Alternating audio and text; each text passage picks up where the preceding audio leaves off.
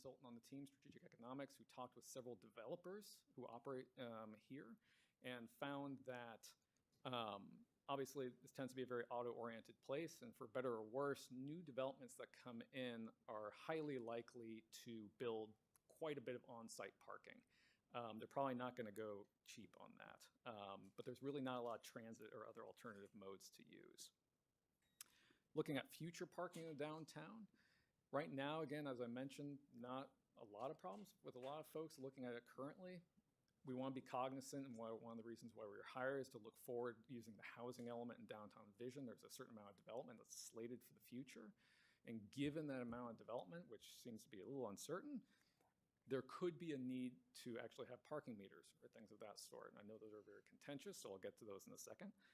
But those are one of the best ways you have to manage on-street parking. And then lastly, the ability to handle replacement parking. The city is really, if new development comes online, if the public plazas are built on top of, the city doesn't really have the funds to sit there and kind of throw money at it. And so the idea here is to really pursue a requirement for developers to shoulder that cost. So just diving into the recommendations of the plan, then we divided this up into short-term and medium-term.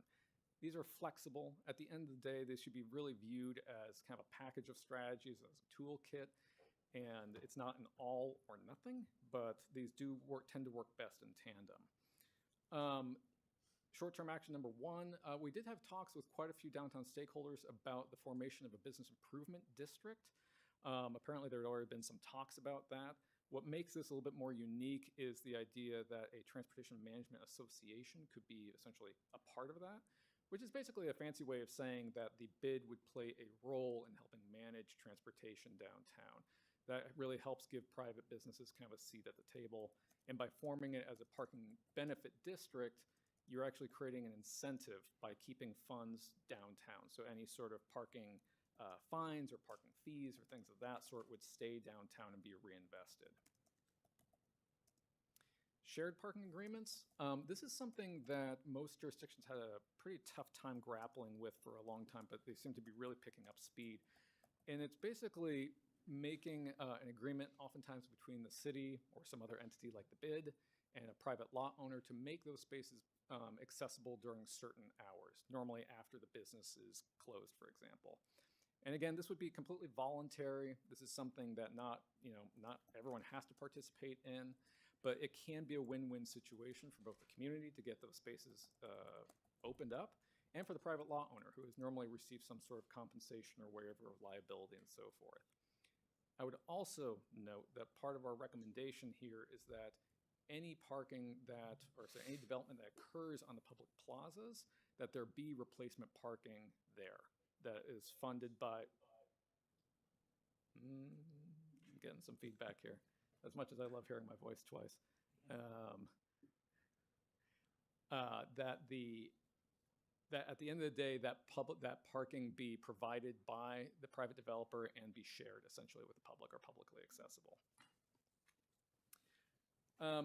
Other short-term actions, adjusting parklet pricing. So as I mentioned earlier, your parklets right now seem to do very well. They're very successful. They're also very cheap compared to a lot of the peer cities out there. You can see some of the numbers here on the screen, they're really all over the place, anywhere from a little over $10 a square foot in Redwood City to $48 a square foot in Walnut Creek.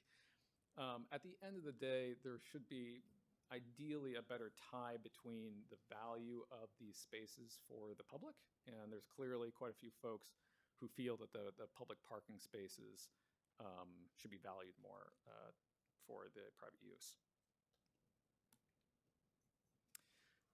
Other elements here, looking at mobility information. This is a relatively simple one. Basically upgrading the city's website and information to be able to draw people downtown and provide more online information. There's great examples out there. We show Walnut Creek as one of them, where they actually have a lot of resources, interactive maps for people to use to be able to access downtown. In lieu fees, so a parking in lieu fee essentially allows a developer to pay out of providing spaces out of their minimum parking requirement, given that that money then goes towards normally replacement parking for public or some other sort of public benefit in that way. We listed $32,000 per space here. That really was just a generic number that came from your downtown vision plan, adjusted for inflation. If an in lieu fee were pursued, we encourage the city to actually do an in lieu fee study. Normally, you actually need to do an independent study on its own to determine that. But the in lieu fees really are all over the place, depending on the jurisdiction that you work in. Fortunately, here in Los Altos, you actually are in a relatively affluent market, can probably charge more than many cities. Bicycle parking improvements, relatively small in the grand scheme of things. There is lovely bicycle racks throughout the downtown. They tend not to be the most user-friendly from a bicycle standpoint. The inverted U's and things of that sort tend to function a little bit better. And there were opportunities we saw for long-term bike parking, like bike lockers. Yep, there we go. So moving into the midterm actions now. I'll note that some of these actions too that we're listing here are not new, right? We were instructed at the beginning of our study to look to previous parking studies, which everyone, or I think are pretty well documented, and to carry forward a lot of the best recommendations that we found there. And some of these are the same.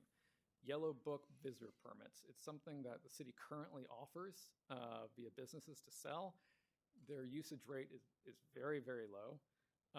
There's an opportunity here to be able to replace them with $1 visitor permits that are online and make those essentially linked to license plate numbers. Much, much simpler, easier to use. It will actually probably get some use at the end of the day. White dot spaces. Everyone here is familiar with the white dot employee spaces downtown. They're kind of scattered throughout. The placement of them is generally okay right now. But there is an opportunity to move more of them to what I would consider less convenient locations. If you have a person who's parking there for 8 to 10 hours at a time, you generally do not want them in your prime parking spaces. It's okay for them to walk a couple blocks. And if there are new shared facilities, let's say, developer builds something and there is new parking built that's publicly accessible, employees maybe should park there. Parking meters.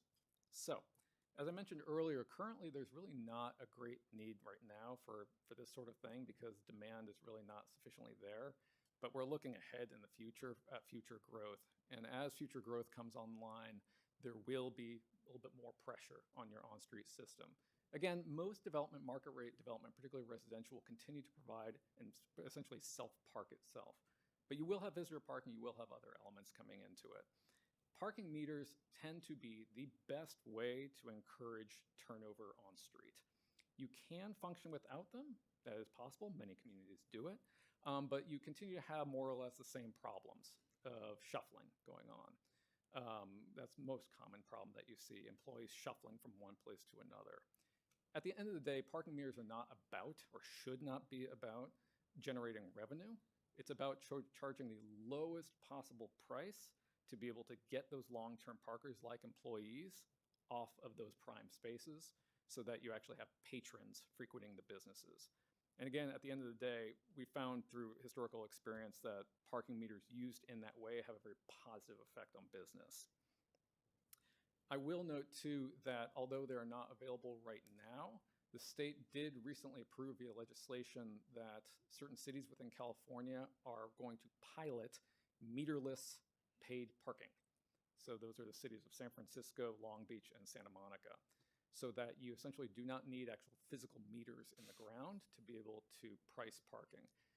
This could be a game changer in terms of the industry because then you don't need to invest that money into meters and you don't have to have them sitting on the blocks. It will probably be another 5 years or so until that is a possibility, but I want to notify council that it's out there. Other midterm actions, increasing parking enforcement. I mean, this is generally a good practice, but part of this has to do with upgrading the technology to go along with it. It's very labor intensive to have to go car to car without license plate recognition. This would really help benefit it, and we actually talked with PD about this. Looking at safety improvements, I think most folks in talking with the community feel pretty safe right now. There was a consensus, though, that if structures are built or underground parking, that these sorts of areas sometimes feel a little bit less safe. and there might be a need to have greater safety features there for them. Looking at parking wayfinding, again, a relatively simple thing that you see in a lot of areas. It can be very, very cheap to static signage. This is a static sign right here that basically informs people that they can use a shared parking lot, to something that is more attuned to a parking structure, noting how many spaces are available in a given area. But parking wayfinding oftentimes is a very cost-effective way of getting people to lesser-known parking facilities. And the last two are, I would mention accessible on-street parking. So right now the federal government is considering what they call PRO-WAG, the Public Right-of-Way Accessibility Guidelines, which for the purposes of this study really affects the provision of disabled accessible parking on street. Department of Transportation hasn't officially adopted them. They will very likely do that in 2025. And at that point, these sport spaces will be required on street. And so something to keep in mind as street changes occur. And lastly, maintaining and upgrading facilities here that you have downtown. A lot of the lots are very old, and being able to maintain them over time is critical. We did talk with several folks about this. We also have to be cognizant that a lot of the striping out there currently is smaller than the city's present parking dimensions. So simply restriping right now would very likely result, or will result, in a loss of some spaces if you actually size it to modern standards. But still moving forward, I think that if spaces are going to be replaced on these public plazas, that any future development would still replace the same number of spaces, even if they are larger. Okay. And that is the presentation. I tried to move relatively quickly. I apologize for the speed, but happy to answer questions. Thank you very much for the presentation. I think it was very comprehensive, and thank you very much for the report. Before I turn it over to council, I'd like to just get some clarification from staff. Does staff have a specific ask from the council tonight? No, we're doing this as an initial presentation of what the findings are and the initial recommendations. If there's some significant modifications or kind of information that would essentially aid or benefit the study any way from public comment or from council discussion and deliberation, staff would take that back. Otherwise, staff fully intends to bring this back for a formal adoption of the strategy in January of 2025. Okay, and when you say the strategy, does staff see the short-term and the medium-term proposals in the study as like a turnkey strategy? Is that what's being contemplated? No, so staff would essentially start using this to start essentially strategically planning in the forthcoming budgets for the next few years, essentially to say that these are going to be the improvements and the additions to downtown parking in order to be able to have the strategic alignment with what is industry practice and what we're actually seeing out in the environment of downtown specifically as a way to aid us through kind of future improvements and investments in downtown. Okay, so then again, just to be clear, it sounds to me like what you're saying is that you're looking forward to getting more public comment, which we're going to get some tonight, fortunately, and you also want to hear the council's deliberation, any direction we give, any of the proposed strategies that maybe we favor, maybe we disfavor, other ideas that we may want to explore, but this is not a meeting at which the strategy going forward for the next 10 years is going to be carved in stone. That's correct. Okay, thank you. Let me see if any of my colleagues want to get us started on questions. Councilmember Meadows.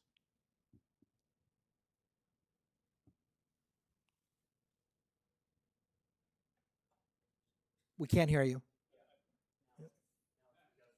Hey. We had to turn it on.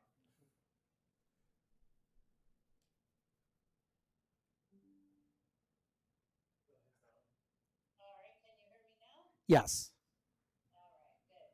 So thank you for the summary. That was very concise compared to the thorough and very helpful report. I appreciated both your summary and report. So my question is really just, you said something that I found kind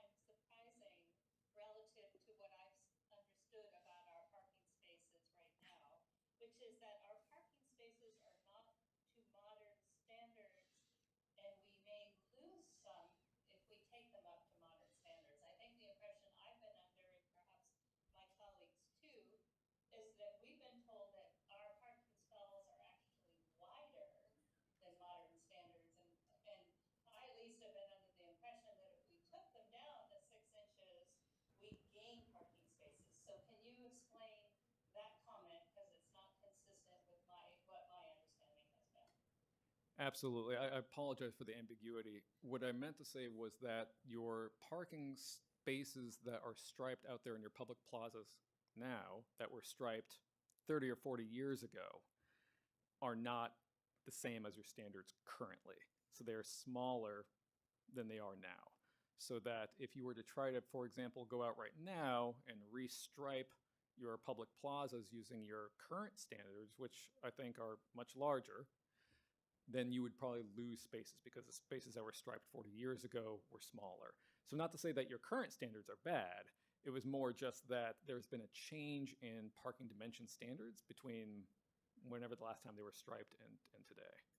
Okay, so if I understood your clarification, you're saying our current standards are wider than current modern standards, but our current parking spaces are not to our current standards. Is that what you just said?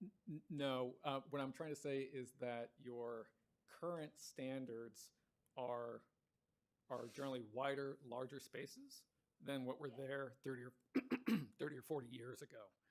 That they're out there on the ground right now.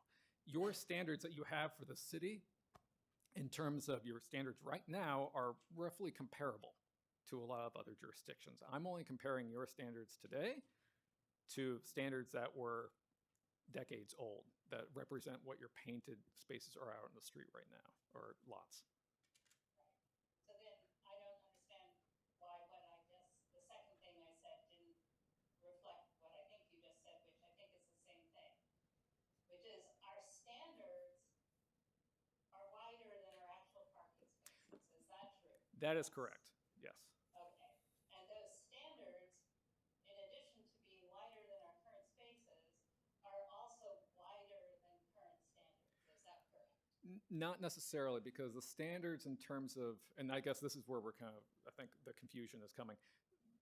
Standards will vary from city to city, and oftentimes they'll base your parking dimension standards on whatever you anticipate the vehicle fleet to be and the people who are using it. And so, generally in this age with larger cars and wider cars, having, wider parking stalls is not unusual. But again, it could be narrowed, but I don't see anything completely out of whack with them, I would say. Okay, so one thing that I didn't see in the report and that you didn't mention, again, on the same thing, around the same thing, was that we could go to double lines in between spaces instead of the single line, and we could, again, under the premise that we were 6 inches wider than current standards, which I can't say where we got that, but I'm sure my colleagues have also heard that as well, that if you take away the 6 inches that's too wide and use the double line spaces, that you do force people to get closer to the true middle of the parking spaces, and you're coming out ahead. But you didn't mention double lining versus single lining. At least I didn't see that in the report. I did not. We're happy to go into that. To be honest, in terms of how this works from a practical engineering standpoint, yes, there are pros and cons. Most of the time, I mean, at the end of the day, whether you double line or single line, people tend to park relatively the same.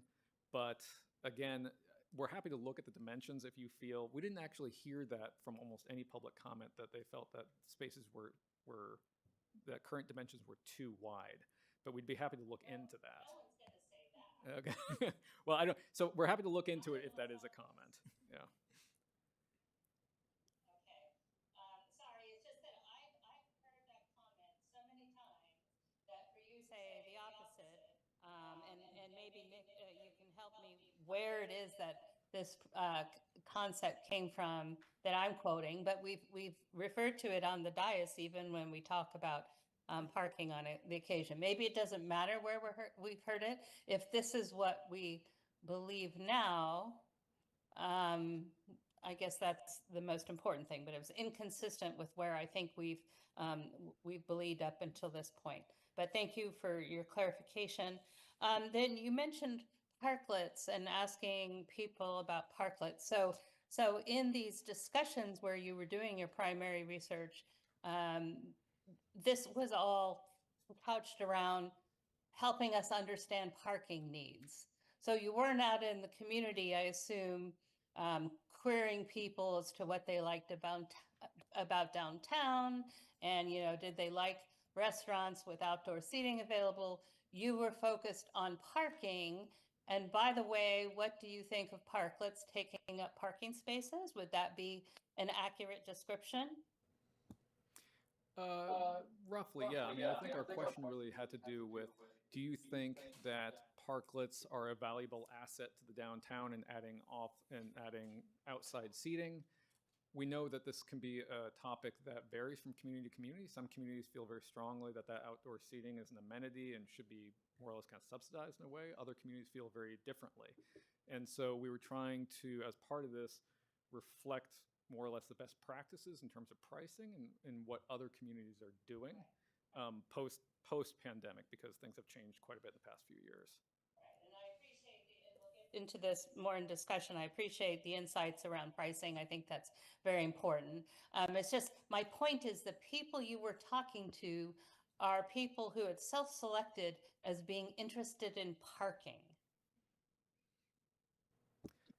Yes, we did hold stakeholder interviews though with people who are associated with the business community. So, and again, having done this sort of work in other communities as well, it wasn't surprising. And I don't want to make it seem as if parklets are not popular here. There were definitely a number of people who actually really do like the parklets. But as with most communities, parklets tend to benefit more restaurants, eateries, things that benefit from outdoor seating. And we see this kind of the opposite is true for your traditional retail. So there are pros and cons in both ways. I mean, we're simply looking at it, I think, as you point out, from a parking standpoint and trying to draw a nexus between the value of that parking space and how much you charge for it. And just pointing out that that's different than what other communities are largely doing. Support that. I just wanted to understand the sample size that you were asking the first question of, completely support the information you bring forward. So, Mayor, that's all of my questions. Thank you. Thank you, Councilmember. Who'd like to go next? Councilmember Flagger. Thank you, Mayor, and thanks for the presentation. And as Councilmember Meadows said, very comprehensive report, some great information and learnings in the report. I do want to start out with the actual outreach and survey that was done, because similar to what Councilmember Meadows said, there were some surprises for me in the results and in your report. So for example, the fact that most people that you surveyed or interviewed or participated in the process thought that we had sufficient parking. I'm curious, could you talk about, how you conducted the survey, the outreach you did, and what that population looks like, the sample size that you're interviewing? Because anecdotally, I will tell you, I get the opposite reaction. And so it's interesting knowing that doing this survey, you came out the other way, and I defer to your research, but I'm just curious, the outreach you did, the folks you spoke with, what does that look like? Sure. So let me just give you kind of a summary of our community engagement. So this all occurred the end of basically February to April of this year. We started out by having stakeholder meetings with different groups, primarily business-focused groups, Chamber of Commerce, downtown property owners, and then it went into we did 2 workshops for the general community. One was a virtual workshop. The second was an in-person community workshop.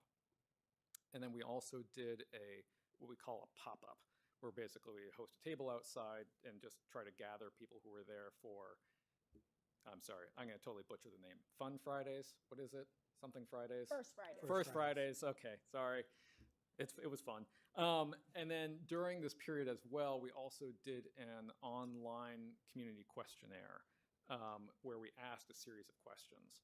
And so, to be honest, I was a little surprised too, because most of the time when we pose these questions to people, is parking easy or is it difficult? More often than not, we hear it's difficult, not easy.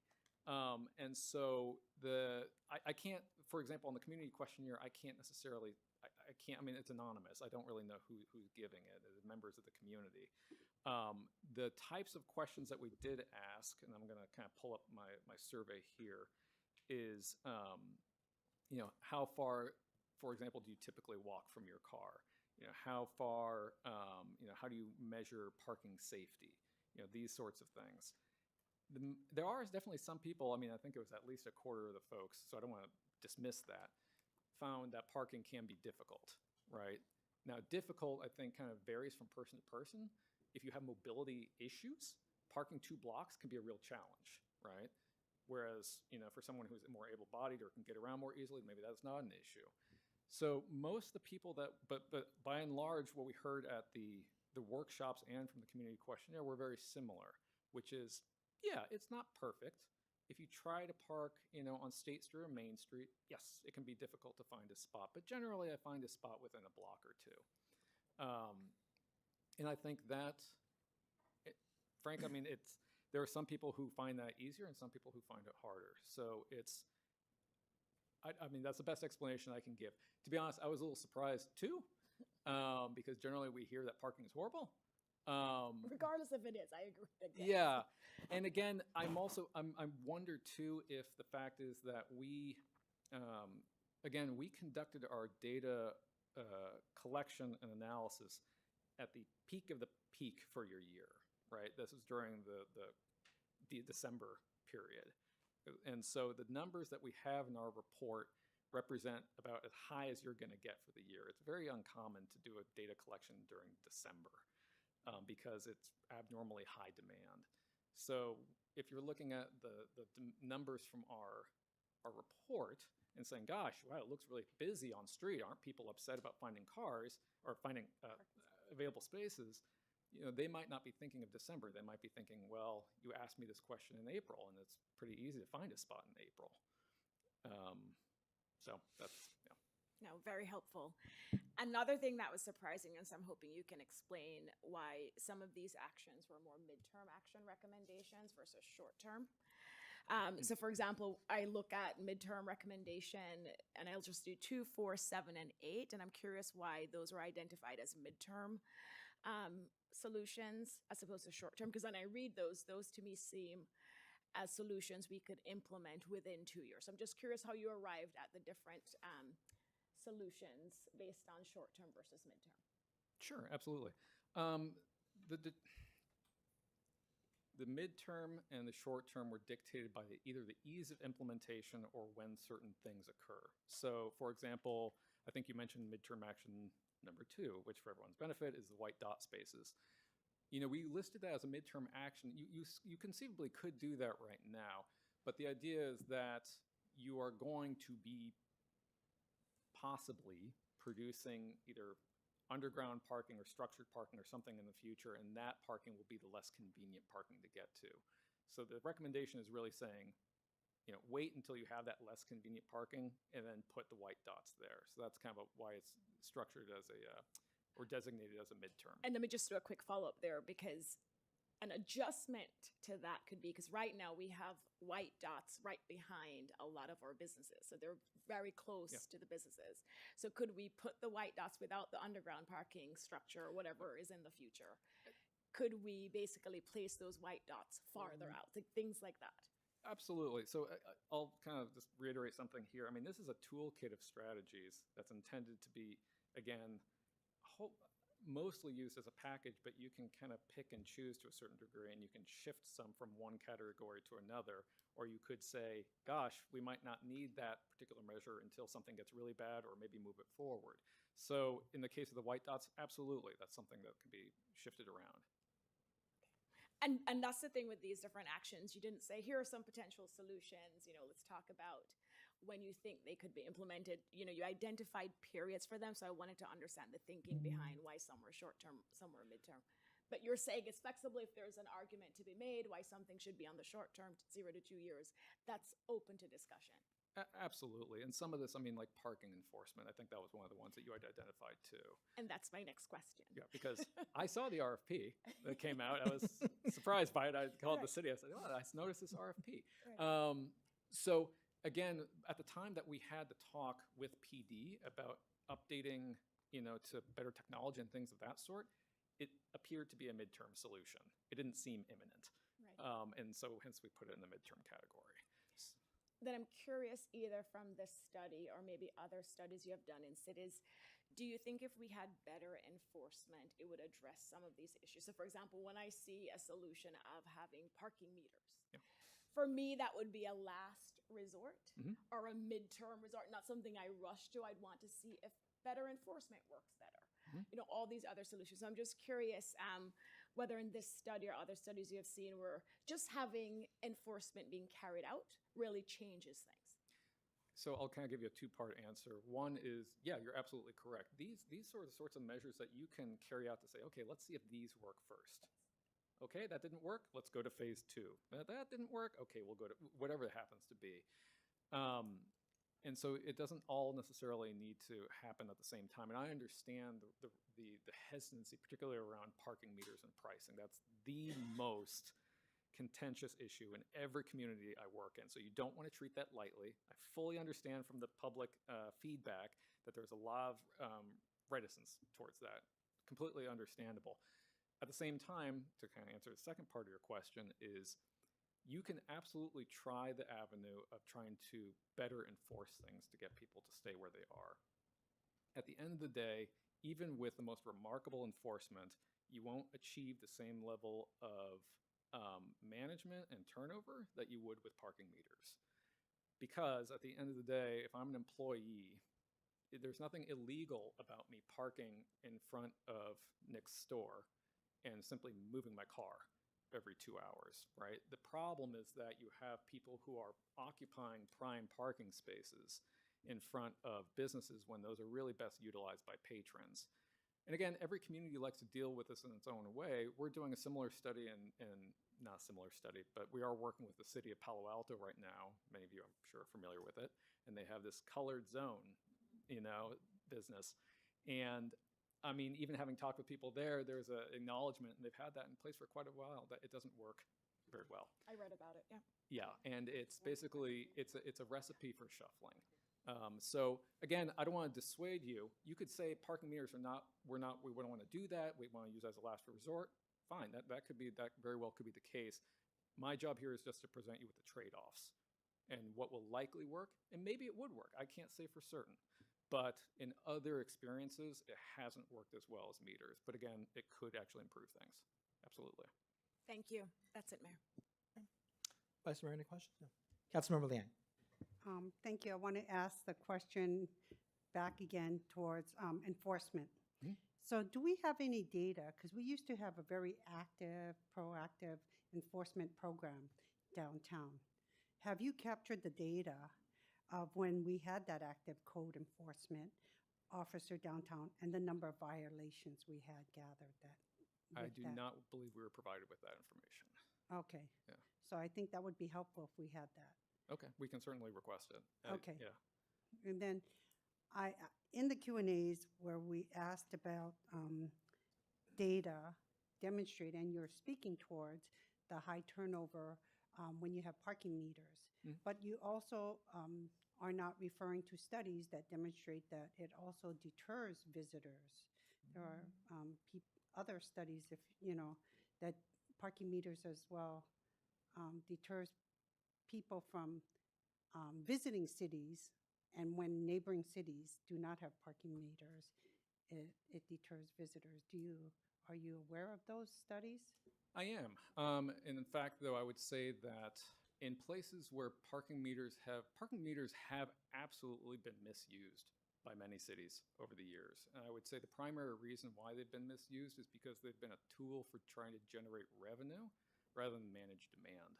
So you have places that come in and say, we're going to charge, $1.50 an hour, and all the spaces clear out because no one wants to pay that. Well, clearly the price was too high, right?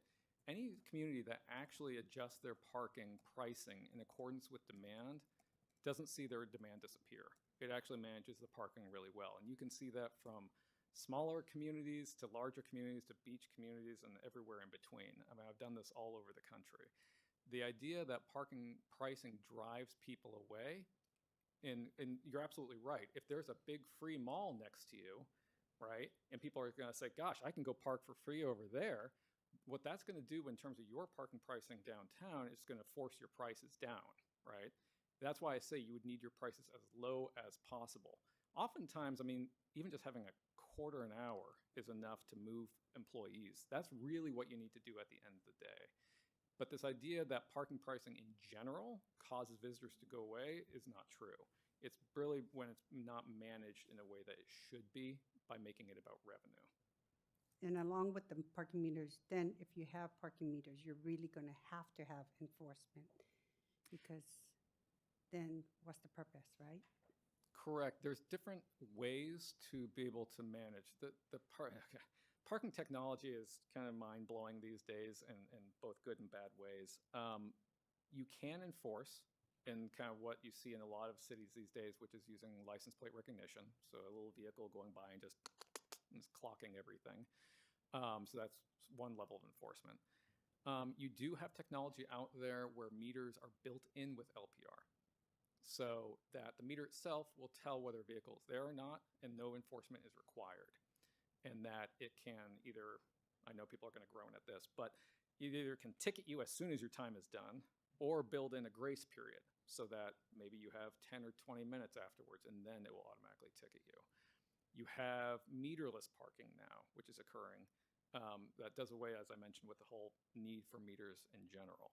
So yes, generally speaking, enforcement is mostly required, I would say, still these days. But it's generally to a lesser degree, because you don't end up having as many violators because they know that there's a pricing involved compared to unpriced parking. But yes, there's enforcement either way. Okay, thank you for the information. And once again, I really appreciate your report and information. So you didn't target the other or seek input from other areas within Los Altos, mid Los Altos, South Los Altos. Wouldn't you want to know what would bring people as well to our downtown, or whether this parking program would be a deterrence or attraction? Well, I mean, you can look at it in that way. Most of the time we have a pretty good handle, having done these sorts of studies many, many times, about what draws people downtown. To be honest, asking people, I find, we always ask people, would you be in favor of parking meters or not? I would say 9 times out of 10 people will say no. No one wants to pay for anything, right? No one, especially parking. People just do not want to do it. At the end of the day, what ends up happening when you oftentimes implement these programs is that people will show up regardless. Some people won't. Some people will opt for the cheaper options, and that's exactly what you want, is that when people do come to a particular area, I'll give myself as an example. If I came downtown here and there was parking meters here, I would probably seek out a spot that I didn't have to pay.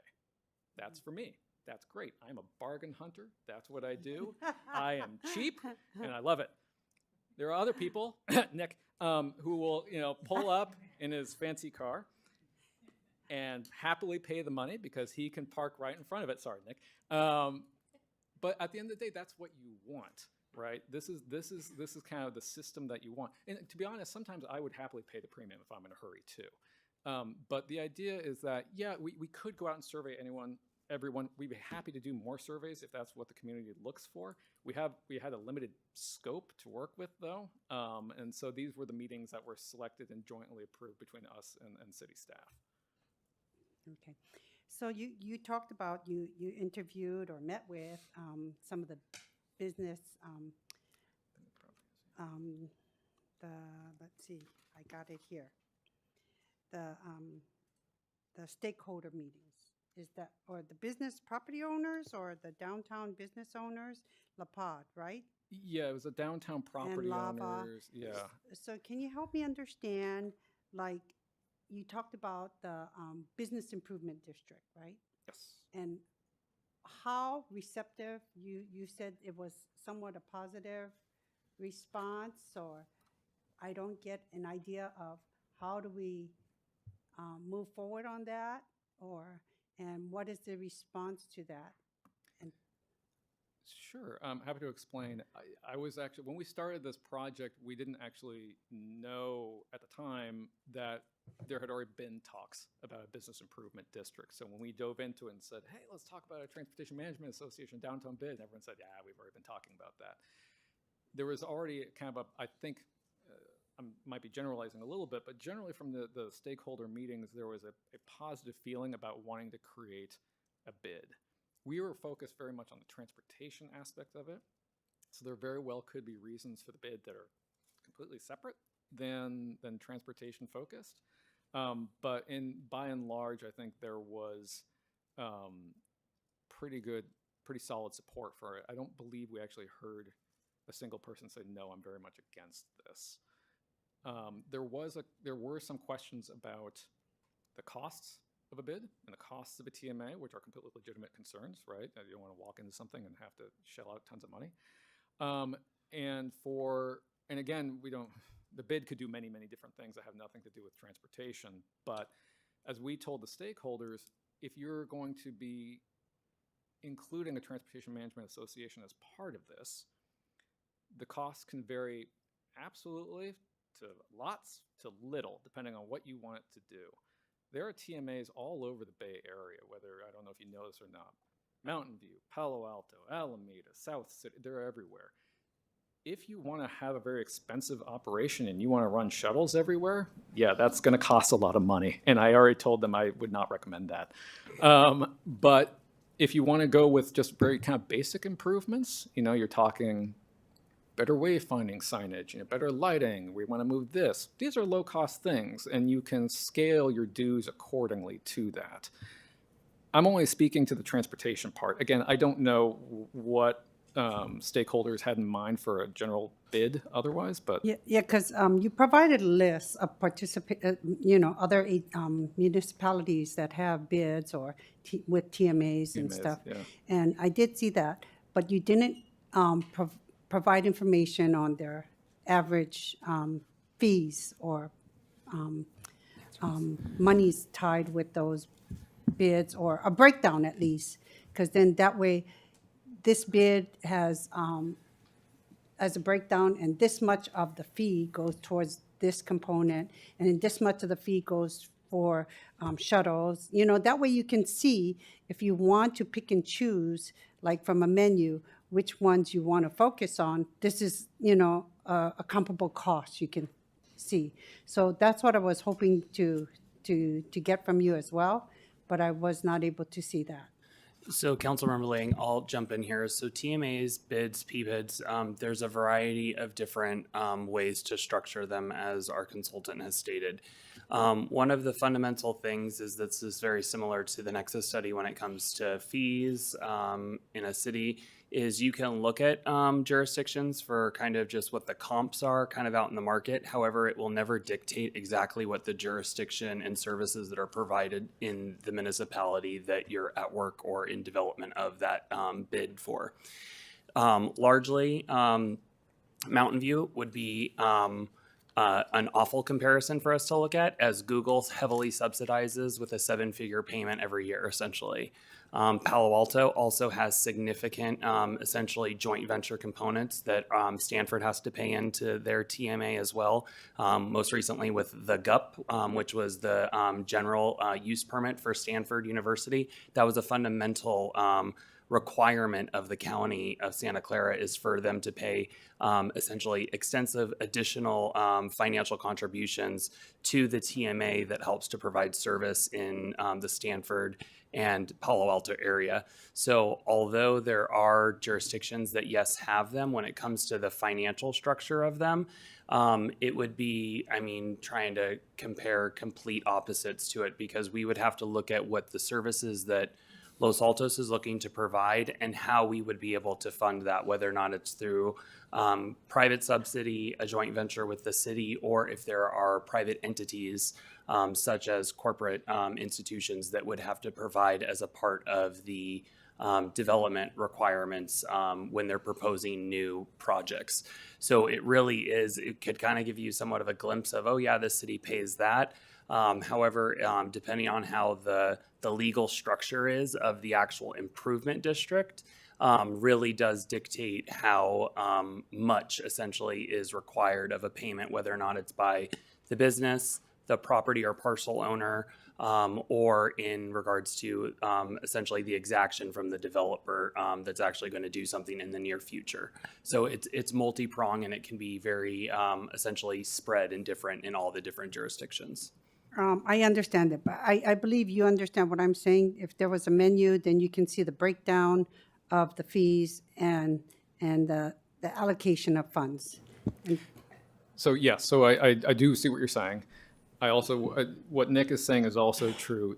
We can certainly break down how these other TMAs to a certain, I can't ask for their books, but we can have a sense of scale about how much they spend on various things. And at that point, I would very likely point to things like Mountain View's shuttle system or Emeryville's shuttle system and say, this is way beyond the scope of what you want to do. Right, but you were talking about wayfinding signs, the focus on promoting their downtown, how much goes to parking and maintaining their downtown parking, things like that. So those sorts of improvements, we absolutely can provide some cost to. Okay. Yep. Things like that. So I'm glad you understand what I'm talking about. Yep. Okay. Because then I was wondering that was my question on fee analysis and the fees. So I got that squared away. So thank you. So shouldn't we as well have expanded, because with the housing element and the growth that we have expecting to see, shouldn't we have further had extended the study regarding anticipated parking needs though? Because I'm saying we're looking at this short-term view, but yet you're saying these are tools for the future, but yet all our data is locked in for today, then we're not being prepared to act on what we need to look forward towards the future. Because we have approximately a growth for that we have to meet our housing element numbers, and yet we're not addressing the parking needs of that. So can you help me? Yeah. No, okay. So I know understand. Yeah. Absolutely. So when we looked at future parking needs, we did it kind of in a two-pronged fashion. One is we looked at your commercial, right? How commercially, we figure vast majority of people here, we're generalizing a little bit, the vast majority of people who are parking here currently on your streets are somehow related to the businesses around here, whether they be property owners, employees, whatever the case happens to be. And so we were able to say, okay, based on every 1,000 square feet of development, this is about roughly how much parking demand you're going to experience. In the future, you will very likely have something similar, right? And we also could see that compared to other communities, that's very similar to what you have. Talking to the city, we said, gosh, how much non-residential development are we slated to see? And they said, gosh, we just don't know. And so our analysis was really based around how much could conceivably be accommodated there. Not that much is going to get built. On the residential side, looking at demand there, the really key component there is our discussions with developers and what the market demands and what the market will supply. This city is an extremely affluent market, right? And so any market rate residential condo that's going to get built here is absolutely going to want to self-park itself on site. Right, you're not going to build a 2-bedroom condo and sell it for a few $1 million and not have 2 parking spaces with it. It just won't sell. That was the message that we heard from developers that we worked with. So looking forward into the future, we could say any market rate units that you build, yes, will absolutely probably self-park. That's not unusual. You'll see that in a lot of other peninsula communities around here. I just went through development data the other day in another peninsula community and found very similar results. The BMR housing, your affordable housing, will absolutely probably try to take advantage of some lower standards out there.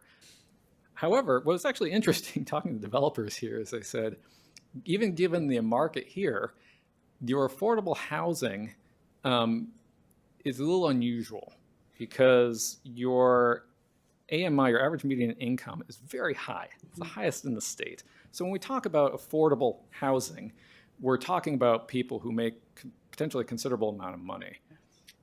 And developers are aware of that. And so when we talk to developers around that, they said, look, even if it is BMR housing or affordable housing, the reality is we're going to have to build at least one space per unit regardless. We're going to have to provide that parking because otherwise it just won't go. So there's a greater parking supply here that we would see for BMR housing provided on site than we necessarily would see in a lot of other jurisdictions. Will there be some spillover or on-street parking that results from this sort of development? Absolutely, it will happen. You will have visitors. Someone here will come to visit someone else who is in a condo downtown, and they'll park on street, and that's natural. The problem I think that we were dealing with is trying to get a sense of scale, the number of units that could be anticipated downtown, and we didn't really have good data to work with. But we're happy to, if those were provided to us, we could say, I'm just making up numbers, so please don't take this as an actual number. But if you said, gosh, we're going to build 1,000 residential units, what's the on-street parking demand going to be associated with that? We could say, yes, it'll be, 150 spaces at peak hour. The point is, at the end of the day, with all this new residential development, will on-street become more congested even if you replace the parking? Yes. How much? It will vary a bit, obviously, by time of year. But that's why we were looking ahead at the future, and we did it, I understand, we did it in a little bit of an unconventional way. But again, using market data from actual developers is really the strongest thing to go with. Okay, a couple more things I need clarification on, because you said that the bicycle racks are not user-friendly. I need to understand what you mean by that, because, help me understand that. Sure. No, absolutely. Yeah. And I should also back that up and say that's a broad generalization I made. Some people might find it completely user-friendly. Generally, I know folks who are very active in the bicycle communities around the Bay Area and work with different folks on different committees. Generally speaking, the most effective and convenient short-term bicycle parking is the inverted U rack. Oh. It's very simple. It doesn't have a lot of bells and whistles to it. It's not expensive. Bicycles know how to use it. They know where to lock it to. It doesn't have a lot of things poking out from it. Cities tend to, and again, this is not a criticism of Los Altos, so please don't take it that way, but a lot of cities do this. They create bicycle parking that looks really nice, but bicycles themselves are like, this is kind of a pain to try to lock to. So that's what I mean by that. There very well may be many people who actually like the look of the bike parking. I don't know. I shouldn't speak out of turn. But generally speaking, for people who are avid bicyclists, there are simpler versions of racks that can be used. No, I really needed to understand that, but I appreciate that as well. Yeah. And then, because a lot of money goes into those artistic racks. So the other thing is, when I looked at the data you provided, so you say that people, like we have 155 people participating in the survey. But when I looked at these Q&As, and then I look at the number of participants, which I believe is those little numbers in the bottom right-hand corners, right? And then I look at the little thumbprint and then the man print. Oh, on here? No. So, I'm sorry, I'm trying to find it in the report. Okay, so I can start, I guess, on my report, it's page 94. And it's the participant demographic and questionnaire results. Oh, yeah. So the virtual workshop will be the questionnaires that goes off online and people responded? No. So I understand the confusion. Okay. Okay. So the bar charts are listed in the appendix here. If you go to page, I never actually used this as a touch screen. That is from the workshop. So, for example, Okay. the one that begins. And then the pie charts are the 155. On page 105. Page 105. I apologize, I'm trying to find it. Yes, exactly. So when you get to the pie charts that are colored red, orange, green, blue, and it says 155 responses, those are from the online questionnaire. So we were trying to distinguish between the responses received in the workshop and versus the online questionnaire. But with the 155, we don't really know where the input is coming from, right? Whether they're all from our community or outside community. I was just wondering if you could help me understand that a little bit. Sure. We do know that, so on the, right before the page, I'm sorry, I don't have the page numbers in front of me here, but on the page before the pie charts start, you will see a question that says, what connects you to downtown Los Altos? And so exactly 84.5% Are of the the residents. participants were non-downtown residents of the city. 33.5% were continual downtown visitors. So vast majority of the people who were responding to the survey are residents of Los Altos, but maybe not necessarily downtown. Not surprising because there are not that many downtown residents. Yeah. I guess I couldn't truly break it down because if it's, when you say visitor, then 33.5, then we can assume that's like when you say non-residents, right? No, because No? you can select in that, as you can see from the question, it says, what connects you to downtown Los Altos? Select all that apply. So you can be a resident who doesn't live downtown, but who is also a downtown visitor. Okay, got it. So they So- got to choose, okay. But then the only trouble is select all that apply. They could check more than one, that's why. Exactly. Yeah. What we were trying to get from this is, okay, are you a resident of the city? And if you are, how do you come to downtown frequently? And it looks like, about a third of the people say yes. I guess what I was boiling down to is making sure we're trying to capture more accurate, conclusive data that we can, because we're relying on this and the input to make our decisions. But it's good to understand how your tools that you've used to collect data. So thank you. And thank you, Mayor. Thank you, Councilmember. That's all my questions. Okay, I'll try to be quick with my questions, given the time. Forgive me, I'm not familiar with this methodology with your profession, so the alphabet soup confused me just a little bit. Is a BID required in order to have a TMA and or a TDM? No. Okay. Must we have a PBD in order to impose parking in lieu fees if the city wanted to do that? No. Okay. It sounds like there have already been discussions between staff and the downtown property owners and business owners with respect to forming a BID. Is that correct? Yes. Okay. Mr. Zorns, could you please talk just for a moment about what staff and the downtown community has been envisioning in terms of a BID? What is it going to look like? What is going to be its scope? How much money it intends to raise? Where the money would go? How the money would be raised? And that last question is very important to me. Is it voluntary for property owners, say, to contribute? Are we going to make them a deal they can't refuse? Is it essentially a tax? If we are imposing a fee on property owners, does that mean they're just going to raise rents, which means that businesses downtown are going to charge more to residents? Just sort of walk us through kind of in the Cliff Notes version if you can. So fundamentally, most of what you have articulated is something that would require the actual the actual study and the research of between the downtown property owners or the downtown business community to actually say, what is it that we're looking to fund in the improvement district? And how quickly are we looking to fund it, essentially? everything has been at a high level discussion up until this point in regards to what improvement district could be. There's multiple different components that could be taken into account. There's also multiple different legal mechanisms that could be utilized to actually deploy.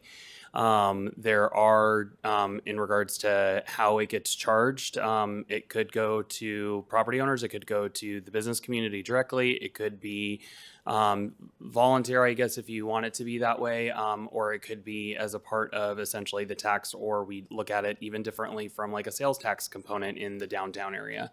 So there's multiple different facets. What I will say is that it's fallen short in regards to that we would need to bring on a third-party consultant, not W-Trans, that would actually do the comprehensive analysis of what is the downtown essentially looking to improve upon and how much is it going to cost. And then we would go from there. So a lot of it is, I would say, very elementary at this point. However, we have gone to jurisdictions such as Burlingame, which has a very busy and thriving downtown that is using mechanisms such as what's covered in W-Trans report, as well as funding other improvements which have been identified specifically by our business community and by our property owner community in downtown Los Altos. Okay, thank you very much. And then one more question, which I also think is for you, Mr. Zorns. I know that this parking study, which I'm glad that we've done, was anticipated by Housing Element Program 3A. Program 3A is a very broad program. Could you just speak for a minute about how the study fits into the aims and goals of that particular program of the Housing Element? Sure, let me pull up that program really quick.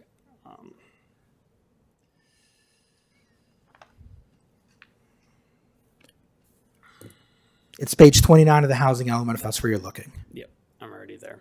Fundamentally is Program 3A requires us to prepare a specific downtown parking plan and then also update the citywide parking requirements. The city already did update our citywide parking last year in February, which was a comprehensive undo and redo of our existing parking standards. We need to, as a part of this study, assess the demand and the requirements and strategies specific for downtown and to address the short-term and long-term approaches.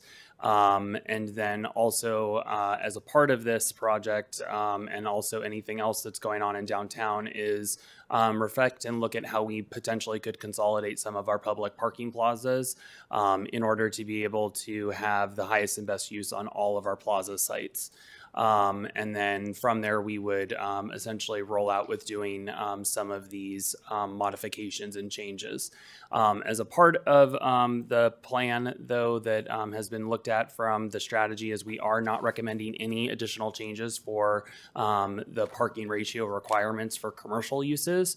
So essentially, we are on par with what we need to do citywide for the actual ratio requirement, which is fundamental to the ratio requirement will help to accommodate and facilitate the parking demand in the future, which is beyond what the city has to accommodate today. So additional development will burden and carry the cost of the parking that is required per code. Okay, thank you very much. Madam, One more question regarding TMAs. okay, please make it quick. Okay, your TMAs, you talked about pursuing shared parking agreements, but you never talked about grants. So I was wondering why you wouldn't add that to the TMA's task as well, to seek grants. In terms of seeking grants, it's absolutely possible. We generally don't like to dive too far into grants because it's a very uncertain funding source.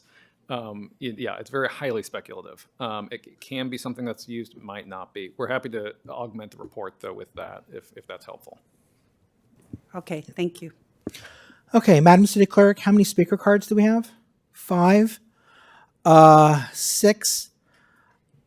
Okay, I will give 2 minutes per speaker. Kim Cranston.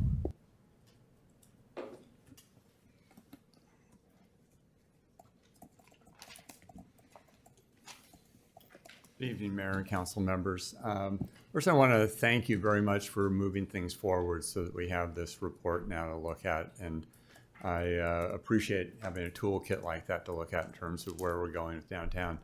I just got the report on Thursday, I think, and just finished reading it this afternoon. But a few observations, and I'm speaking for myself, not as a representative of any of the organizations with which I'm affiliated. One, in terms of parking meters, have some concern about that. As you all know, the parking plazas were created by the property owners many years ago. They turned over ownership to the city in the 90s. And that was really to have a be competitive with Stanford, which was creating a vast parking plaza. And so I have some real concern about having parking meters. I think we'd be disadvantaged with that.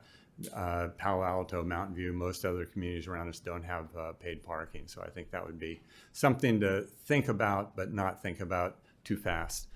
Second, in terms of parklets, I noticed the report was dated July of this year, and I think there's been a big reduction in the number of parklets since then as we've gone into the permanent parklet program. So, and also a lot of businesses invested in the new parklets, and to change the rates so quickly could be very shocking to them, I think. So I'd be concerned about that.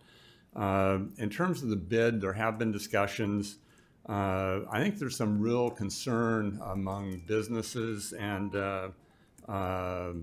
property owners about adding the costs that a bid might to triple net for businesses when there's some real concern about what is the reduction in parking. If you do a park on 1 and 2, you lose the housing or parking on 7 and 8. What impact is that going to have on businesses? And adding an additional cost to them through the formation of a bid could be difficult. Is that my time up? It is. Okay, sorry.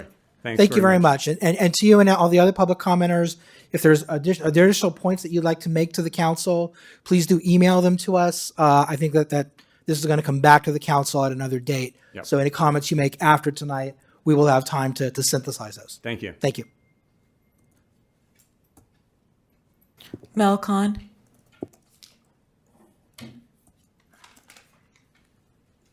Well, I'm feeling very old here tonight. I want you to know I was the head of the Parking 2000 committee, so I've heard quite a similar things here. Anyway, I'll do it. The plazas were built to have adequate and easy parking available for customers shopping in town. Part of the success of our downtown is we do not have parking meters, and you do not have to park below ground. So I'm saying do not reduce the parking in the plazas or sell or lease the plazas to developers. The plazas are not surplus property. Do not take away our parking for a park on housing. Above ground versus underground parking are not equal. I know people say, well, we'll do that and we'll build something underground. I don't think it's the same. Parking meters will not be good for the merchants and customers of Los Altos. Our friends tell us they appreciate parking in Los Altos because there are no meters and they do not have to worry about feeding the meter. Thank you. Thank you.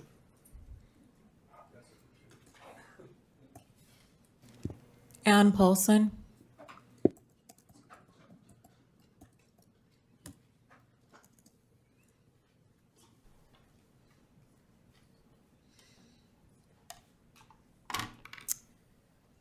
I was surprised to hear the recommendation for replacement parking for the housing on the parking plazas, because I read the entire report and it said very clearly that developers can't afford to do that. Underground parking, and this is also in the report, would cost for parking for plazas 7 and 8 would cost $20 million for the replacement. And that's according to the report. An affordable developer wouldn't be able to get funding for a project with the replacement parking encumbrance. These grants are competitive, and funders are just going to say, our affordable housing dollars are for affordable housing, not for parking for rich city shoppers. In fact, I read the entire report. The news is even worse. Parking is so expensive that affordable developers wouldn't be able to afford to build the parking for their own residents if they also had to pay for the parking plaza. Council, to get that housing, which council has committed to, we can't require replacement parking, and we have to give the developers the land or lease it for $0, which is what we should do. And then those artistic bike racks came up. They're bad. Cyclists hate them. I hate them. I just want a rack I can find, I can lean my bike against, and it won't fall over. That I can lock my bike without having to do this and get some pokey thing that sticks my arm, and that works for cargo bikes, e-bikes, kids' bikes, and all bikes. And that rack is the inverted U. Accept no substitutes. Thank you. Thank you. John Bear.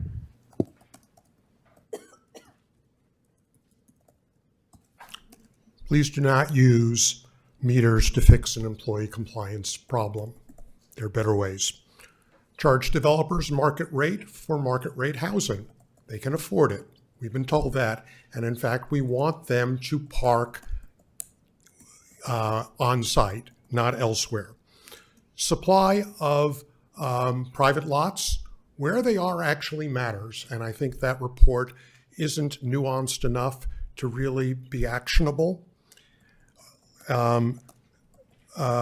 Developers, who have 2-bedroom units, they'd like to provide 2 parking spots, but we all know they don't. Our experience is every development is underparked in this town, and BMR units are definitely underpacked, despite what our consultant says.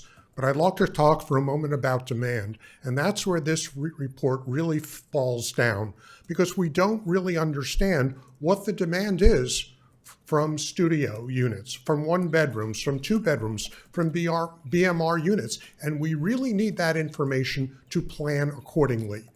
Our downtown is turning into a condo and restaurant downtown, and maybe we have a handle on what's going on with the restaurants, but we really don't with housing. And we need to have that if we're going to plan effectively. We've got a lot of units that are coming online that will come online and have already been permitted subsequent to this project. We've got a number of BMR sites. We've got 2 plazas that we're going to offer up. And we know that we're not going to get any parking provided by the developers. And I'm not trying to be Chicken Little and say the sky is falling, but we need a plan. And we need a better plan, we need better information, and this report doesn't fully address the information you folks need to make good decisions. Thank you. Thank you. Gary Hayden.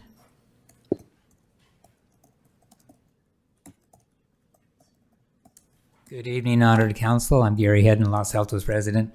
A couple of things. I read in the report that it's $85,000 for one parking structure. I think that's underground. I'd like to know what it is for an above ground structure. I would imagine it's less. For example, you don't have to, you should get an analysis get a consultant to talk about what the soil looks like. For example, do you have to do a pier to offer support down to bedrock? There's some costs involved there. I think we need to know those costs so you can make a smart decision on that.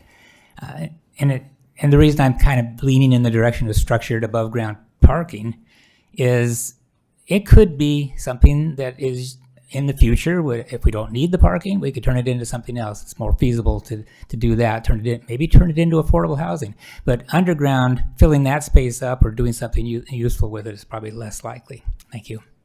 Thank you. Scott Hunter.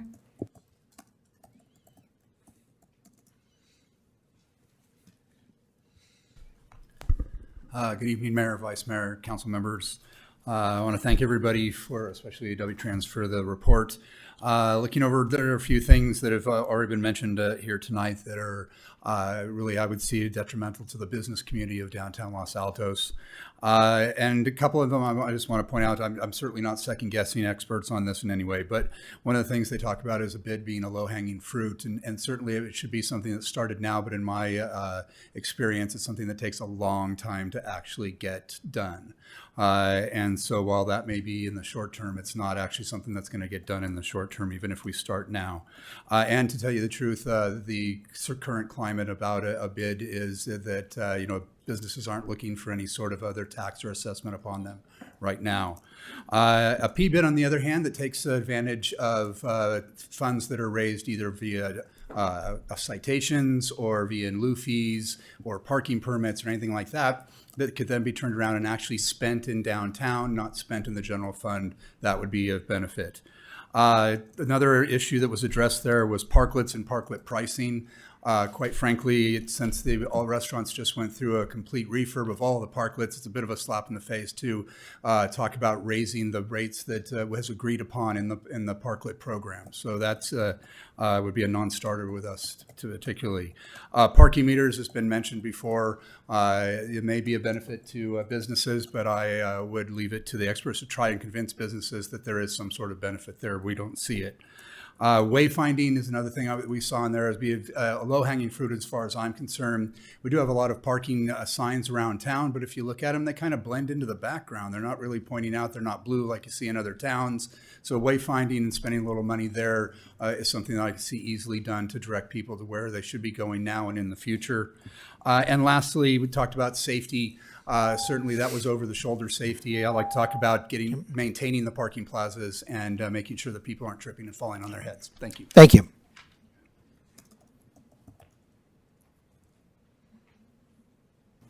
No more cards. Okay. Would anyone like to speak on the parking study who has not already done so? Okay, then I will close public comment. Let's see, it's 6:50. Let me ask staff, are we able to go right from this meeting into the regular meeting, or are you going to need time to get things set up for that? I believe we'll need a few minutes to put the Zoom feedback online. Okay, I think what I want to do then is take a recess on the special meeting. Let's go back and do council deliberation after the regular meeting, because I'm afraid we're going to spend half an hour deliberating on the special meeting, and that I know there's a lot of people here for the regular meeting, and I now that we've had public comment, I don't want the people who are here for the regular meeting to be inconvenienced. Vice Mayor?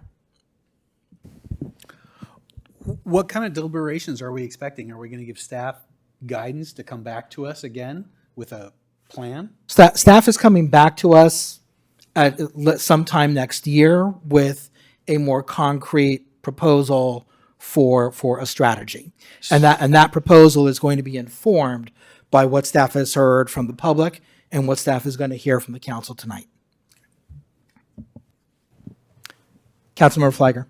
Thank you, Mayor. And I'm sure if we count the number of people here for the regular agenda, they would outnumber the folks here for the study session. But we do have members of the public here that came for the study session discussion. So if we're going to delay that till later, I'm also concerned about those individuals, even though they're less in number than the folks who are here for the regular session. So to the Vice Mayor's point, I actually think we could cover the deliberation for the study session. I didn't anticipate it being that long. Okay, I didn't either until we had the questions for staff. Then I thought this would be a lot longer. But so let's go ahead then and finish things up right now. I will look at my colleagues and simply, I don't want to truncate anyone's ability to give input and to have useful comment and deliberation. But I would ask you to be mindful of the time and the other issues that we have to get to today. So with that, who would like to start us in deliberation? Vice Mayor. I am a firm no on parking meters and any changes to the cost of parklets. Now is not the time for those particular changes, and I am not opposed to revisiting those issues down the line. But as has been said, the parklets are all new. They're all new investments. We can't reopen that can of worms right now. And like I said, I'm definitely a no to the parking meters. I do think wayfinding and lighting, there's plenty of low-hanging fruit that we ought to be putting our money into. And that's where I am on seeking what comes back from staff. Okay. Who'd like to go next? Councilmember Meadows. Thank you. I'll try to be brief also. I agree with the parklets for now. I do recall that when we set the parklet pricing, we agreed that it was to give everyone a leg up and get started, and now's not the time because there was a lot of investments made. But 2 or 3 years from now, I think we need to look at that. Whatever the time frame is, this is not an in perpetuity number, and we acknowledge that when we set that rate so low. But we appreciate all the investments that have been made.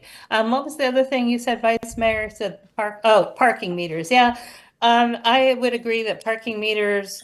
And I need to understand what the new technologies are better. I mean, I've been to places where there's just one machine and I don't know how it reads whether your car's in there and you dial in the space number and, yada, yada, yada. But all that is very complicated. So I certainly don't support parking meters at each space around downtown. We have limited sidewalk space as it is. It's unsightly, etc. So maybe by the time we're ready to think about it, the technology will be improved. But I also am not favorable to jumping on that right away. And I do think we should explore the public-private partnerships, particularly maybe focus on the top 6 or whatever the number is, where the location is such and the timing is such, and maybe their amenability to a public-private partnership would be worth seeing if we could work something out on a pilot basis. So that's the main thing. I think there was some good comments on the public, on the part of the public, and I'm just going to end it there to keep it brief. Thank you. Thank you, Councilmember.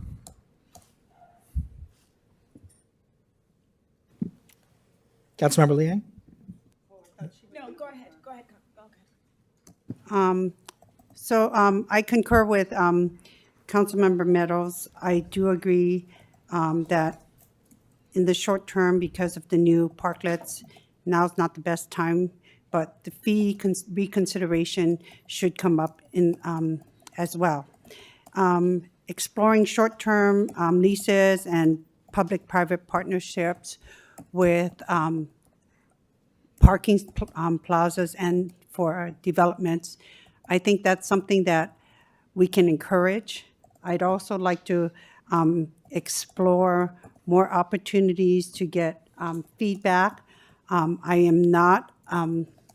do not agree that we should have parking meters downtown as well, but it seems like everything we're discussing here, we're kind of wiped out all the short-term actions.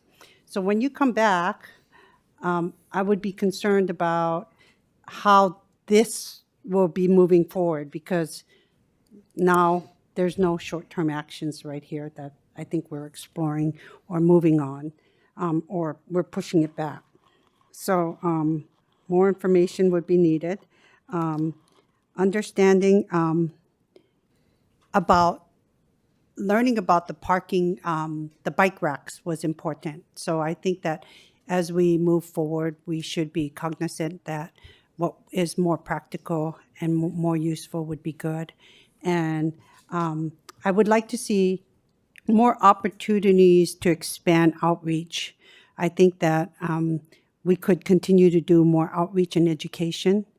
And so I would like to expand the scope for that. Thank you. Thank you, Councilmember. Councilmember Feiger? Thank you, Mayor. And I'll be brief as well. So I agree that we should not pursue having parking meters downtown. And with regards to the parklets, I think we when we voted on the fees, we said we would revisit it annually, and so I do not support increasing the fees in the short term. I think it should just be part of our regular process where we normally review our fee structure. With regards to short-term and also solutions that I support, I think we do need to look at our wayfinding signs. I do think they can be improved, as we heard from members of the public. There's also an action related to online mobility. And I'll just quickly step back and say, I looked at low-hanging fruit. What can we do now that appears from the report that we could easily implement and make a change? So low-hanging fruit, easy to implement, but will have an impact. And so I think wayfinding, the online mobility tool, addressing this perceived safety issue with underground parking, that's something I think we could also do that doesn't require a lot of resources. Definitely exploring the private-public partnership. We've been doing that for years. So maybe exploring what that could look like and what are the potential opportunities downtown for us to do this. With regards to the white dots, I know this was not the action suggested in the strategy, but I think, we do need to address in the short term employee parking and how it's impacting our visitor parking and our residents parking downtown. And so to the extent we can modify either that white dot solution or come up with another solution that's not a parking meter that would address our employee parking issues downtown, I think we need to have that come back to us. The bike rack, that's something I would actually recommend that we defer to the Complete Streets Commission for them to explore it, look at the other options out there, because in an ideal world, we want bike racks that our cyclists will use and want to use and find it easy to use. But I actually like the art piece of the bike racks downtown. I do think they're beautiful. And so if there's a way to beautify more practical and usable bike racks, I think those are things we should explore. The bid, I'm familiar with those processes. They take a long time. I was actually surprised. So it is not a short-term fix. It's something we've been talking about as a city for years, as some in the room know. I do think it's worth exploring and bringing back. The mayor asked some really good questions about the criteria and considerations that would need to go in to such a program. And so I think that's something we could definitely start exploring, but it's not a short-term fix to me. That goes into the midterm, long-term actions. But my direction and what I would support is to look at things we can do in the short term that would have a big impact. And I think as a council, we've identified a few of those that maybe we can figure out how to move forward. Last thing I will say is I do think we need a plan. So we have a strategy here. We need a comprehensive plan, right? That factors in the housing that's going to come to downtown and the surrounding areas, what we know today about the developments we have planned for downtown, and what the strategy is and the plan looking ahead. And of course, we need flexibility in the plan because things change. We have no idea what the economy is going to look like in 3, 4, 6 years from now. And so as a community and as a city, we need to make sure that we have a plan that we can point to and work with and not change it every year, but we have something that we can work from. So thank you again for the presentation, and I'm very excited to see that we're moving forward on this. Thank you. Thank you. But by and large, I agree almost entirely with everything Nisa just said. Few points that I want to augment at the very end. I agree we absolutely need a plan. We do need to be flexible, but I think the council also has to keep in mind that until we have clarity as to what's going to happen on plazas 1 and 2 and 7 and 8, we can't really say this is the plan, we're sticking to it, this is the policy, that's it. We've got to get clarity on those 4 parking plazas. Restaurants have already spent a lot of money investing in parklets. I don't think it's fair to switch up the deal that the council made with them. We have a policy. I think we need to stick with that policy. In terms of enforcement of how long cars are staying in parking spaces, I don't like the idea of meters. I don't support bringing meters into Los Altos. I do, however, think that the time has come to really start moving forward with some level of enforcement. It's my understanding that there's an RFP out right now for a third party to start doing enforcement. I would like to see, once that third party is brought on board, assuming that they are brought on board, I would like to see that third party start enforcing time limits, but to do so gently. I really don't want to see us start to issue a lot of tickets. maybe just a warning. I don't know if they're keeping track of license plates. So maybe get 3 warnings before you get a ticket. I think we also really have to educate the businesses and the property owners downtown. The businesses and the property owners need to let their employees know, hey, the city is going to start enforcing this, and it's hopefully going to be gentle at first, but things are changing. It's not the same. So I do think enforcement is a key component that we've got to start using sooner rather than later. But again, I don't want it to be a hammer. I'd like it to be more of a feather that eases into something more severe if it even has to get that far. Bike racks, I agree with Nisa. Let's send it to the CSC. And what we've heard today sounds like the U racks will be more used and more people will be biking as opposed to what we have. I do really like what we have. But let's get some more public input and start moving on that. And finally, I do think that we need wayfinding. I love the idea of the sophisticated wayfinding like they have in downtown San Jose. I think we saw some pictures of that. I don't know what it really takes to get that technology in place. I don't think that it's simple because to actually count empty parking places is probably not that easy if you're not in a parking structure. But I do think that getting better wayfinding out there would be beneficial to the community. And finally, I am intrigued by the idea of the alphabet soup, the BID and the P something and the T somethings. I would like to learn more about it. Staff obviously has already been having these conversations even before our consultant came on board. I'm not willing to commit to anything at this point, but I do want to learn more.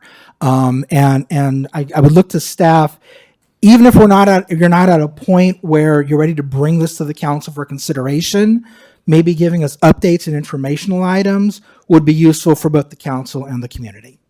And with that, I will look at my colleagues and say thank you very much for your participation in this. To our consultant, thank you very much for the work that you've done. I think that the report was excellent. Are there places where there are questions raised? Yes. Are there areas where around the edges? Some people wonder about the quality of information we've gotten, but it sounds like outreach is going to continue. Input is going to continue to be sought. I really appreciate the work that's been done so far, and I think that when we first sent this out to bid, I asked who's this company that's going to do it, and staff had some of your other reports that you've done. I think we hired the right consultant. I believe that the outreach was very good. I like where we're going with it. So thank you very, very much. And with that, our special meeting is adjourned. How long do we need to get ready for the regular meeting? Probably 10 minutes. Okay, so we'll start the regular meeting at about 7:17. Thank you all.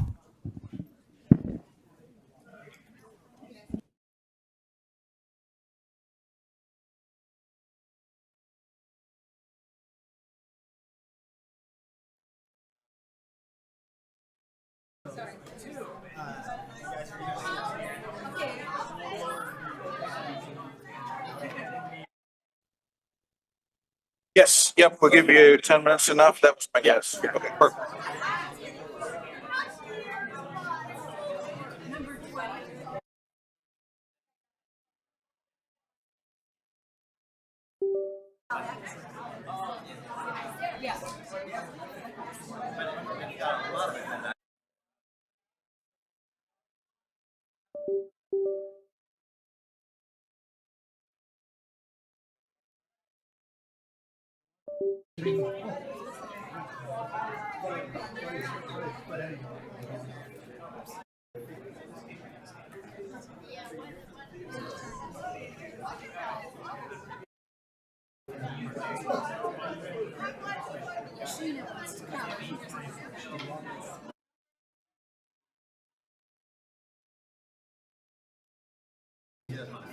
Do we need what do you need? She wants a little heads up.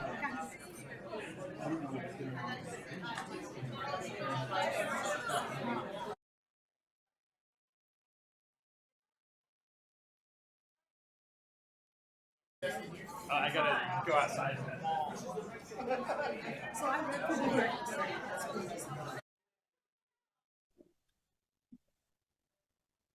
Okay, I'm testing the audio. I'm hoping that this is coming through.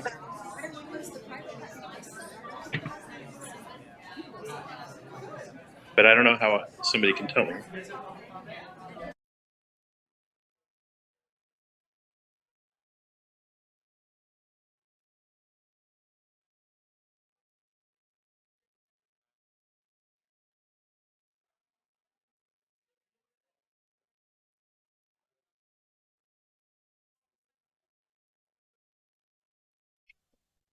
Testing, testing, 1, 2.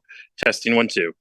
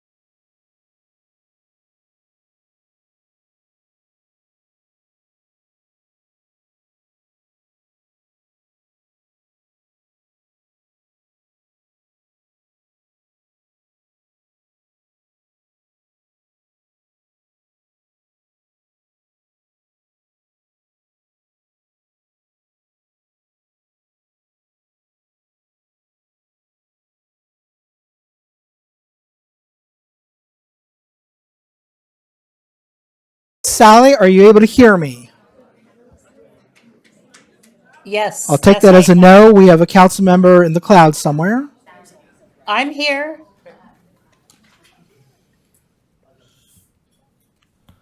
Okay, bear with us, everyone. We have a council member who's appearing remotely. We just want to make sure that she is able to hear us. Yes, I can hear you. Can you hear me? She's talking, but we can't hear her. Well, this is quite a crowd. Thank you, everyone, for coming. I didn't realize that the threshold for GASB number 87 and 96 was going to draw such a big crowd.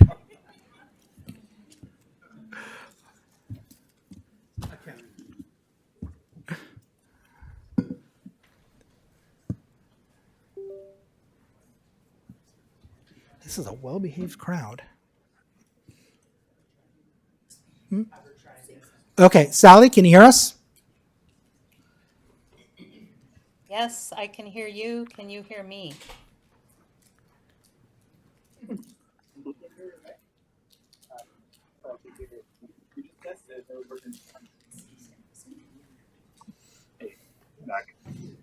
I heard that. You have both unmuted? Yeah. Like this is the right settings here. Yeah, do back to back tester.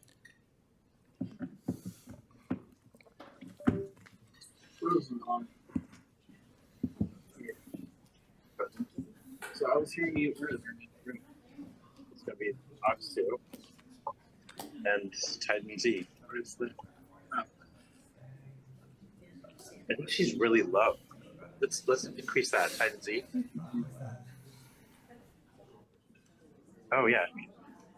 My last They meeting was the one promoted that's me. starting so late. Testing. Okay, we need to bring my volume up. So that's gonna be on this one. Yeah, bring that up. So testing. Hello?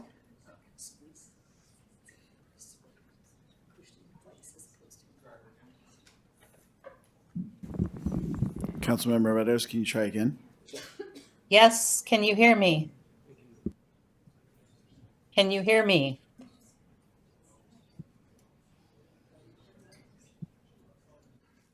Should I get a couple of tin cans and a long string?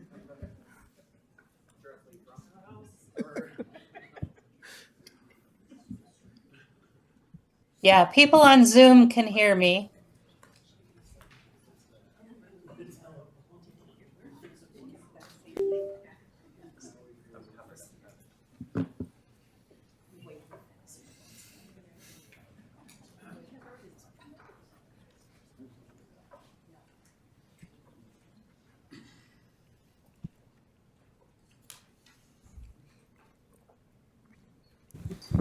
One more time, Councilmember. All right, can anyone hear me? Anyone in council chambers hear me?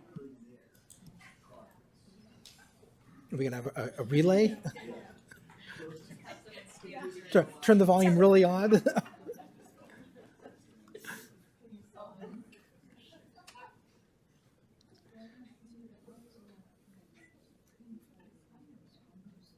You are in the heart of Silicon Valley.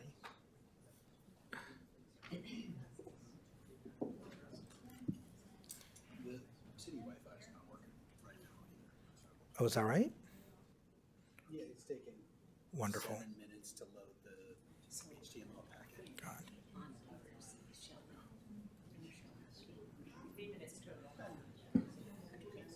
Well, the problems must be related. The problems Testing. must be related. Testing. They just don't hear it in the room. Oh. John? Give me first. So apparently the Wi-Fi is not working right now.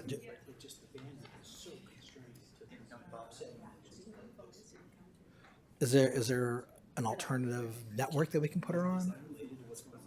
No?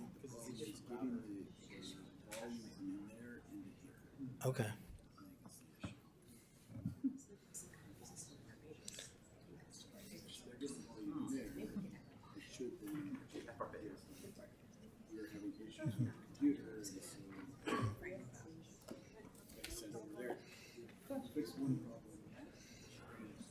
Of course.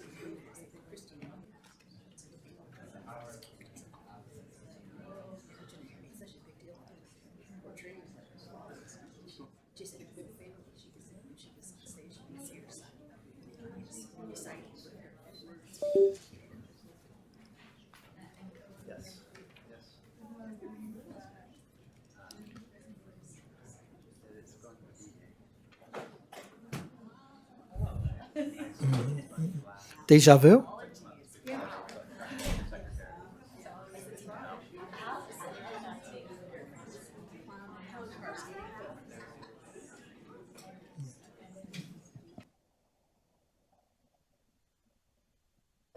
So yeah, the 10th would be when they have the team elections. Installed in your council. Hear me right now. Testing, testing. We can hear you here, but not up. Testing, testing. Can you hear me now?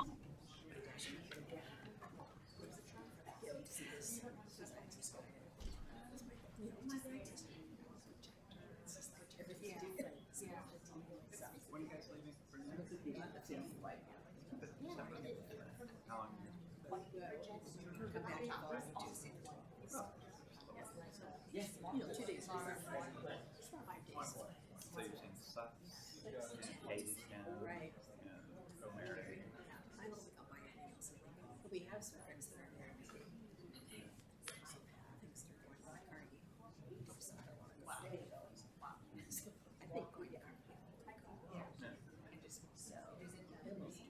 So we basically so I figured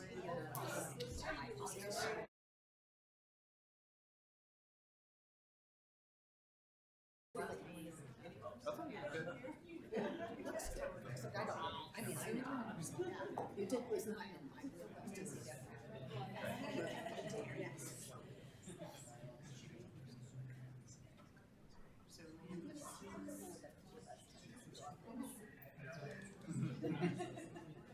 I understand, but it's get ready.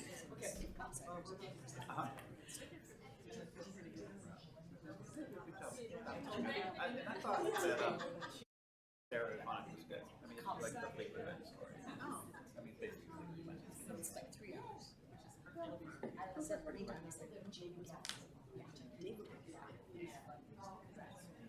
Stereophonic is like it's a jukebox. Taylor, can you make it?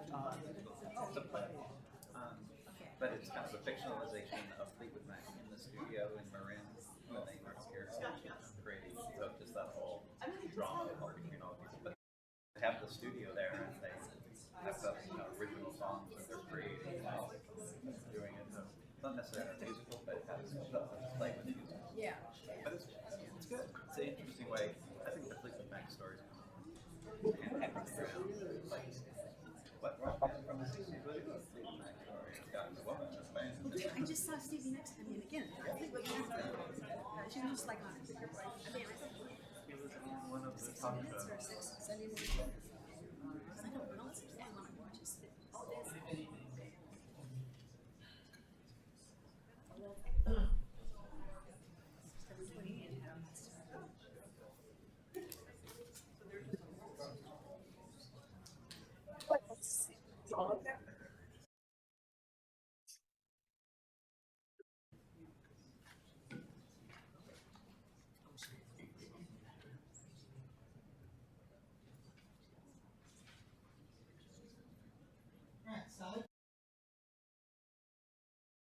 Yes, I can hear you. Can you hear me?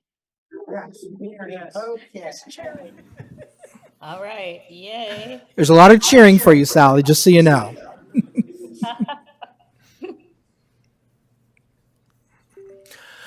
Okay. Oops, we have an echo in here. Is it off? Yes. It is 7:30 on Tuesday, November 12th, 2024. This is the regular meeting of the Los Altos City Council. Thank you all for coming to attend tonight. Before we begin, I would like to ask if you have not already done so, could you please silence your cell phones? And if you would like to talk or have a conversation with someone, we'd ask that you please do it outside because the way the room is shaped, we hear all up here. We want to make sure that we are able to pay attention to whoever is speaking and addressing the council. With that, I want to announce that Councilmember Sally Meadows is going to appear remotely today. She is doing so pursuant to the provisions of AB 2449. The council took a vote earlier today before our special meeting and gave permission at that time. So with that, Madam City Clerk, can you please establish a quorum? Councilmember Fliger? Here. Councilmember Liang? Here. Councilmember Meadows? Here. Vice Mayor Daley? Here. Mayor Weinberg? Here. We have a quorum. Thank you very much. And I would now like to invite Councilmember Fliger to lead us in the Pledge of Allegiance. Please join me by standing if you're able. And the flag is on this side today. I pledge allegiance to the flag of the United States of America and to the republic for which it stands, one nation, under God, indivisible, with liberty and justice for all. Thank you. Thank you, Councilmember. Next is a report on closed session. The City Council has not had a closed session since our last regular meeting, so there is nothing to report. That will bring us to changes to the order of the agenda. I will look to my colleagues. Would anyone like to propose a change to the order? Seeing none, that brings us to our special item tonight. We have a presentation from the Los Altos Mountain View Community Foundation. I will invite Krista Crames, the Executive Director, to present.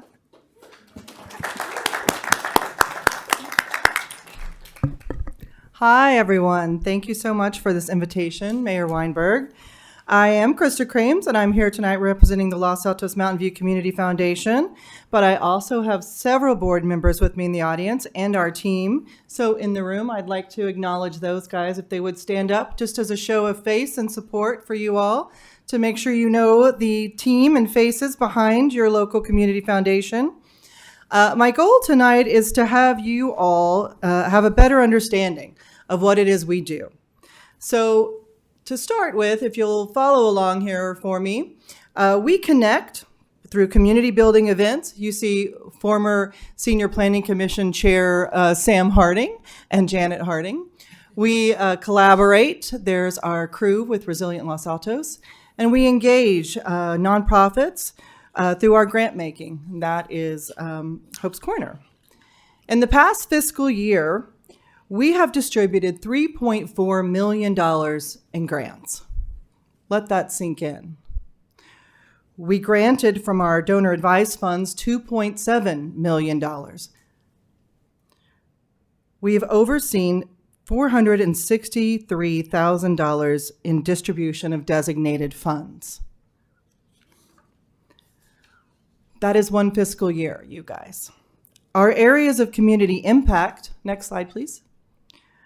So our volunteer grants committee issue 125 grants to local organizations funded, and we actively host projects incubating that are transforming services and ideas into nonprofits at a number of 21 currently. That is a lot. One great example from our nonprofit incubator is in fact Resilient Los Altos. We host 300 emergency prepared volunteers just in Los Altos and Los Altos Hills alone. They are the primary partner for the city on disaster preparedness projects. Our CERT program educates volunteers about the hazards that may impact their area, training them on basic response skills.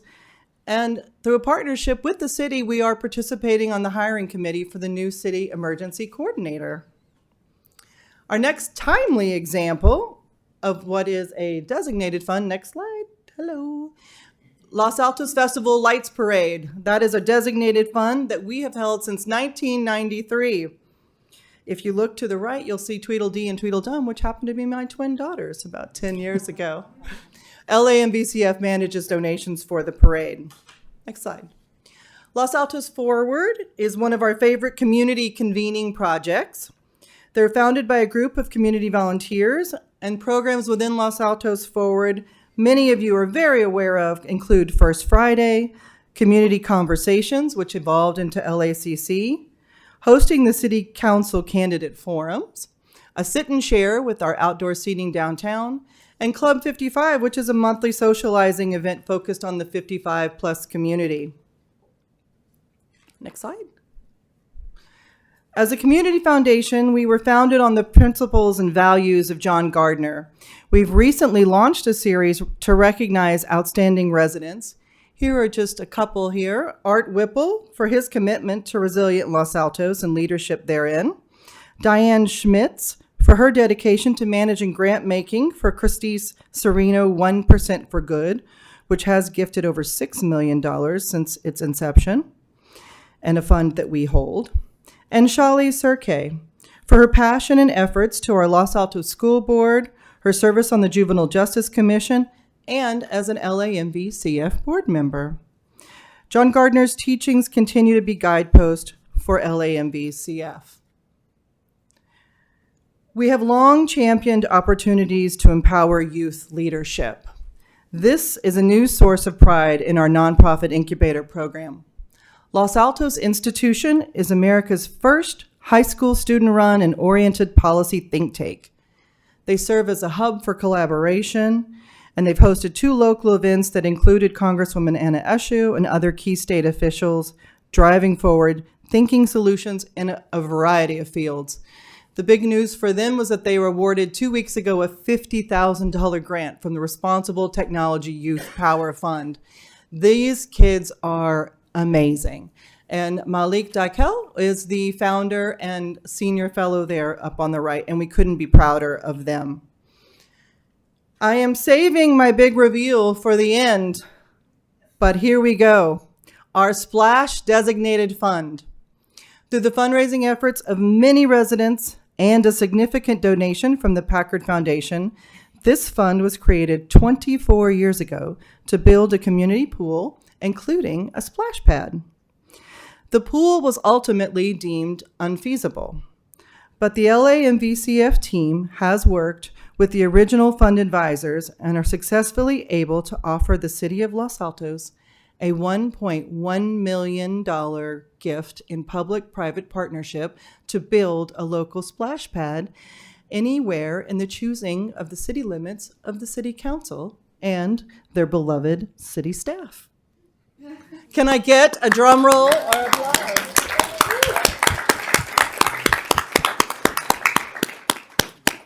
It was a very interesting opportunity finding all of those local and first individuals as part of that original donation crew and meeting with Packard. But all in all, everyone is fully behind the city if they choose to execute on a splash pad. And finally, I'd just like to note that we are celebrating our 33rd year of collective impact for the Community Foundation. And as such, we'd like to invite city staff and council to our open house on Friday, this Friday, from 11 to 4. Drop by anytime for pumpkin spice tea and lattes and treats and reconnect with all of us here because we are here to serve the city of Los Altos, Los Altos Hills, and Mountain View as your local community foundation. Thank you. Thank you very much.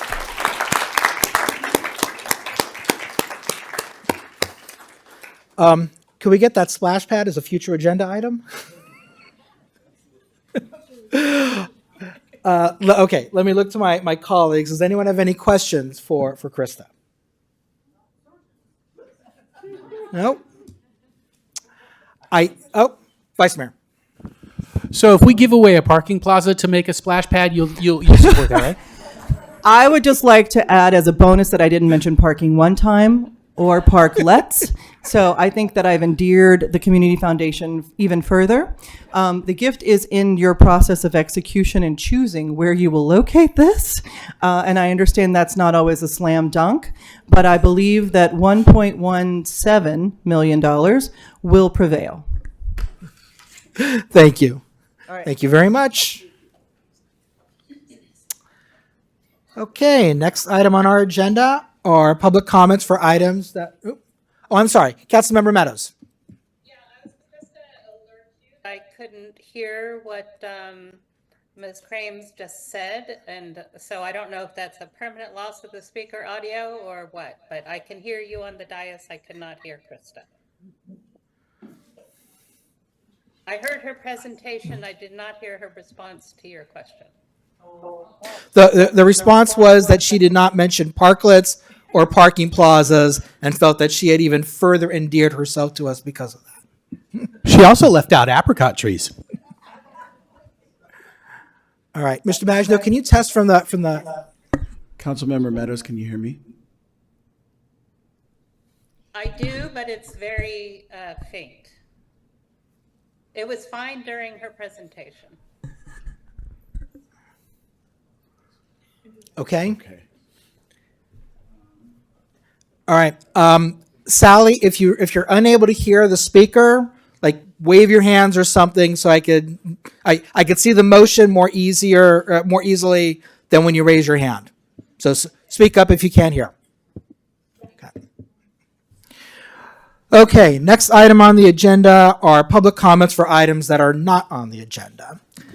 Madam City Clerk, do we have any cards? Yes, we have a threesome, Tim, Carolyn, and Lamb. Okay, 3 minutes each, please.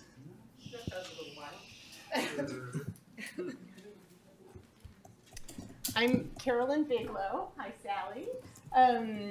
We live in North Los Altos on the corridor between El Camino Real and the sweet shop at Laux Avenue. Oh, I'm sorry. Thank you very much. That's better. So we live in that corridor between El Camino and Laux off of Los Altos Avenue, either on or off of Los Altos Avenue. And we're very concerned about traffic, speeding, the increased number of pedestrians, bicyclists, dogs, seniors interacting with the traffic on Los Altos Avenue. Park cars along the road cause people to swerve in and out. I mean, it's a very dangerous situation. And before someone gets seriously hurt, we have worked with the neighborhood and currently with the city to try to work on solutions to slow down the traffic. It's also one of the big issues is that corridor is a main thoroughfare for children going to Santa Rita, Boldus Charter School, Egan schools, and the Hetch Hetchy path also feeds into this area. So you get tons of traffic at certain times of the day with car traffic. So. Good evening. I'm Lam Lei, and I live on Los Altos Avenue for 21 years. And many of my neighbors and I, we talked about speeding cars on Los Altos Avenue. We share the same concern that it's very dangerous, the section where we live. And we reached out to Sally Meadow, and she connected us with Gabe. And from then, we had a neighborhood meeting. There were a small group, 15 people, but there were a lot more neighbors have the same concern. And Gabe, our city manager, Stephen, our manager in the engineering department, and Mike Taylor, one of our police officer came, and they were extremely helpful listening to our concerns and discussing possible solutions. And Stephen shared with us the city plan for an upgrade in the Los Altos crosswalk at the Hetch Hetchy bike path. We study the plan, and we do see that it's about compliance to the ADA, the Disability Act, but it does not include any provision in safety, traffic safety. I'm Tim. Hang on just a second here. The timer's going to go off. We'll reset it for another 3 minutes. Okay. You can share. Thank you for the opportunity to speak with you this evening. I'm Tim Bigelow, and we'd like to ask for a traffic calming solution soon to prevent injuries or fatalities. There was a major accident this morning at the intersection of Los Altos Avenue and El Camino Real that shut it down for over an hour. So this is not just speculative. We'll continue to work together with Stephen Sun, Gabe England, and others as needed to arrive at an appropriate solution. And thank you again for the opportunity to speak this evening. Thank you very much for your comments. Thank you for working with the city staff already. And thank you to staff for working with the community along Los Altos Avenue. Yes.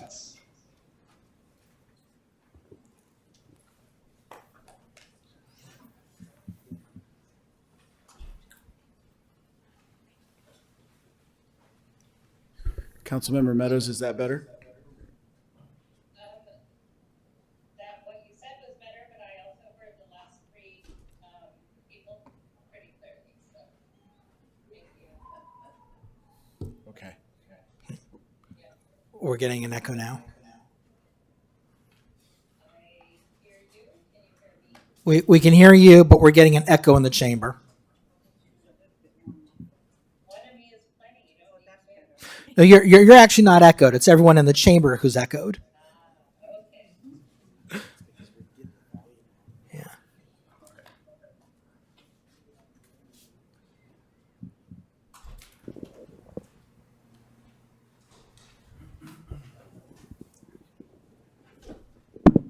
We'll try that. Okay, you want to test it? Okay. So Councilmember Meadows, you can hear us? Great. Okay, Madam City Clerk, do we have any more speaker cards? Bill Bassett. Hello, Bill Bassett. I live at 449 Distal. I know about 2 months ago you had before the council parking questions around the high school. I wanted to bring you up to date as what's going on the ground. I hope you all have received this. If not, I had 5 sets. All right, so the first picture shows the parking presently on the north side. You see cars parked as far as the eye can see. As you know, the south side has no parking signs around the high school. The north side, there's free parking. The next photograph shows you what's happened on Valencia. Valencia is half and half. The north side, there's no parking. The south side, there's parking. So what has happened is the parking has spilled onto the north side of Valencia, which it never used to be. So it's there now. The next picture shows what some person creatively has done on Valencia to stop the parking. That is to put up red cones in front of their home. They're not getting any parking because they have red cones. I would hate to think that our whole street eventually is going to have red cones in front of our homes, but and next, this is in front of my home, the postal box, the mailbox.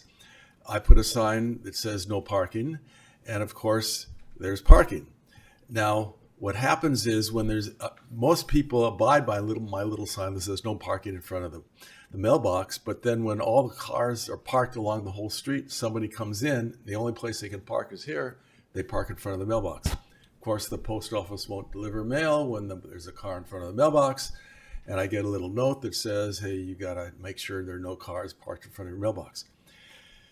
So, I don't know if you folks can address that problem now, but interestingly enough, I was against district voting. But now that I think about it, we're in District 4. District 4 has this specific problem. And if we were district voting, then I'd have a representative, we would have a representative on the council that can bargain with other council members to solve this problem. Thanks for listening. Thank you very much. Let me look at city staff. Have the new parking regulations already gone into effect in the north side of the high school, or is that still coming? I believe it's coming over Thanksgiving break. Stephen, do you know? he can give a much more comprehensive answer. Right now, we're just waiting for the materials to arrive for us to install all the signs on the north side of the high school. Okay. Mr. Bassett, we are trying to change the situation. This is something the council addressed previously. We hope you'll come back to us in a couple of months and let us know whether that's working or not. Thank you. Mayor, we have Congresswoman Ann Issue on the line. We're going to try to get her in for Please. a comment.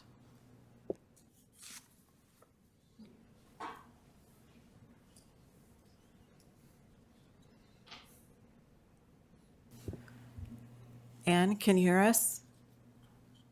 Congresswoman Issue?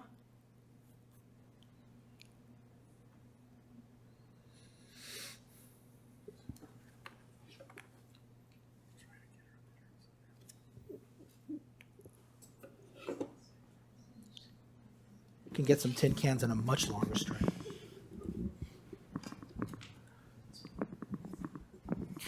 We'll try and get her later. Okay, we'll come back to public comments later if we need to. That brings us to the consent calendar. Okay, we have a very large consent calendar tonight. Our rules are that if anyone would like to make a public comment on any of the items that are on consent, now is the time to do it.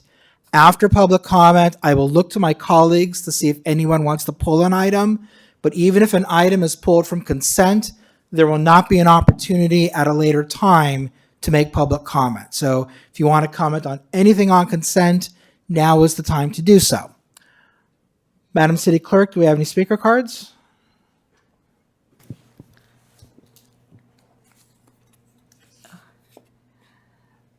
We have one for item 9. Okay, 3 minutes, please. Don Weldon. Good evening. My name is Don Whedon. I'm a member of the Environmental Commission, but I'm here speaking as an individual tonight. First, I want to express my support for item 9, and I don't want to do anything that would delay the final adoption. Sally is waving. She can't hear. Can you hear me now, Sally? Yes, thank you. Close to the microphone is helpful. Okay. If you can actually pick the microphone up and hold it close. My name's Don Whedon. I'm a member of the Environmental Commission, but speaking here as an individual tonight. I don't want to do any. I want to express that I'm in favor of item 9, but don't want to do anything tonight that would delay its final adoption of the ordinance tonight. I did submit some comments on this item when it was first heard in October of 22nd, a couple of weeks ago.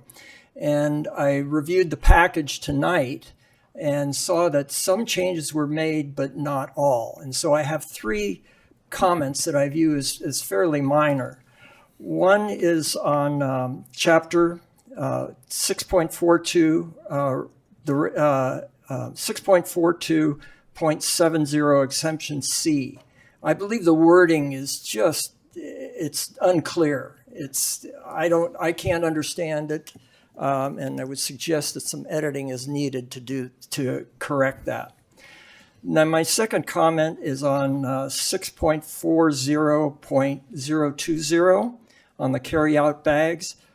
And this is item number 4. And item number 4, the grammar is not parallel with items 2 and 3 on that. And it seems like a minor thing to correct that. Both of these comments I made previously, but they weren't picked up.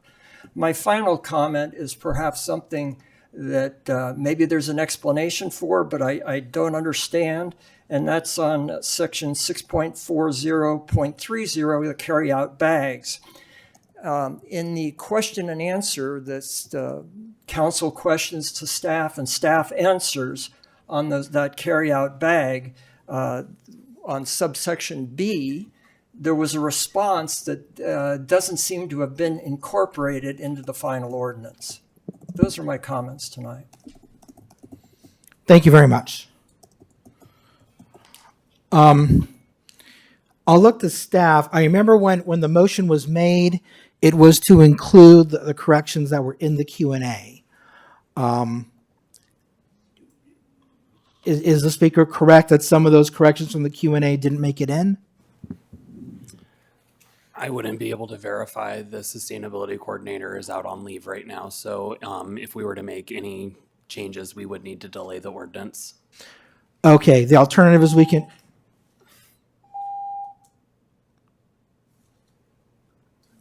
Alternatively, if we adopt the ordinance, we can always go back and try to clean it up if that's what we should have done. That's correct. Okay. All right, so the choice between the council is adopt the ordinance as is, or if we want to make changes to it, then it'll come back to us later. Councilmember Flagger? Thank you, Mayor. But sorry to interrupt, but I just want to get clarification from our city attorney. If the change is just grammatical, can't we make it tonight? It's not a If substantive they're change. typos, Right.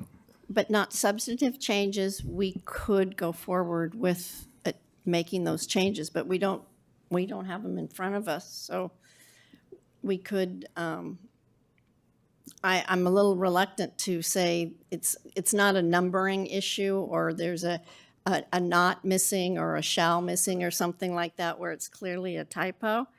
You could adopt it tonight and we could come back with a cleanup at another time. Councilmember Liang? So the other thing is to continue it and then clean it up and then bring it back for consent, because it's items that were supposed to be cleaned up to begin with. Well, if it's going to be changed well, we'd have to look at it, but it may have to be reintroduced. That's what I was concerned Well, about. it sounds like there's editing, so it might Have to be Yeah, so I would prefer that we. Okay, we're getting into discussion, and I like to avoid us doing that unless we're actually going to pull it and then decide what to do with it. Councilmember Flagger? So, Mayor, if we want to pull it, the suggestion I was going to make is we hold this item, and then on our break at 9 o'clock, maybe we look at what the changes are, and if they're really minor, non-substantive changes, we can adopt it after the break. Okay, then since we're going to vote on the consent calendar, well, first, are there any other public comments? No. Okay, then the next issue is whether to remove anything from consent. I'll go ahead and pull item 9 so we can look at it during the break. And I'd also like to pull item number 2, which is our calendar for 2025. Does anyone else want to pull anything? Yes, Councilmember Liang? I wanted to pull agenda item 4 and 8. All right, so 2, 4, 8, and 9 are being pulled. We'll take these items up in numerical order after we finish with item 20.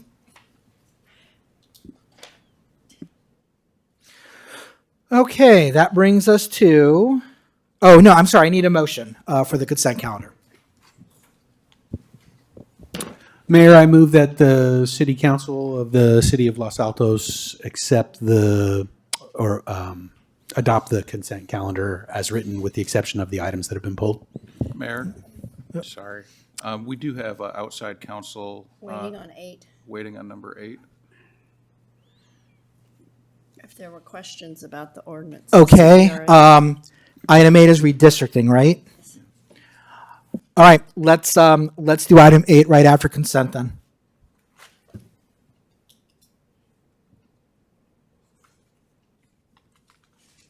Are there any other staff that anybody kept here late that otherwise wouldn't be because of the other items? No, Mayor, I don't think so. Okay. And so Mayor, if someone is just, and I'm not sure if Councilmember Lee Ing, if you just want to register a no vote on something, you don't have to pull it. It can just be reflected in the minutes, but I'm not sure. Yeah, I didn't pull that item. Oh, okay. The mayor pulled item 9. I was going to pull Okay. item 9 too. No, but you pulled other items. Yeah, but I wasn't just going to vote no on it. Oh, okay. I was just trying to clarify all right. that so it doesn't. So we will do, after the consent calendar, we will do item 8. We will do 19, 20, 2, 4, and 9.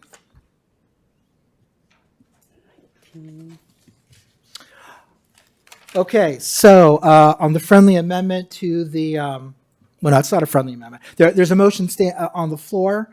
Is there a second to it? Second. Councilmember Meadows? Yes. Councilmember Flagger? Yes. Councilmember Liang? Yes. Vice Mayor Daley? Yes. Mayor Weinberg? Yes. Motion carries unanimously. Thank you. All right, that brings us to item 8, which is the second reading of the redistricting ordinance. I don't think that we have a presentation. Councilmember Liang, you asked to pull this, so I will turn it over to you. Thank you so much. Thank you, Tim Ron, for being here today to answer some of the questions I had. I think I didn't have a chance to ask it at our previous meeting, but I've also been received inquiries from the community, and I guess some information was reported back to me about some of the racial data, but I think what we need to understand is what gets sent to the county. And I believe the reports that we got from the demographer, not all of that information ends up going to the county when we submit our request to districts, correct?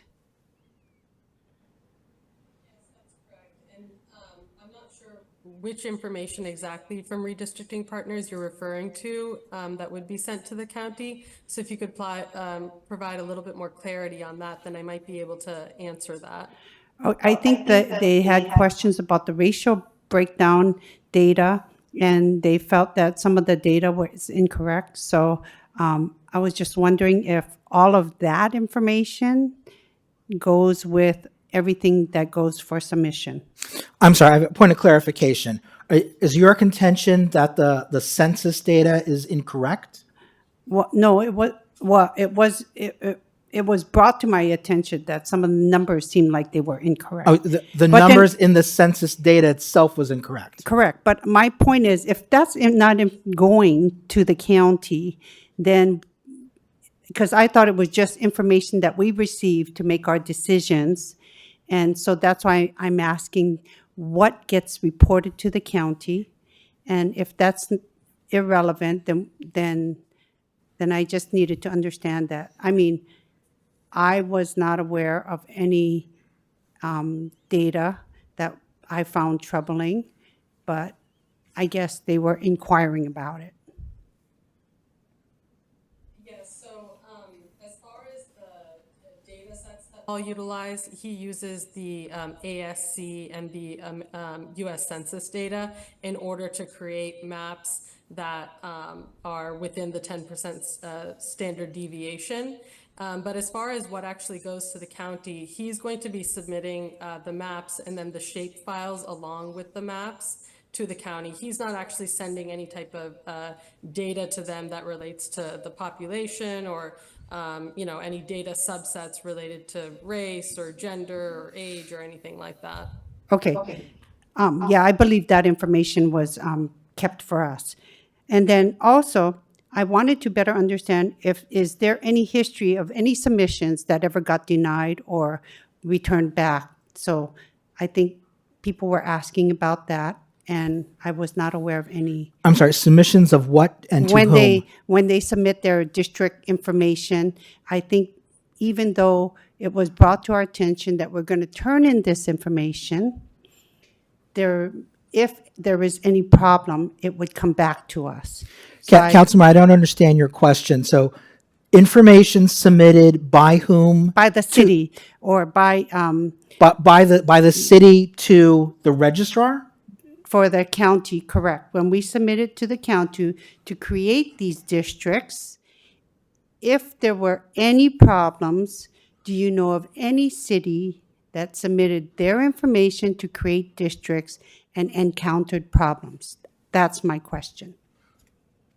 Yes, I'm personally not aware of any cities that have encountered problems and had to resubmit the maps that were drawn after undergoing the whole districting process. And I'll also just add that Redistricting Partners is an extremely qualified and reputable demographer agency. And so I can't say for sure, but I believe Paul would have informed us if they've ever encountered any issues like this, or if he anticipated any issues with the maps that are to be submitted on behalf of the city of Los Altos. Okay, good. Then that would have been brought to our attention, and if there was any problems and it came back, I was just needed to understand what the timeline was.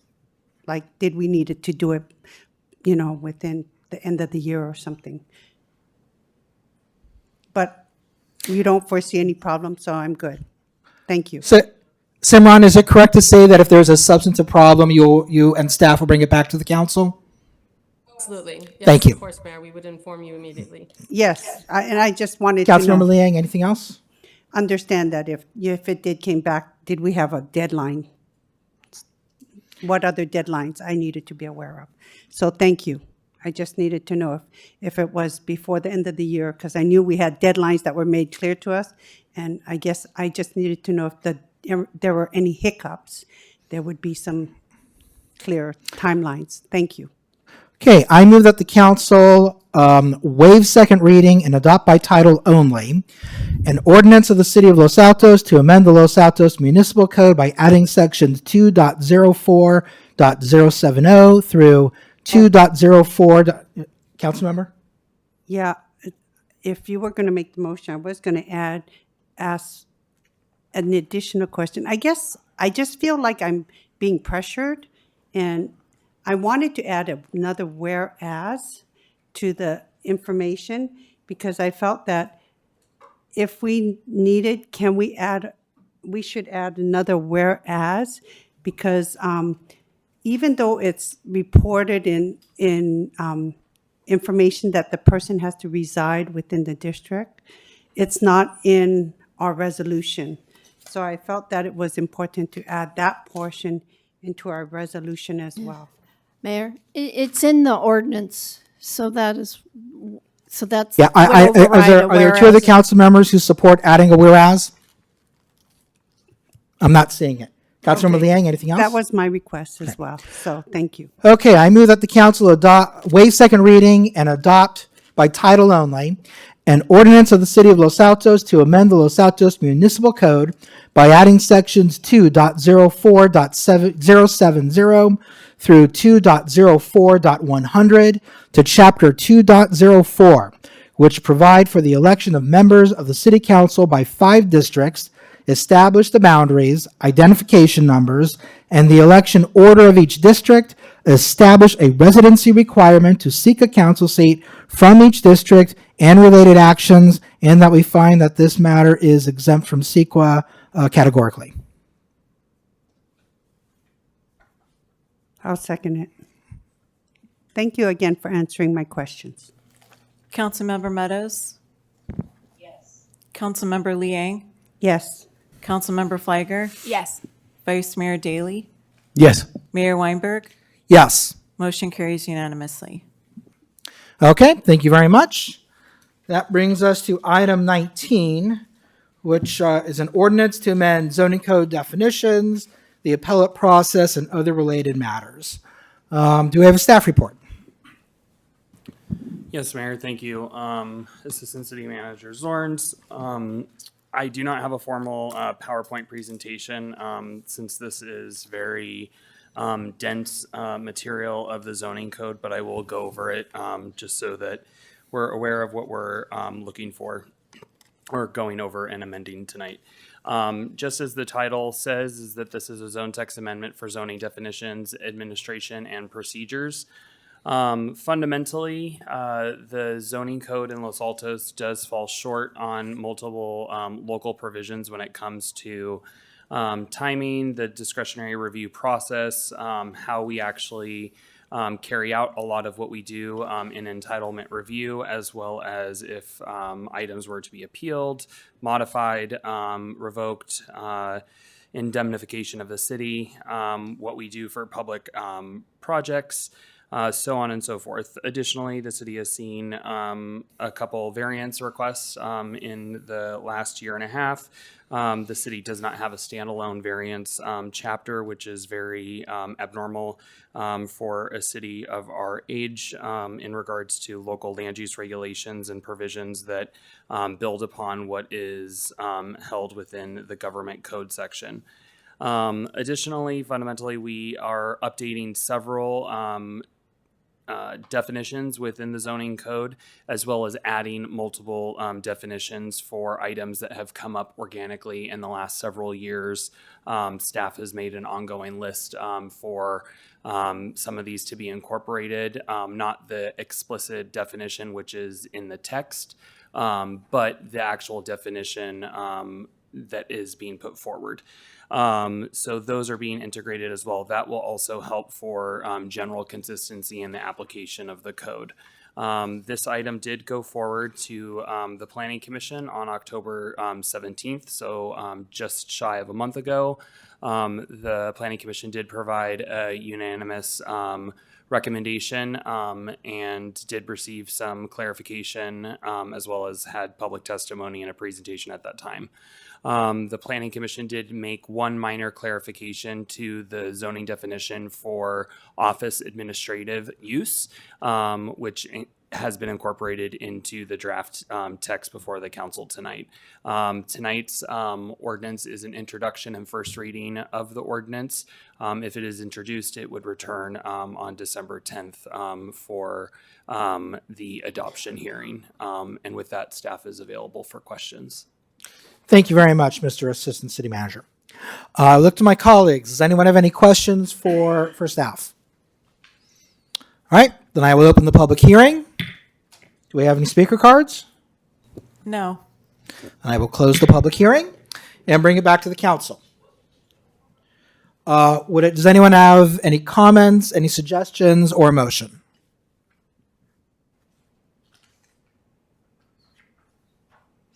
Okay, I move that the city council adopt by title.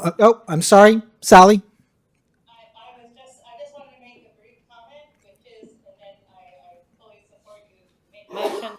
My comment is that as a former planning commissioner, I really appreciate the cleanup and the running lists of the things that need to be fixed, and this will make all of our jobs easier in the long run. So thank you so much. Thank you, council member.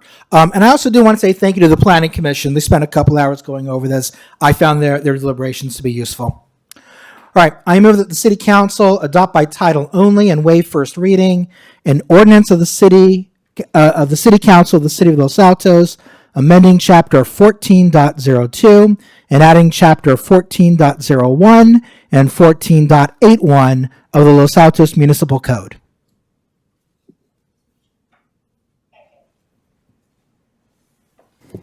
Councilmember Meadows?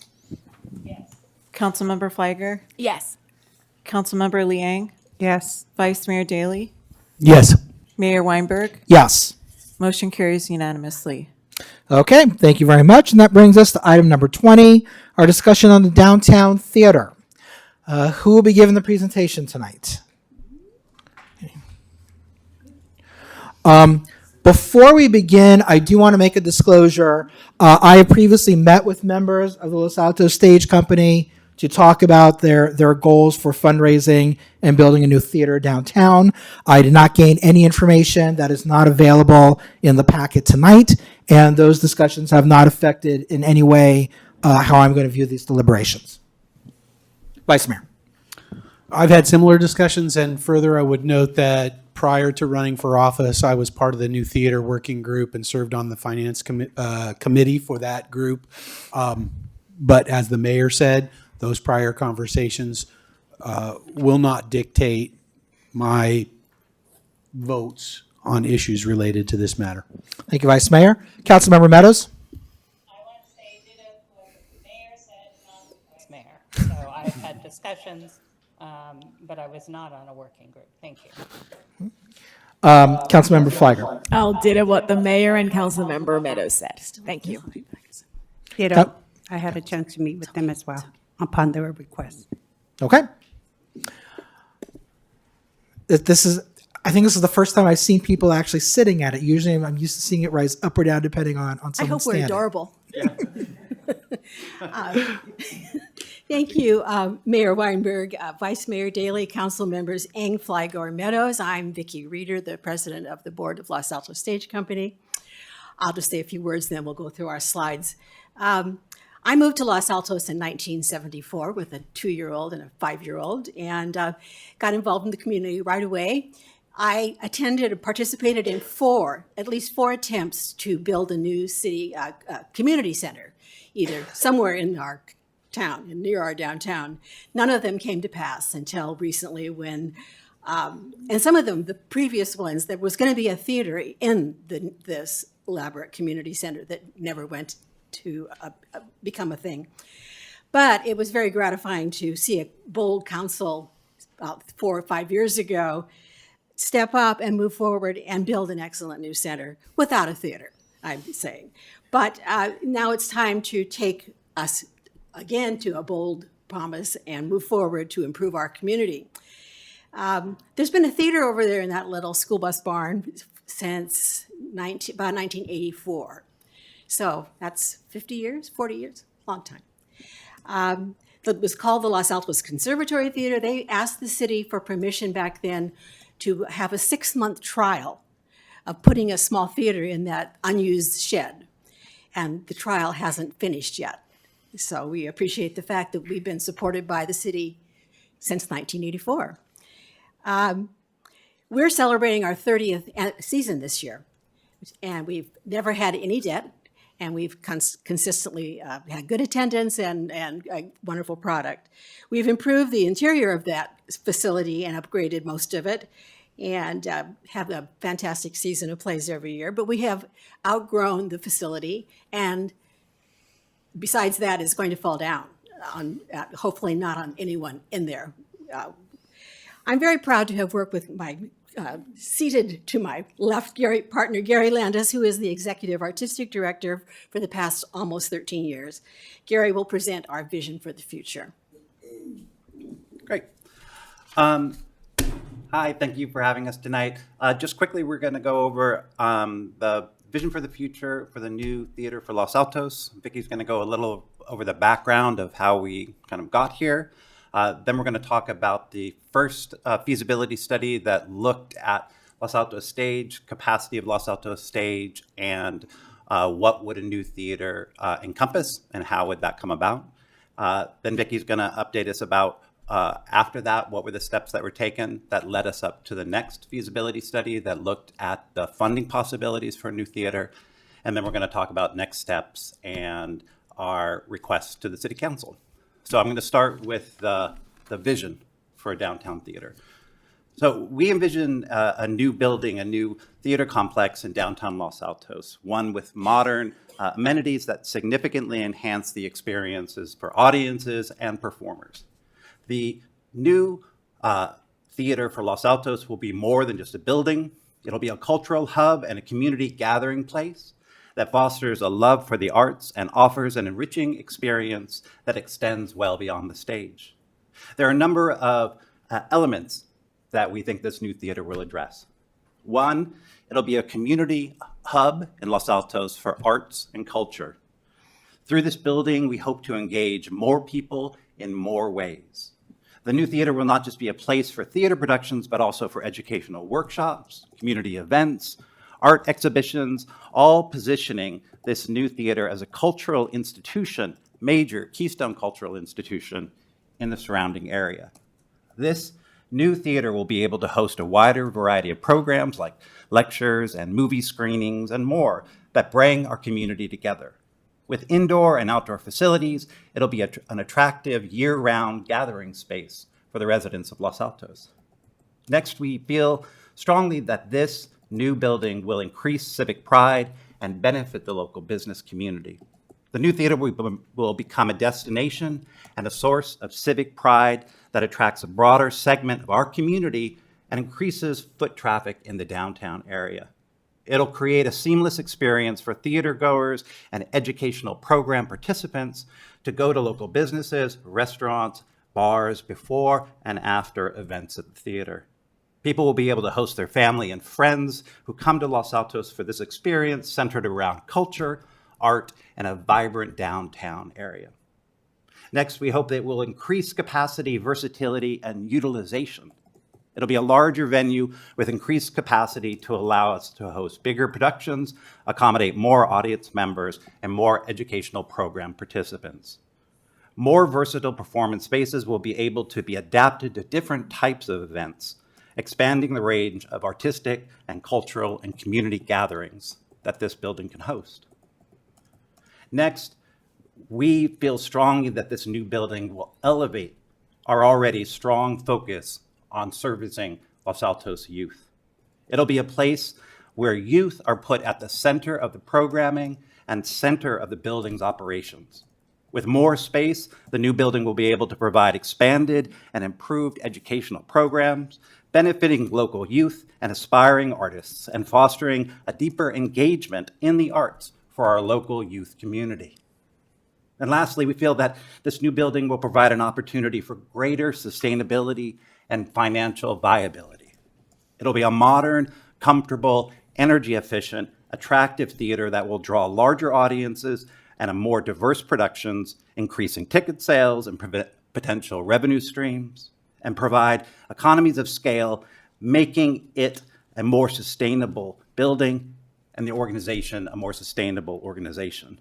It will also benefit the community outside of our performances, since people will not only park once, and they'll go to the theater and the dinner downtown to bars, reducing unnecessary trips and foot traffic.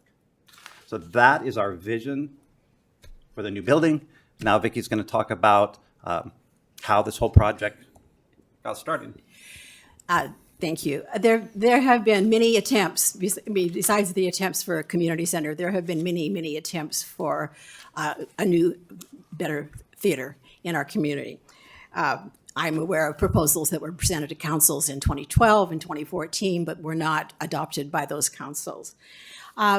We got involved, the stage company got closely involved when the downtown vision was created in 2017 and then brought to the city council and approved in 2018, and that the vision itself identified a theater as the best use of a new facility in the downtown to improve vitality and vibrancy. But of course, in 2020, we had a pandemic, and that put a stop to a lot of the provisions and great ideas that are still in the downtown vision. As far as I know, it still stands. It's still on your books to adopt and complete and move forward. When Mayor Flygor was mayor, she contacted me and asked me to volunteer to start a group of citizens, and we called them the New Theater Working Group. As Pete mentioned, he was one of them. There were about 18 residents that participated, and we, of course, met by Zoom in those days. We had a lot of input from other communities that have done public-private partnerships. We heard from the consultants that did the downtown vision. We came before that council, and they agreed that we should have a memorandum of understanding between the stage company, which we're the nonprofit. The New Theater Working Group is just a committee of people. So we signed this MOU, reserving Parking Plaza 2 as the best location for a theater building in the downtown. And from there, we fundraised. The city participated in providing us with some funds, as well as the Packard Foundation, and as well as donors, private donors, and including those of us on our theater board, to hire AMS research from Sacramento. I know you've heard a lot of this before. I apologize if I feel like I'm telling my story, but this is my time. I'm watching. It's important that you make a complete record for the video and for the people here. So please don't worry about telling us information that you may have already told us before. It's what we do here in politics, isn't it? So we hired AMS, and they turned out to be an excellent group of, small group to work with. And I think Gary will just give you quickly their recommendations that were in our executive summary. Okay. So AMS research was brought on about a little over 2 years ago. Their process was a two-phase process. The first phase looked at Los Altos Stage as an organization, looked at our history, our operating budget, our attendance numbers to assess how ready our organization was to move forward. Then it looked at the market area to identify whether or not the market area, what would be sustainable within the current market area. Then they, in the first phase, looked at the community perceptions through surveying and through community convenings, talking to stakeholders. The second phase of the project then took that information to develop an idea of what, if a building was going to be placed downtown, what would the programming of such a building be, and what building would be necessary in order to house that programming. So in phase one, they looked at the organization. They first tried to understand Los Altos Stage Company. So they analyzed our operating data going back to 2012 up to the pandemic. We started this pretty much in the middle of the pandemic, so the pandemic kind of threw a lot of numbers off. But what they saw from 2012 up to 2019, when they looked at it, was that they saw consistent growth both in revenue and in attendance. Over that period, they saw a 60% growth in revenue for the organization and a 53% growth in attendance for the organization. So their assessment from that data was that there was strong management oversight, and that the programming is meeting the community's needs and interests, and that the community has a perception of value to the organization, was their finding there. Next, they looked at the market area analysis and studied a collection of 15 zip codes that they believed comprised our primary market. And they found that the primary market, not surprising, was incredibly strong, demographically speaking, for greater consumption of arts and cultural activity. And they found, through an analysis of our database of about 10,000 records, patrons, that they found a strong base of followers that existed, which could be a foundation from which to build support. Then they went on and they conducted surveying of the community and also interviews with primary stakeholders. In their interviews and surveys, they found broadly that there is significant interest for greater training opportunities for young people in the arts, and that there was a sense that a new theater would enhance downtown as a cultural and economic hub, and that it would be a thing to bring community a sense of pride.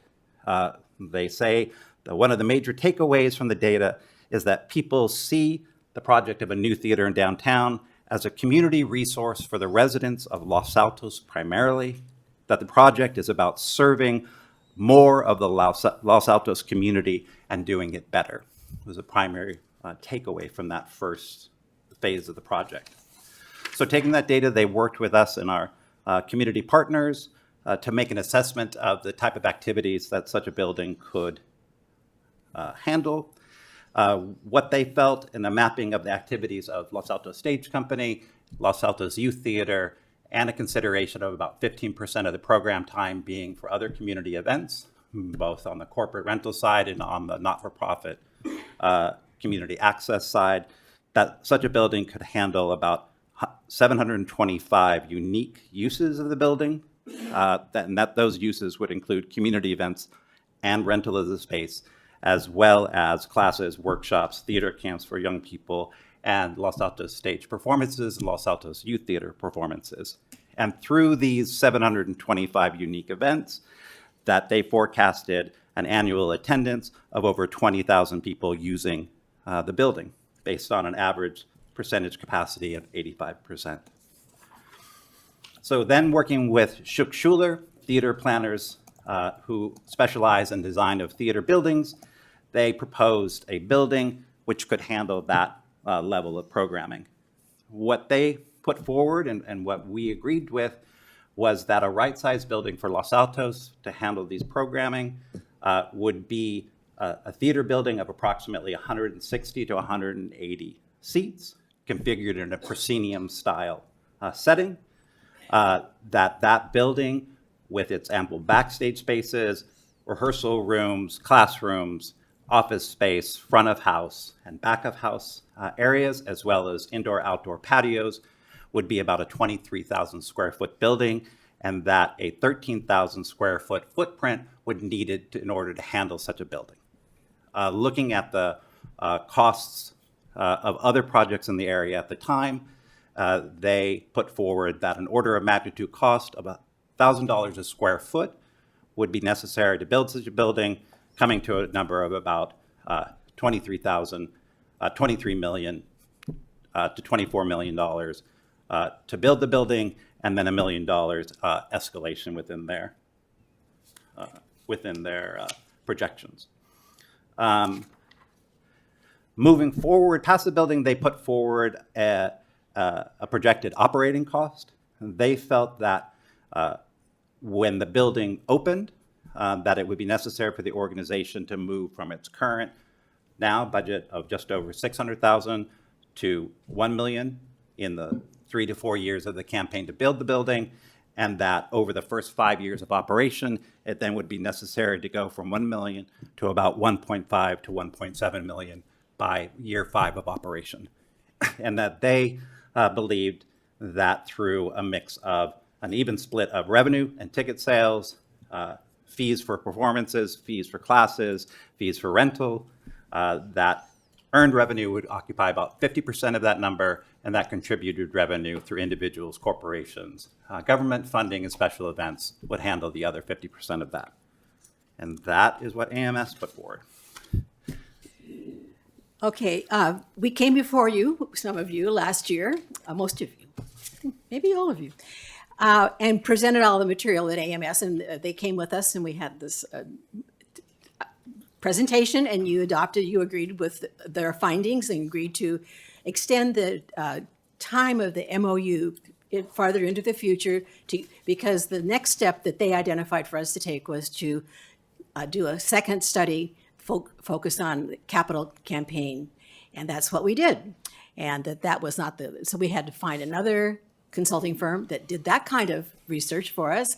And we fortunately did have several people very interested. Some of them were far away, like in Arizona, which didn't seem practical to us to have a consultant like that. But we found a wonderful small firm called Building Blocks Consulting from San Francisco that we worked with for the last 9 months. And Gary and I have spent, I don't know how many hours we have spent in meetings and Zooms and writing and conferring and bringing this information to our board and going over it and explaining and et cetera. A lot. It's been a labor of love, really. We're very excited by what we've learned and what we've heard.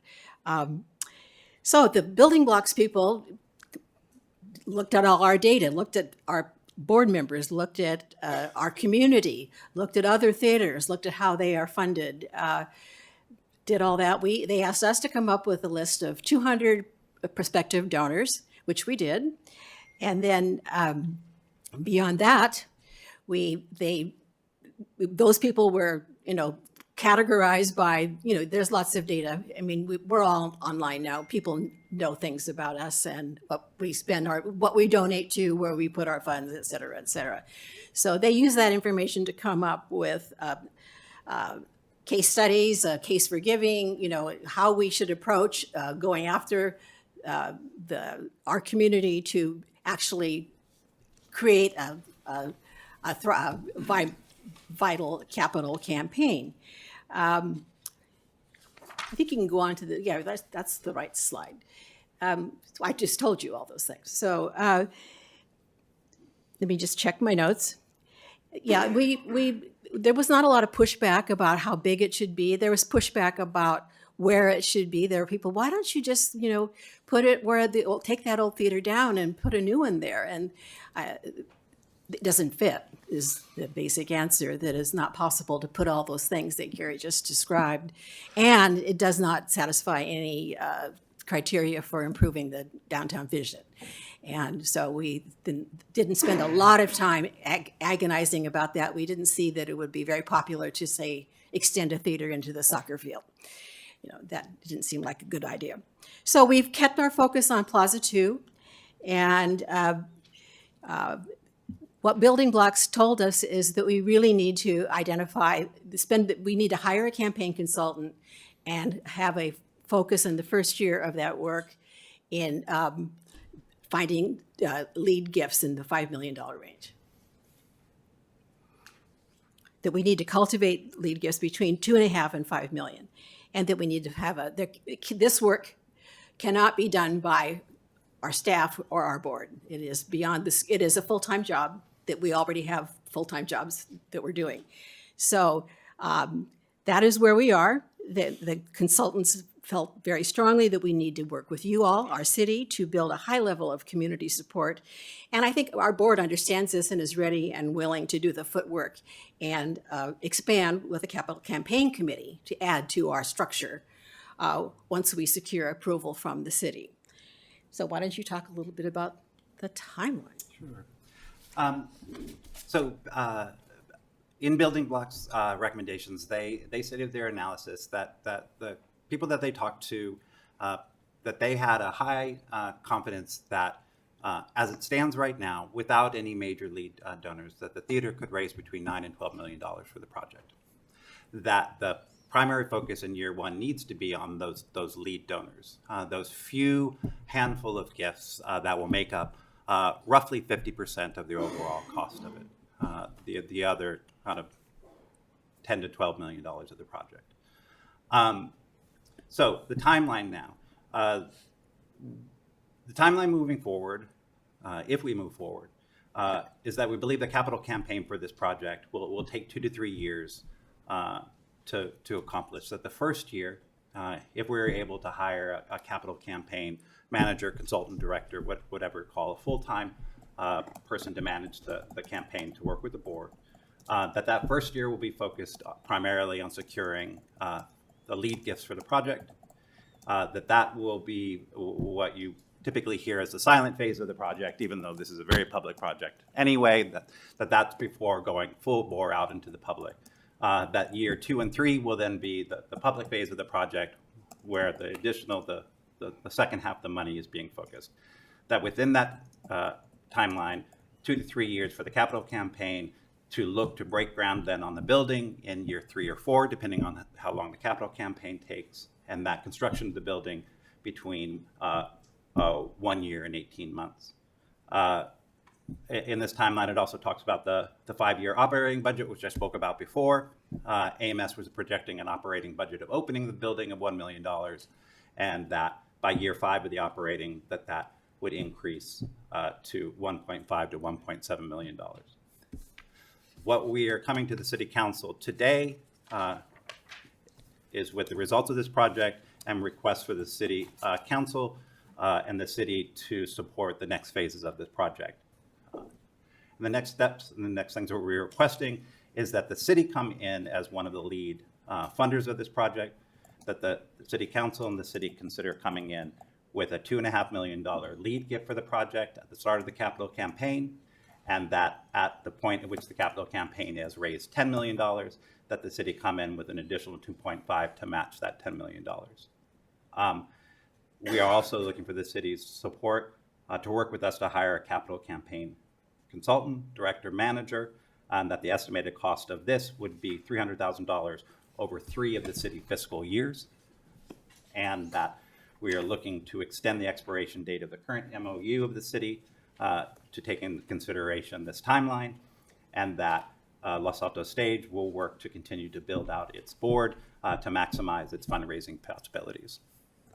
So that's the ask. That is our ask. I am going to just make a few concluding remarks, and then we'll let you all discuss this. We see this as it's a fantastic thought and project and idea and way to improve our small town. And I think, too, it's an opportunity for Los Altos to showcase its capacity for caring and improving its citizens, its businesses, and its entire community.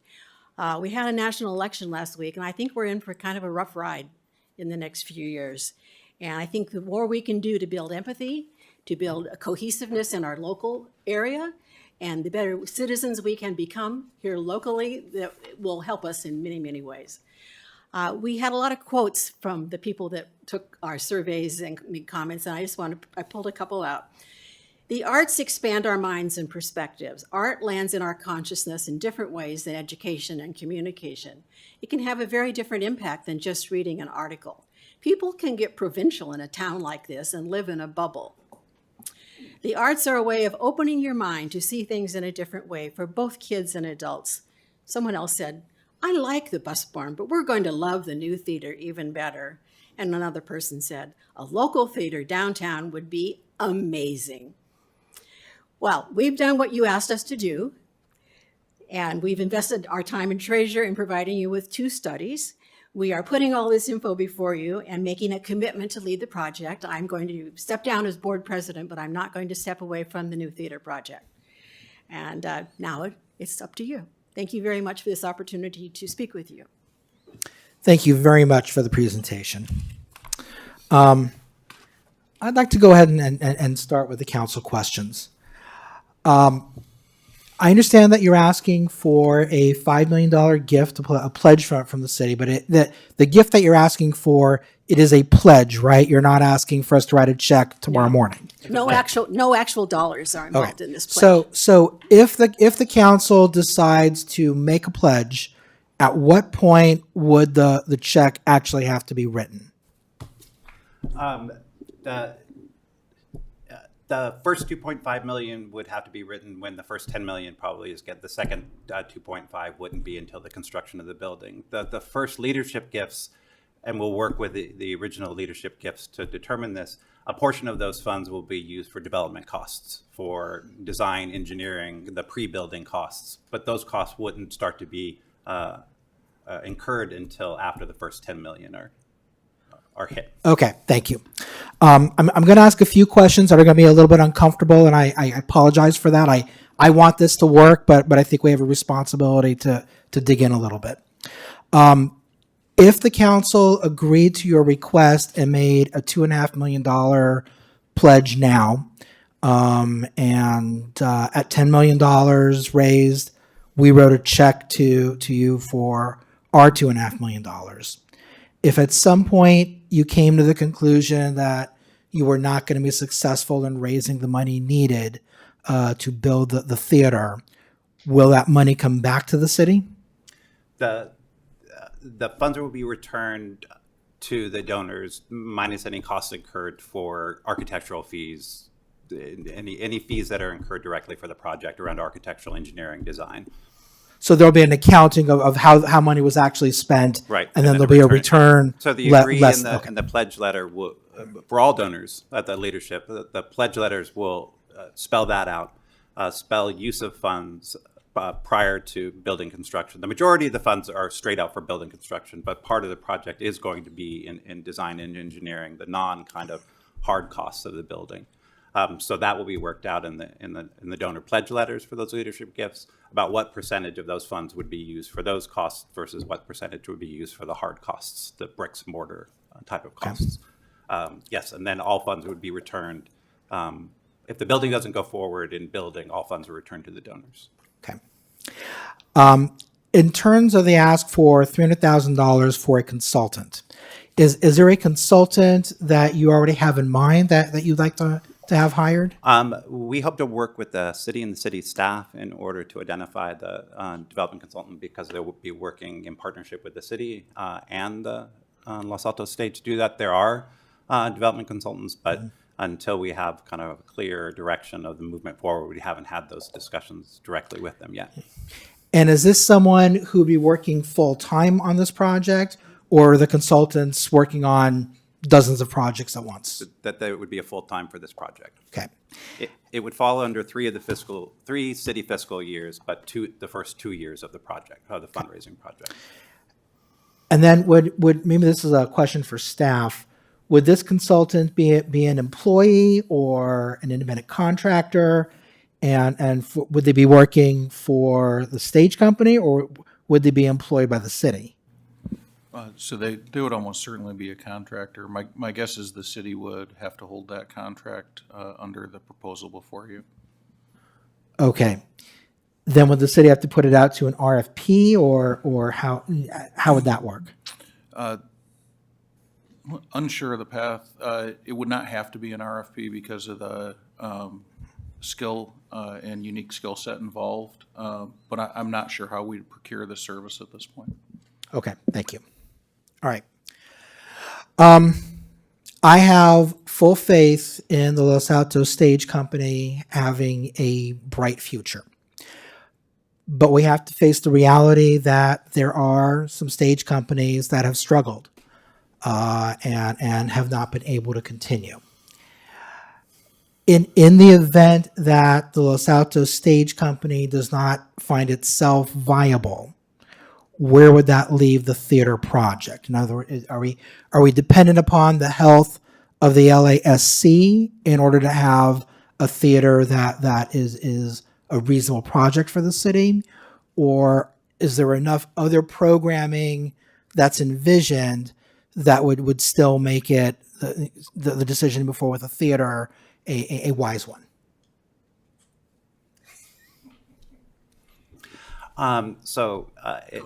Putting on my predictive hat to do that. The future is obviously impossible to say for certain whether or not they're going to be. There are a number of theaters that now are who are struggling, who've struggled coming out of the pandemic. Fortunately, we're not one of them.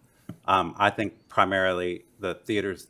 There are many different reasons why the different theaters have struggled and they've shut down. Primarily, though, the commonality between a lot of them is that they were either regional in scope or not necessarily grounded in a specific neighborhood, in a specific community, that the roots within a geographic area weren't strong enough to weather the ups and downs of it. Los Altos Stage Company has been here 30 years because of its rootedness in Los Altos. The theater company itself, the programs that we do, while we attract people from surrounding communities, are for and about the residents of Los Altos Hills, as well as Los Altos Youth Theater programs for the youth of Los Altos and Los Altos Hills. That provides a level of stability and strength to the organization that other organizations haven't had, to be honest with them. What we're envisioning in this building is not, there are many examples. San Jose Rep was an example. It moved from the Montgomery Theater in downtown San Jose to the bigger theater that they built in that Paseo right there, and then they struggled with it. They went very big in size from what they were to what it was. What we're envisioning is a right-sized organization for the community. Not a large organization, 160 seats. We're at 100 seats right now to where it is right now. The programming that we're envisioning for the space, primarily 70% of the programming is programming that currently exists, and the additional 30% of the programming is the community rentals, the corporate rentals, the other revenue streams that will support it, the movies, lectures, other types of events. We're Los Altos Stage Company as an organization, for whatever reason, to go out of business during the operation of this building, which is another step in this process. The building of the building is one step, and then there's going to have to be a step of working with the city and the city council to figure out how it's going to be operated, what the agreement between the city, because it's not, what you're voting on today is not a building for Los Altos Stage Company. It's the city's building, the city's land, the city's theater. Whoever runs it, which we hope in the operating agreement will be Los Altos Stage Company to do that, it is operating it with an agreement for the city. The city will have that asset of the theater, whether or not it's for meetings, conventions, what have you. If the theater company is not able to be the operator of that building, it's still an asset for the city to be able to do and operate. So I think there are many things that can be done with the building outside of Los Altos Stage Company. We believe Los Altos Stage Company, Los Altos Youth, and the expertise that we bring to the table will provide a public-private partnership with the city that will provide you what you want for your downtown vision plan, and what we want, which is just primarily just to be able to serve the citizens of Los Altos better. Right now, we do a tremendous amount of work in the space that we have, but we really strongly believe, both on the youth program side and on the adult general audience side, that there are a number of people in Los Altos that aren't taking advantage of the community resources they have right now, because it's not really in line with what they want as far as experiencing a building and comfort level of the building. We think by addressing those, which we think are primary, that we'll be able to serve a larger section of this community that is already inclined to participate, but disinclined because of where the theater is and currently the amenities that the theater provides to them. So we believe that'll provide greater sustainability to the organization. I appreciate that answer. Can I add a couple things before you go on? I would just like to say that the Hammer Theater is occupied and it's in business, so it may have lost its first tenant, but it's not an empty shell. And I was thinking about the youth center building here that was a public-private partnership, as I understand it, back in the 60s. And a lot of the scouting groups put money into building that facility, and now it's being adopted by the city into being something else, but it's still an asset that's going to be used. And I can't imagine that would be a shiny beautiful building 15 years in the future in our downtown sitting empty in any kind of scenario. So I think that you're not making a bad bet to. No, I don't think anyone thinks that it would be empty, but the issue really before us is a financial commitment from the city. And I respect what you just said, but the reality is you've been driving the bus here. The stage company has done a tremendous amount of work, and I know you're not getting enough thanks for the work that you've put in. And I know that it has been a labor of love, and I do respect that. But because the stage company still at right now is so important to making this project work, I have to ask a question about your short and mid-range viability. So my question is, what does your endowment look like in terms of how long will your endowment support you if you have a hiccup in operations and revenue? So we don't operate an endowment. We have a cash reserve to it. And right now we have about 3/4 of a year cash reserve. So if we weren't even programming anything, we have 3/4 of a year in the bank to be able to keep going. I think that the example about our kind of ability to weather storms, we just came out of it. I mean, we came out of a pandemic that basically shut us down for 12 months and then put us into this hybrid situation for it. And not only did we weather it, we were able to increase our cash reserve during it. We just came out of a fundraiser now that was our strongest fundraiser to date with it. So we aren't seeing the same waves that other people are seeing. And again, that's primarily because of the place and the role we play specifically within this community to do that. While we are not, we're in no way flush with money now, our ability to operate, our ability kind of in small size to be able to be adaptable to it, helped us weather the last, what is it now, 4 years really of this situation with the pandemic just coming out, stronger than when we went into it, and continuing to grow, to expand our donor base, and as well as expand our programming. Okay. Thank you very much for answering my questions. I appreciate it. It's very helpful to me. Vice Mayor? First, I want to say that we're very fortunate in this community to have the stage company. And for any agency that owns a theater, they would be super lucky to have a stage company like ours that is as successful and as well run as ours. So I appreciate that. And that gives me a great deal of confidence going forward if we make an investment in this theater. I do have some concerns though. I think operating costs right now are running like what, close to $400,000 a year? $600,000 a year. And revenues are? $600,000. And in 5 years of operation, we're projecting operating costs to go to 1.5 million. No, 1.4. From right now until opening of the building, 1 million. No, I'm talking about the out years. I'm explicitly not talking about the opening of the building. I'm explicitly talking about the operational costs of the building and how we go forward and what our expectations are with regard to those operating costs. Right. Are there any other theaters in the local area that operate without a subsidy from the jurisdiction in which they operate? Are there any other local theaters that operate without a subsidy? Yeah. The City Lights Theater operates without a subsidy. San Jose Playhouse, San Jose Stage. What about Palo Alto? What about Theater Works in Mountain View?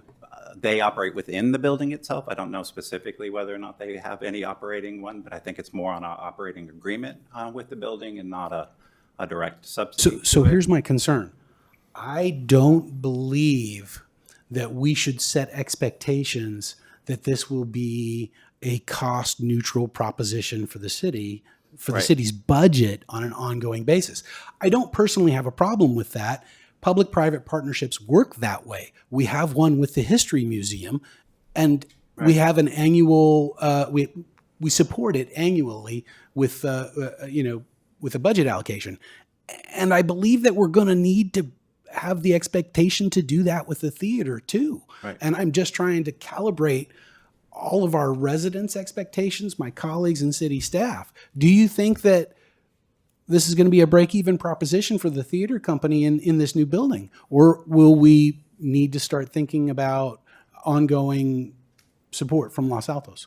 I think it's in the process of developing the building, understanding what that physical resource is going to be for the community, and in the developing of the operating agreement between the city and the nonprofit to operate the building, that the city is going to need to consider probably what are the operating maintenance costs around the physical asset of the Right. building that come into play. Not in the programming aspects of the building. Right. Not in the shows, not in the classes, not in those type of So, things. so to but in summarize, the- what we're talking about is, the cost of pushing a mop and dumping garbage and things like that. maintaining the physical asset, yeah. So we can expect as a city to likely have an ongoing obligation there, and it's our building, so it makes sense. It's appropriate. Yeah, like I said, I think in the discussions around the operating agreement, the issues around maintenance and upkeep of the building are going to need to be discussed. Gary, if the house size is going to go from 100 to 160. is to it 180. 100 or is it more like 80? It's 100. 100, okay. So if the house size is going to go from 100 to 160, how are you going to go from $400,000 a year in revenue to $1.5 million a year in revenue to cover the operating expenses by adding 60% to the capacity? Both through average ticket price, which will increase through education program fees, through community rentals, through corporate rentals, through fundraising events. Right now, it's looking at that $1.5 million. Through fundraising. So there's a significant portion of contributed revenue Oh that yeah, will be all theaters required. are. I would say the standard equation for theaters across the country, not only locally but across the country, is a 50-50 proposition. So we're looking at $750,000 in earned income, $750,000 a year in contributed income. Is there any concern about tapping a dry well for that ongoing operational, that contributed revenue after you've already gone out for a capital campaign? Are you going to go back to the same donors and say, I need another check this year? I mean, it's also built typically built within capital campaigns are requests for bridge funding and operating support within that. So there are requests within the individuals that give that. While it is possible to kind of dry out a well, overall, my experience with and my understanding of capital campaigns is that it does the opposite, that it builds up the organization's engine for development and the community's understanding and willingness to give to an organization through those campaigns. Do you think the stage company would be open to a parallel fundraising effort where it's not only a capital campaign, but it's an endowment campaign? So you could have an operational fund, something generating income to provide. Right, and that's definitely something that we can work with a capital campaign consultant to explore.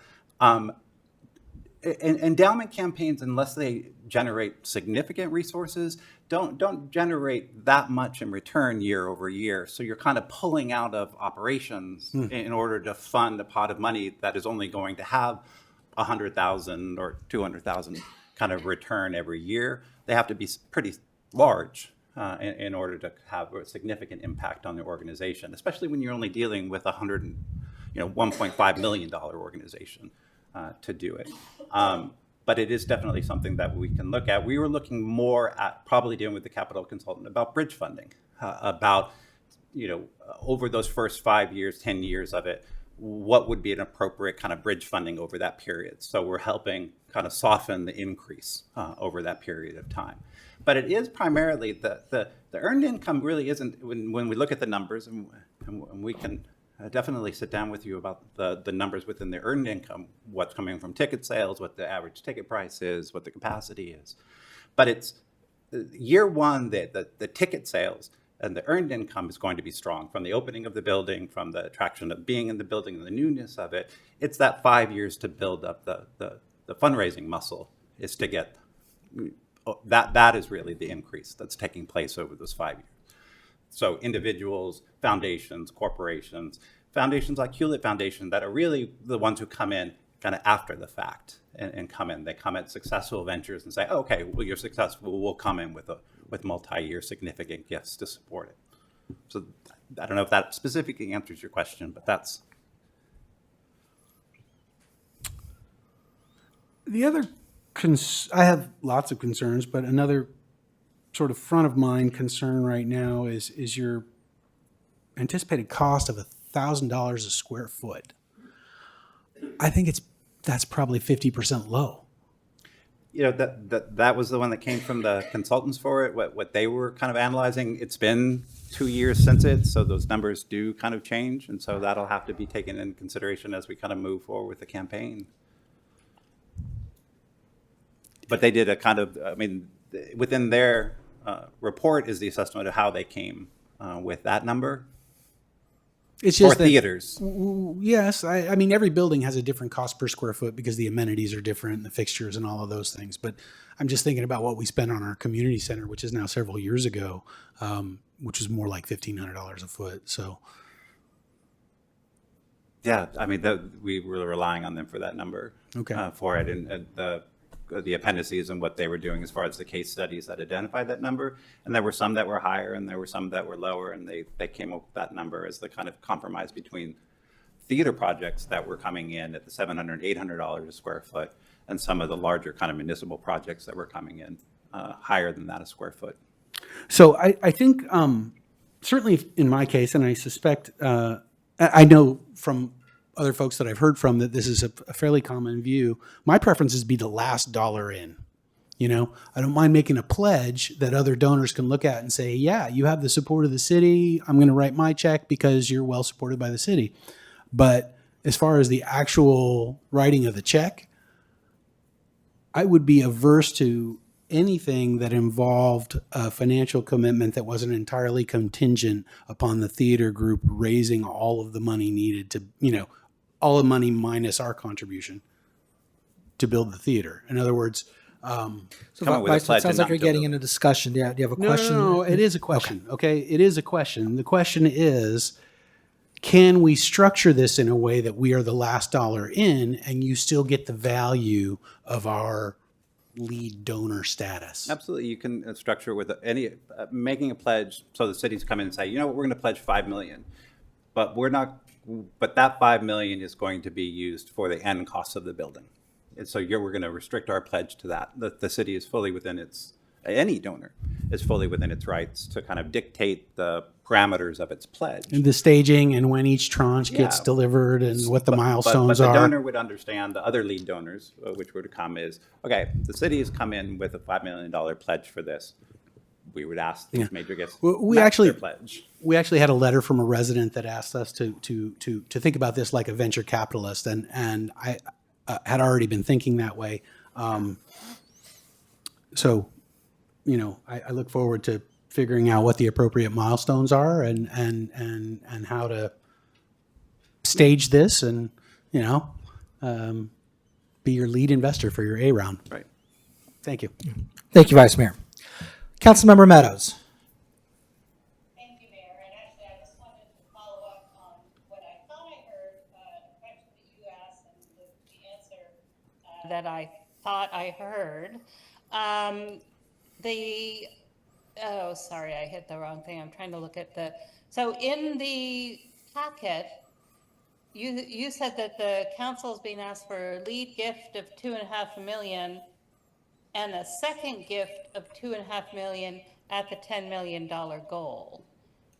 But I thought you answered the mayor saying the first $2.5 million would be at the $10 million goal. So you can, all of us are asking questions around the $5 million. So, but in the packet, it says 2.5 and then another 2.5 at 10. So which are you asking for today? And again, aside from the vice mayor's discussion about we could, you know, suggest something different anyway, but didn't you tell the mayor that it would be 2.5 at the 10 million?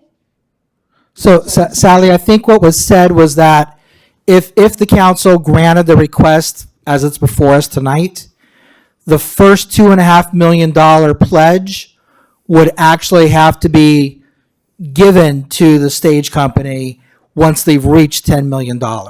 So that's when the council writes the first check, as opposed to simply having pledged the 2.5. Okay, so that is different than on the final slide of the presentation, or at least how I'm reading it, right? I think it was use of funds right now. So the slide was asking for a lead pledge of 2.5 million, and then a match pledge once the campaign reached pledges, totaling 10 million of the second 2.5 million. What I thought I understood the mayor's question was, when would we have to write a check for any of those pledges? And it was probably confusing. I was saying we're not going to start incurring any outside of the development consultant and some other costs that we could handle with other fundraising, but specifically building costs around design and development until we finish the leadership phase of the project. And in the leadership phase of the capital campaign, the pledge documents would be developed with those leadership gifts to have an understanding of at what point would all or some of their funds be used for the development portion of the gift. If the city was willing within that, that would also be worked into the pledge document for the city of, once we reach the kind of go time for the development of the project, X percentage of those funds would be used to pay for architects and designers and things to get the building, which all the leadership gifts would do. We wouldn't be expending $2.5 million of it during that phase of the project, but we would be looking to the leadership givers, donors, to be able to designate portions of their funds to handle those costs specifically. Because those are, not huge in comparison to the whole project, but they're significant costs. Architects and engineers are significant portions of the project costs. That was what I was trying to. Okay, thank you for clarifying. I appreciate it. Sally, do you have any other questions? I do not. Okay. Councilmember Flagger? Thank you, Mayor. And thanks for clarifying that, Councilmember Meadows. I had the same question when you look at the next step slide. It was confusing to me as well, so thanks for that clarification. Of course, I'm sitting here thinking, oh, there's that $1.1 million for the splash pad. Whenever you get it earmarked for the theater. So first, because I was the council member mayor at the time who asked Vicky to take on this leadership role of the working group, I do want to publicly thank you for all the work and time you have put into this. I think you've done even more than I had anticipated and the council at the time have anticipated. And so really, thank you so much. I know you're doing this as a labor of love and a labor of love for the city as well and for the arts. And so really, thank you so much. Also, thank you for your service as president of the stage company for years, 30 years. I know many people will tell you they don't think the stage company would have the success it has had if it wasn't for your leadership. So I really want to publicly thank you, Vicky. It's very nice. So I also have a few questions, and a few of them have already been answered from the other council member questions. I will start with the number of seats, and I think you said currently our theater or Bus Barn Theater, the city's Bus Barn Theater has 100 seats. I also thought it was less than 100, but it has 100 seats. Correct. But the AMS research recommendation was 160 seats. Can you remind us, and I know you had presented earlier this year, I'm just curious if you could share with us why they were recommending an increase in the number of seats from 100 to 160. They felt with the increase of the building, the visibility and the amenities, that the building at a six. Gary, can you try and talk into the microphone so sorry. Sally can hear, please? Okay. They felt, given the location, the building, that they were projecting seeing an increase in attendance and utilization of the building to 160. They were also, so they felt our current 85% capacity was doable at an 85% capacity within 160 to 180 seats within that. Going past that was questionable. Projection of use, looking at the other organizations, they also felt that the 160 to 180 seat, looking at the other institutions in the area, the Mountain View, theaters down in San Jose, theaters up in Palo Alto, that 160, 180 seat theater was not currently kind of within the marketplace, that you jumped from small theaters, kind of 100, sub-100 seat theaters, to 300 and 400 seat theaters. But that mid-size right there, both on the corporate setting, but also on the nonprofit setting, wasn't currently kind of occupied within that space, and that kind of organization with that size was needed and could do well. So that's where that kind of number came from. Yeah, I would just add that people have come to us and said, "Why don't you go big? What's this 60 more seats deal? It should be at least 200. But we feel that we are the right size. That just replicating what we have now is irresponsible, and building something too big is irresponsible. We want ability to grow. We don't want to think that 100 people at a time is the most could ever see a show. And I think that we feel like pretty confident that we want it to be somewhat bigger, but not. I recall one of the early times I was invited to tell us what you want in a theater. Well, how big should the orchestra pit be? And just sky's the limit. And it was such a ridiculous fantasy that I was kind of offended that I was being asked these silly questions. But I think what we're asking for is modest, but also a step forward. It's not just staying the same. It's trying to build our capacity, and one reason is to have a bigger source of ticket revenue and all those things that the 60 more people can bring to us. And Gary touched on my follow-up question to that. It's about current capacity, because I've been to shows, obviously, at Bus Barn Theater. It's always well attended. And I was just curious on average what the attendance looked like with 100 seats. So thanks for answering that question. On the unique uses that were identified in that research, how many of those uses were envisioned in the theater room, in the theater space, versus the community gathering spaces? Because I remember, the sketch or the design of that theater not only had the theater, it had other rooms. And so I'm curious how many of those unique uses, workshops, classes that you mentioned, envision using our theater room versus using these additional rooms. I don't have it was broken down in that study, so I don't want to misquote numbers and not have that breakdown in front of me. I think that from my recollection, and pardon me that I'm going to say, please don't hold me specifically to this number because I don't have that in front of me, but my recollection is over half of the programs were in the theater itself, that the theater was also envisioned to be able to handle the kind of rehearsal aspects of shows, and also to be able to close off the proscenium, to be able to handle lectures or events kind of in front of the curtain proscenium and movies. But that also classroom, there was a consideration of a flexible, dividable rehearsal room, classroom, and smaller boardroom that could be configured to host community events as well. But it's not, and then also the outdoor space to be able to handle kind of presentations kind of outside of the space itself. But I would say over 50% are in the theater itself for it. Yeah, I would just add that the AMS envisioned that more than one activity can go on at a time. If there's a black box, that's also a rehearsal space. 725, there's only 365 days, so multiple events have to be happening. Right, yeah.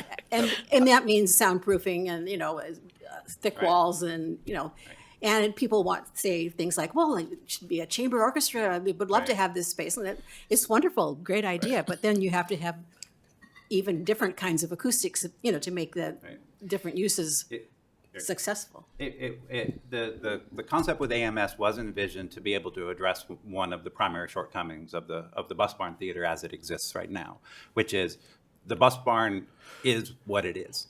It is a single event facility. When something is rehearsing or something is teching, that's all that the building can handle. There's no additional ways to to be in there. So the shows not only occupy the space for its show night, but they occupy kind of 2 weeks prior, just getting ready for the show.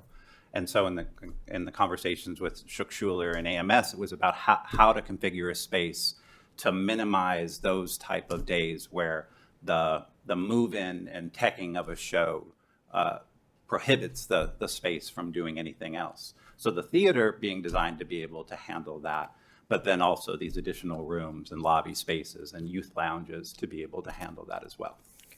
No, and I know this has evolved over the years and there's been a lot of learning. So this is very helpful. Still on the AMS research, because I remember when we first discussed this, I got elected 2018, so this would be starting the discussion after the Downtown Vision study came out. The idea was, or one of the suggestions was to maybe do housing and a theater. And I think it was the AMS research that indicated a capital campaign would look a lot different for theater by itself versus housing and theater. Like the donors that you may attract solely for theater structure would look a lot different from housing and a theater combined. I'm curious if AMS research also looked at a theater combined, for example, with a general purpose building. So not housing, but a theater as one of the rooms in a more general purpose city building. Was that explored or discussed at any part of this process as it evolved? I don't think they looked specifically at that question to it. I think they were... It's like the community center, but we'd have a theater room in the community center. So a city building, but a theater room in a city building. Right. I think the challenges in what AMS believed and Schuler put forward is the requirements around a theater, the other functions that are necessary in order to support a theater are more than just the room itself. The shop, the costume rooms, the dressing rooms, the lobby, the ticketing, the cafe, the youth lounge, the green room. That all of that's not to consider the box office, the administrative staff offices. The auditorium is one aspect of it, and it's the aspect that the public experiences, the lobby and the auditorium. But that's only a portion. I think in their building, I can't remember the number, but they talk about the number that the theater auditorium occupies.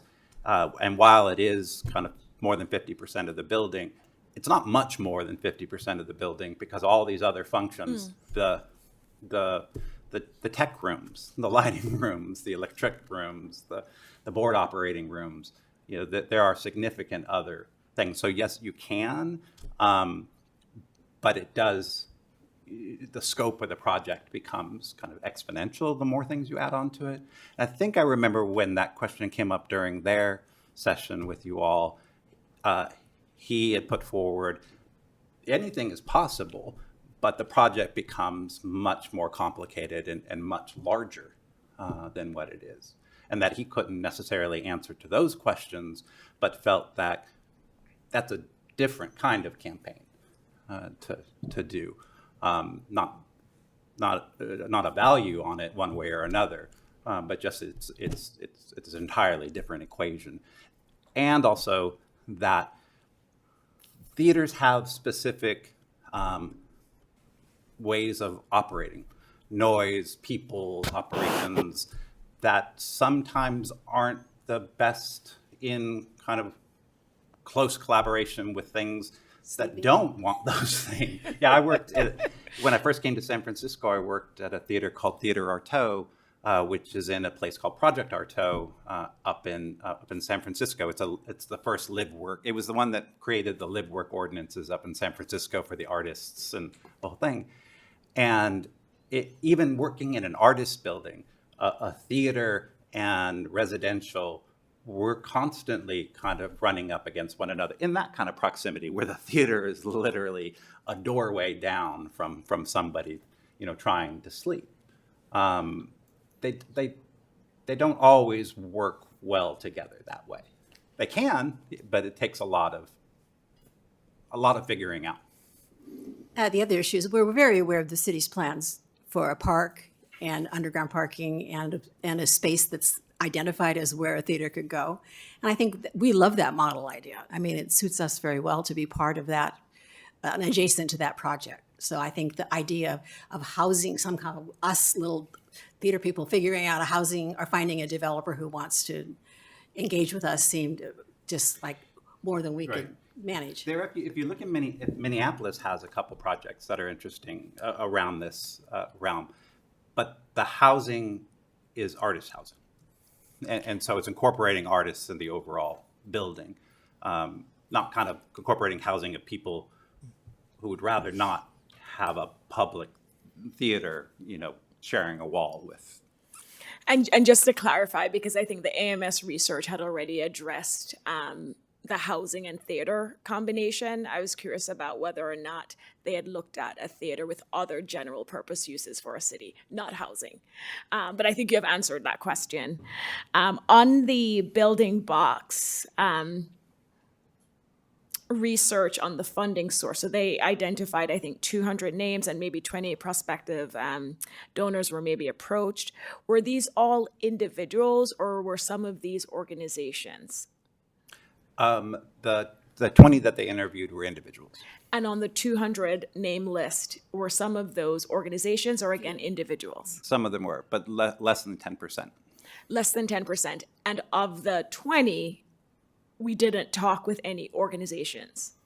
We didn't talk with the organizations. Okay. And then could you describe for us the role that the campaign consultant would play? And I'm also trying to understand the timeline, because I think, in the timeline, if I read the slide correctly, it said 3 years out, we could be breaking ground. And so what role do you envision the campaign consultant playing over the next 1, 2, 3 years as part of this process? The campaign consultant, and that's a terminology, it really is the campaign director of the project. They're the primary manager of the project. They work with the theater's board. They work with the theater's board to constitute the capital campaign committee itself. They work with put together and work with the volunteers in order to identify the prospects for the campaign, to work with the board and staff to access and develop those prospects for the campaign, and to kind of lead them through the process up to the hopefully identifying and making the requests. But they're the primary person who moves the cogs around. They're not the primary asker, though based on their skill level, they may be participating in asking. But they are the facilitators, the kind of managers of the askers, which the primary askers are me and the board, and then the capital campaign committee that's put together based on who has what relationship with the people being approached to it. But the askers primarily are the people kind of closest to the organization. And over the development of a 2-year process, the capital campaign director may have more closeness to the organization, but it's primarily their skill level in organizing and managing a campaign.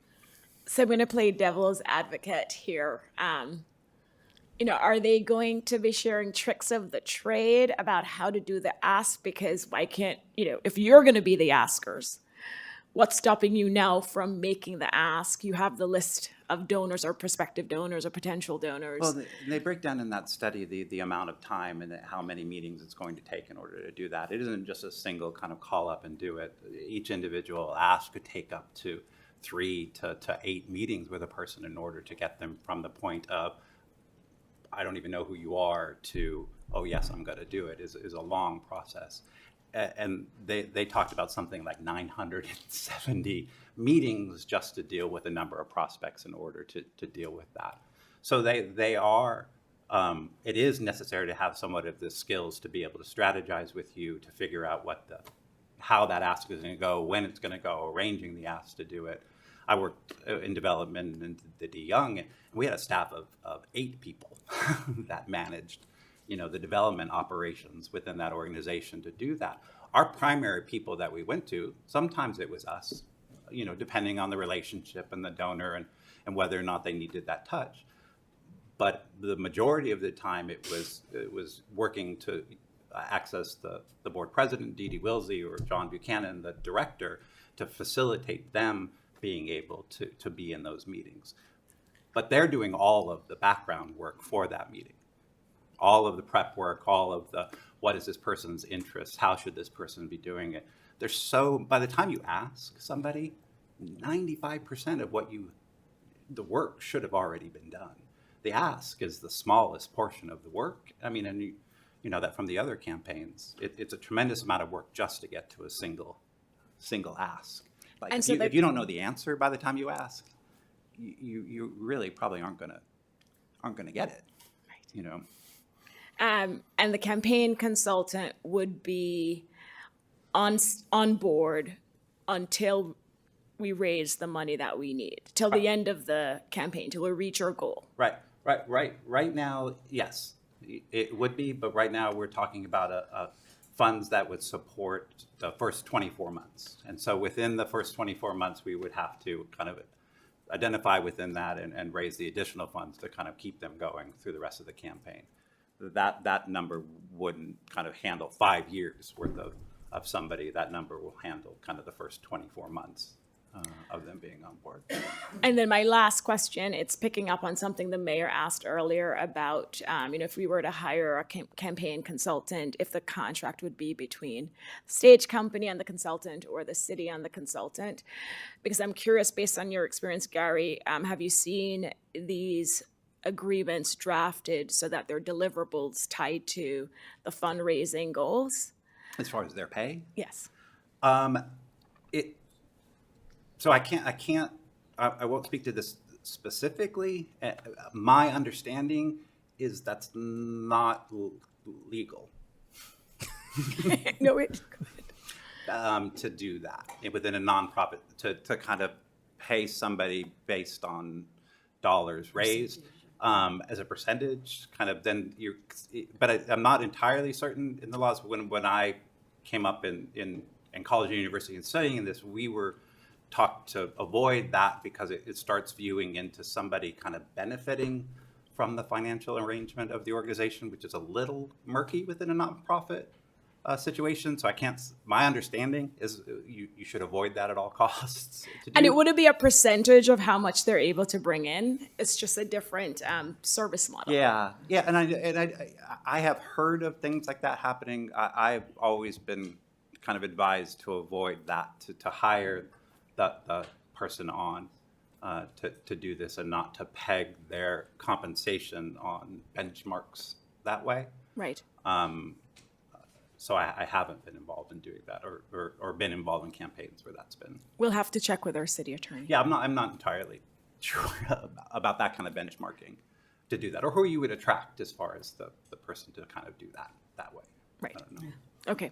Thank you. All right. Councilmember Liang. A break? Would you like a break before you ask questions? Yes, because I don't want to feel rushed.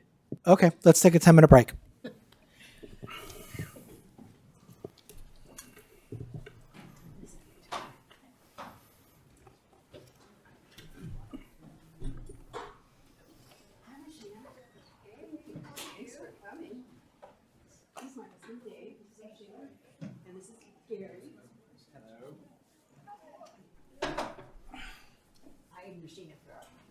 Hi, Mark. How's it going?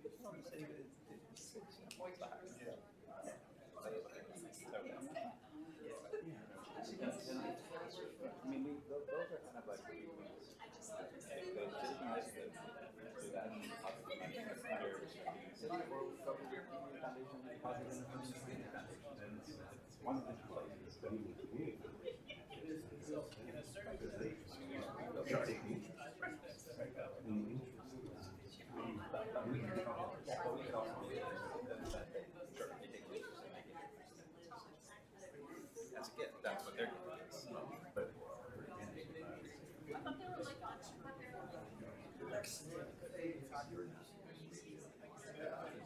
yeah, but if the agreement with the community foundation is you know,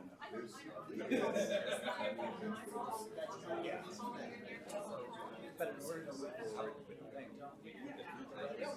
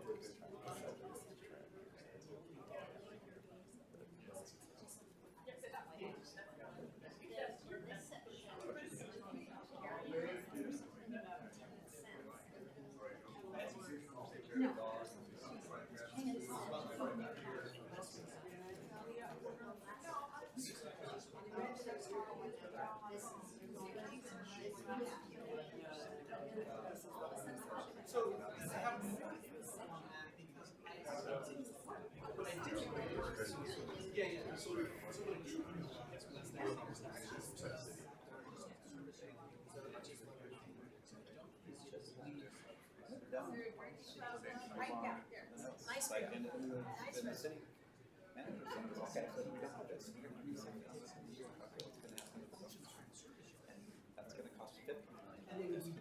So you want to kind of move forward with this, think about a place we don't. Yeah, we're not going to rush this.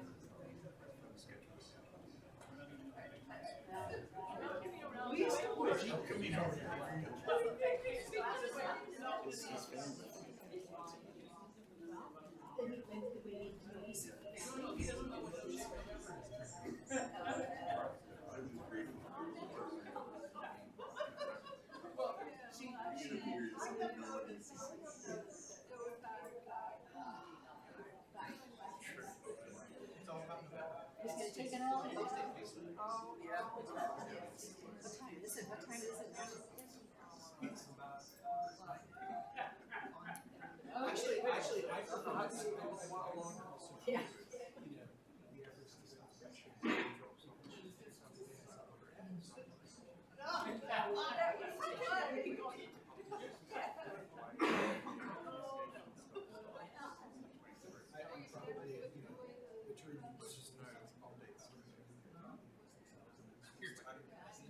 I can't talk to them about this. It's a very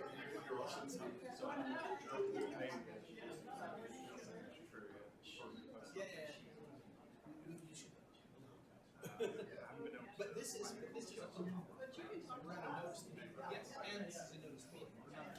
We're just sneak in. We're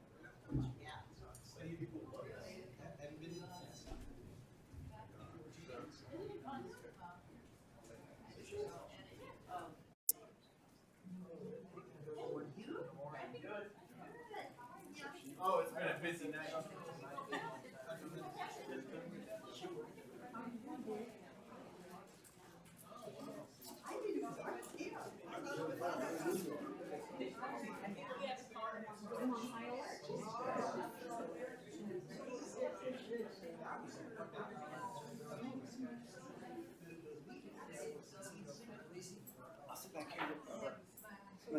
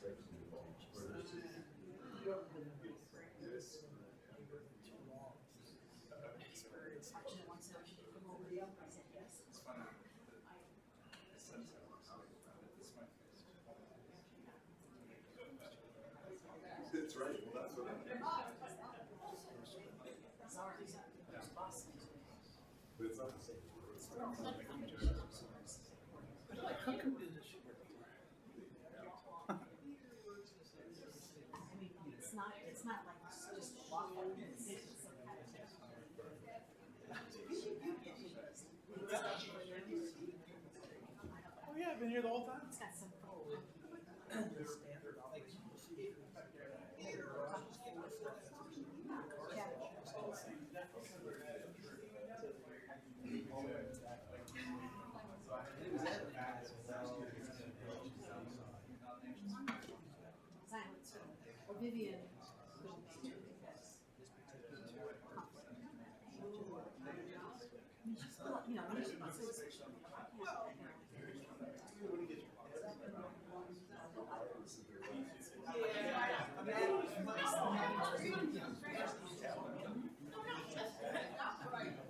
Now, But she did respond.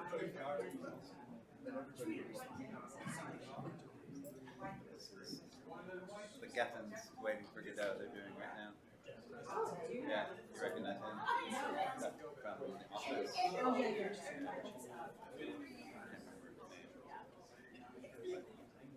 I don't know if these are their production photos or their press photos, but I just did it black. Yeah, just dark.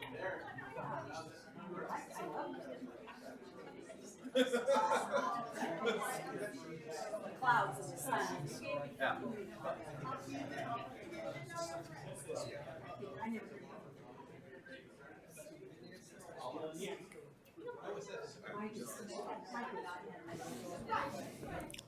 Sally, you there? Flying somewhere for the miles. All right. Can you hear me? I still don't get like I know, but it's like Sally, can you hear me? does he like sit in first class? I think we're having some audio problems. Flying that much? Sally, are you able to hear me? No, she's not reacting. Help John. Poor Sally. I can't imagine when you pass her to be sitting up. You know. Sally?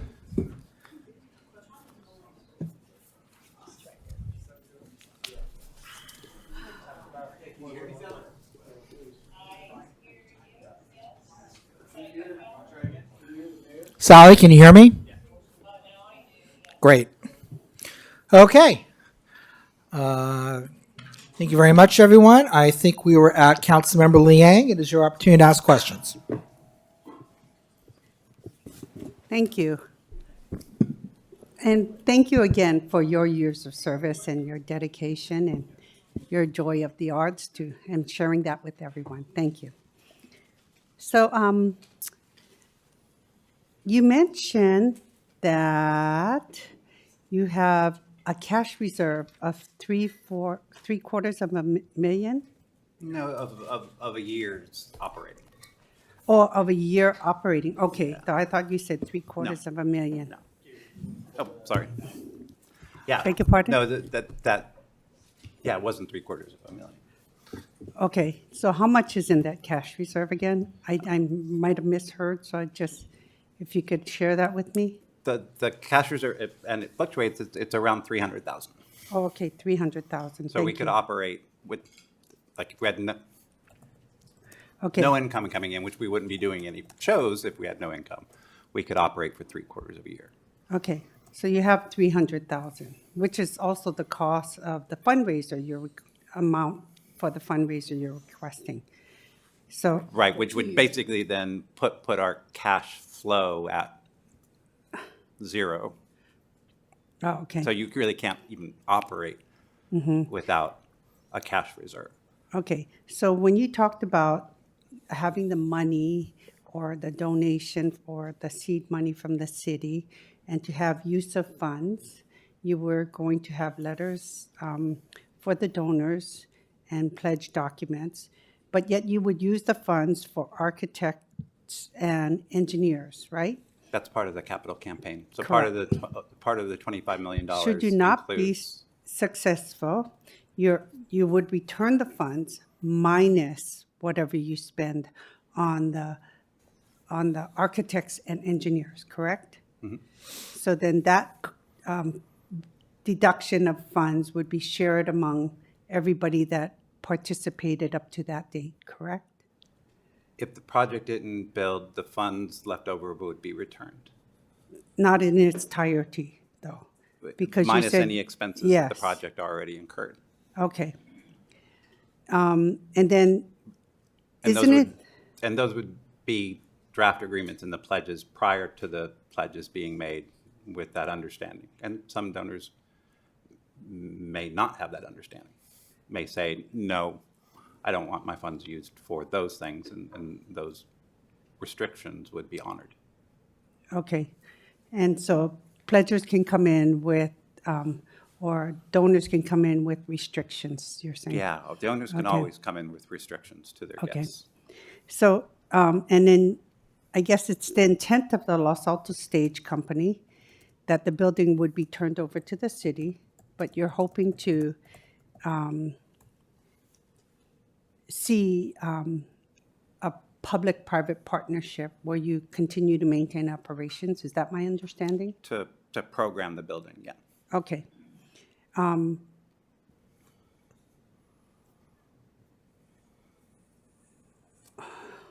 So when we talked about the funds for the capital campaign consultant, and you said they don't take any percentage, just making clear, they don't take any percentage, but you said they only stay up to a certain duration. What if then that duration that they reach up to, and then the cost of the project goes up, is the campaign consultant going to stick with you to raise the additional funds needed? The capital campaign manager would be hired for the campaign. The funds that we're asking in the partnership with the city to support would support the first 24 months of their cost. The additional resources would be raised to continue them. So that would get them past the leadership and into the public phase of the campaign. You also mentioned that Hewlett Packard had already contributed as well. No. Okay, I thought I heard that. No, you know. we were talking about operational funding when Okay. the building would open. Okay, so I thought when we contributed the 38,000, you were saying that. Packard Foundation. Oh, okay, Packard Foundation then. Packard, yeah. Thank you, I just got that wrong. So how much have they contributed to this date now? To the studies? Mm-hmm. To the studies, the Packard Foundation contributed $35,000. Okay. It's good to know. I think because it was not included in any of the information.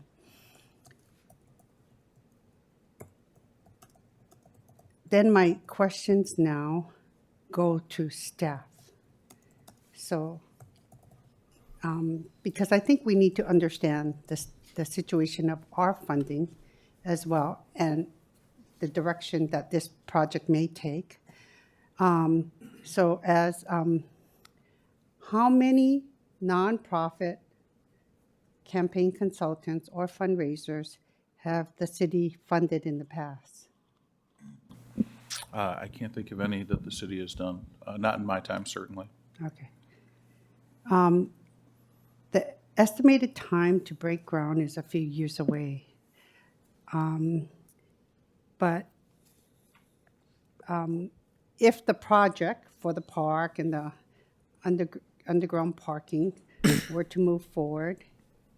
And how would this potentially delay their project, increasing their costs?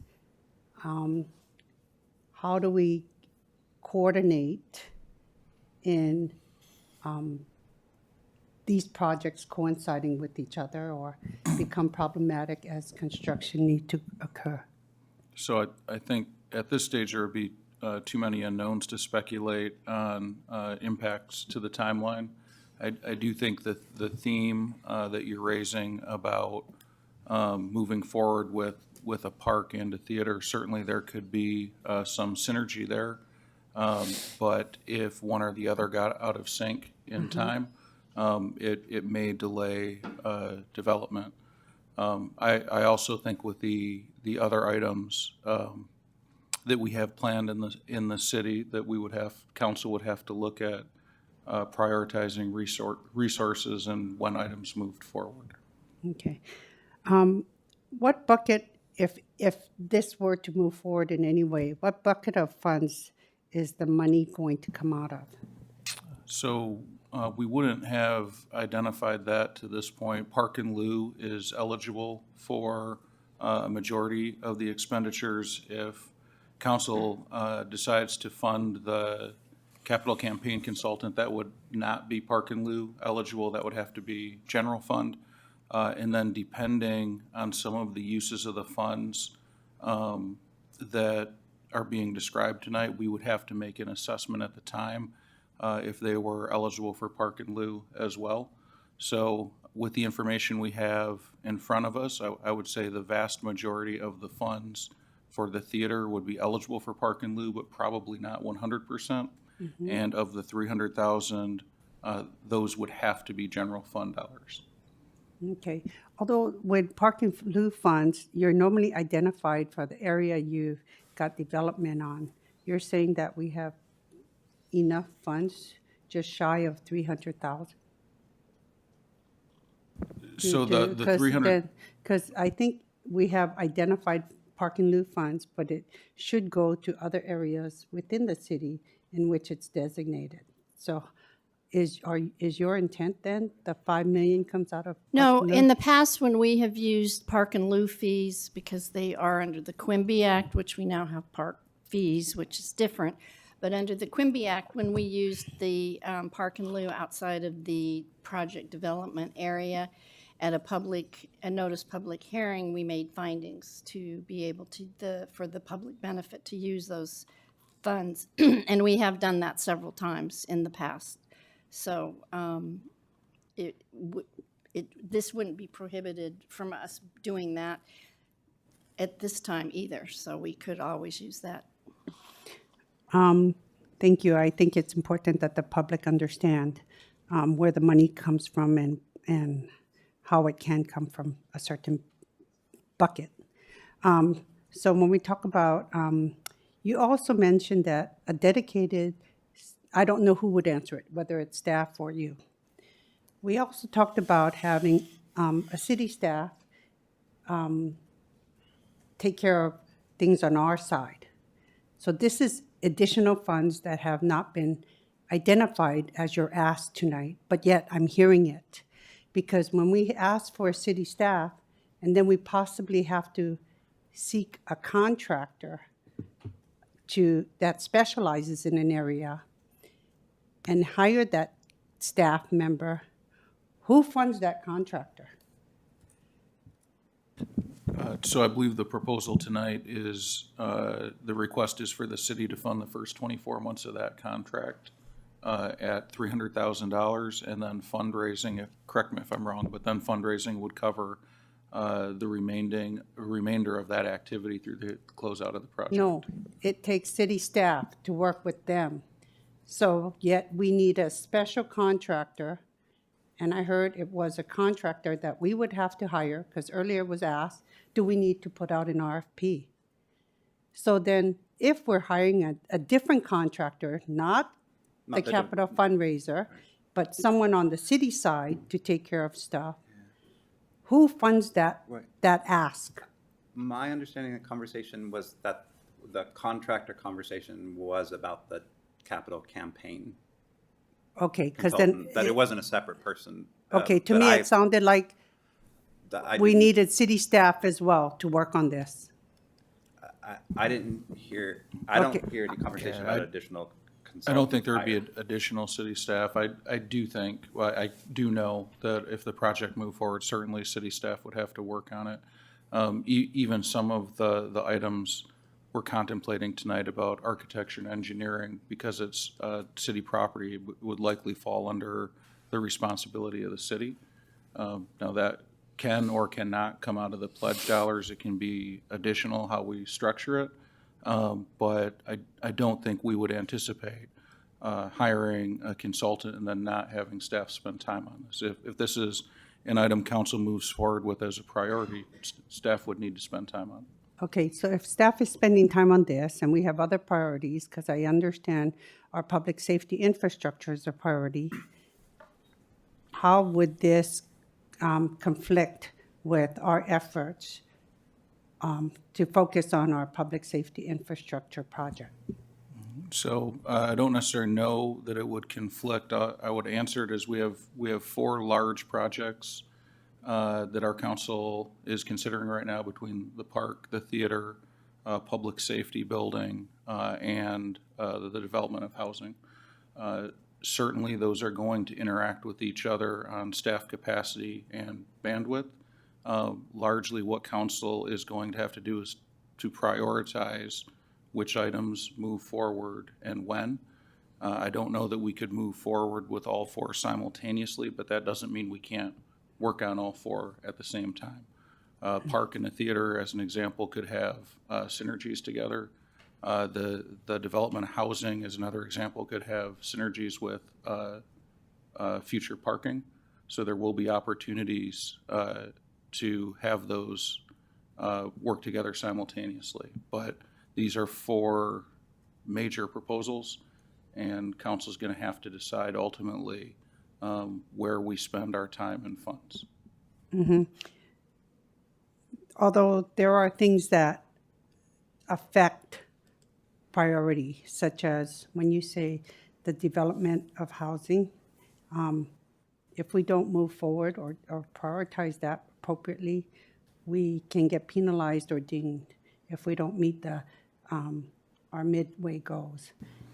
Our public safety infrastructure has been identified, how it affects public health and safety, as well as the health and safety of our employees. So I just wanted to understand how much of a stretch this will be putting on our staff.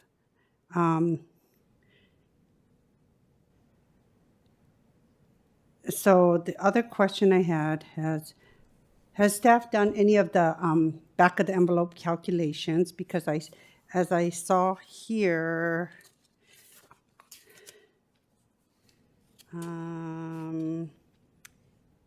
that would it, to see what it would cost the city to operate the program should LASC not be successful financially, and if not, is this something that we need? I think it's, or how can we get that information before making any decisions? So there, if council was to move forward with the building, there would have to be an operating agreement that was negotiated and put into place. And certainly the city would bear some costs annually, probably as well as some costs at the startup. But those have not been discussed at this point. No, my goal is to find out. It's stated that staff has not completed a maintenance and operational analysis. So how do we get that information before moving forward? So we could do back of the envelope calculations with the new theater working group. We, as the Q&A said, we haven't done those. We don't know the design, or the building hasn't been designed yet. That will certainly play into it. We also don't have the operating agreement. That would certainly play into it. No, my main thing is understanding if the long-term sustainable costs. If we're stuck with the project as well as the operating and maintenance costs, and we don't know that.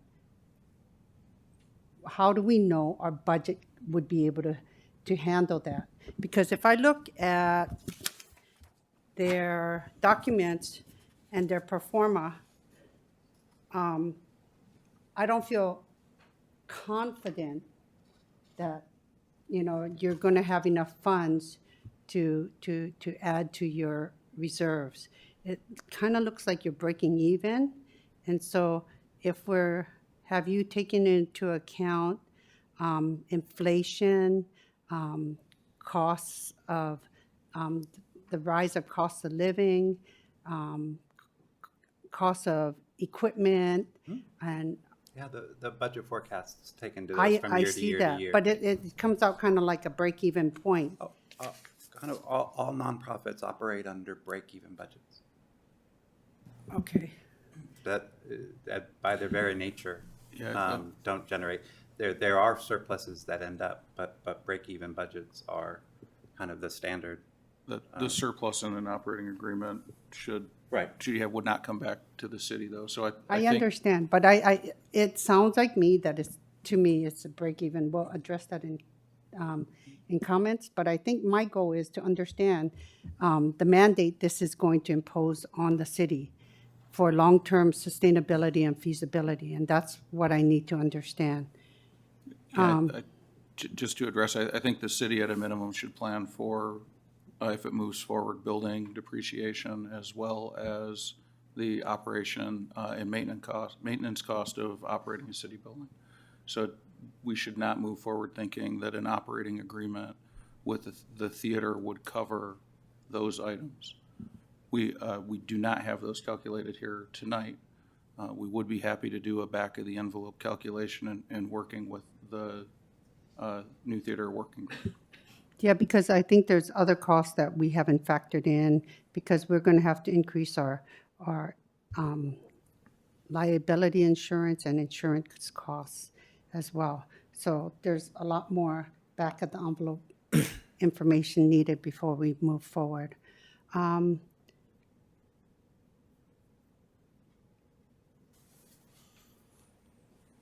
And how do we because like I said, we need to understand the long-term impact on our budget. How soon would that information be able to come forward before, should, decisions want to be made? So I'm not sure with what we know about the project at this point that we could calculate a number with high reliability. We could do a back of the envelope looking at expected building cost, life, depreciation, insurance, what we know about operating city-owned buildings of similar square footage. And again, we don't have the number, but the city, if it moves forward, should plan on paying for those costs, which would add up to your point. Okay, if we are then, should ever have to absorb a project where we establish a public-private partnership and they are not able to meet their commitments, and we need to continue that, do we as a city then absorb the employees and everything with that? No, the operating agreement would be separate. Our obligation would be to the maintenance and operation of the building. But he was mentioning about a private-public partnership on the operation of the program as well, though. Correct. The new theater the Los Altos Stage Company would be the operating partner who would operate the theater. That's what I'm talking about, the operating portion. Should they are no longer able to operate, are we then responsible to absorb those employees and everything with it? So, no, the council would not be obligated to continue operating a theater. You could put out an RFP if you wanted to find a new operating partner. You could come up with a new use for the building. You could dispose of the asset. Okay. Then I have one more question for you. I think you already answered it, actually, so I maybe not need to ask the question.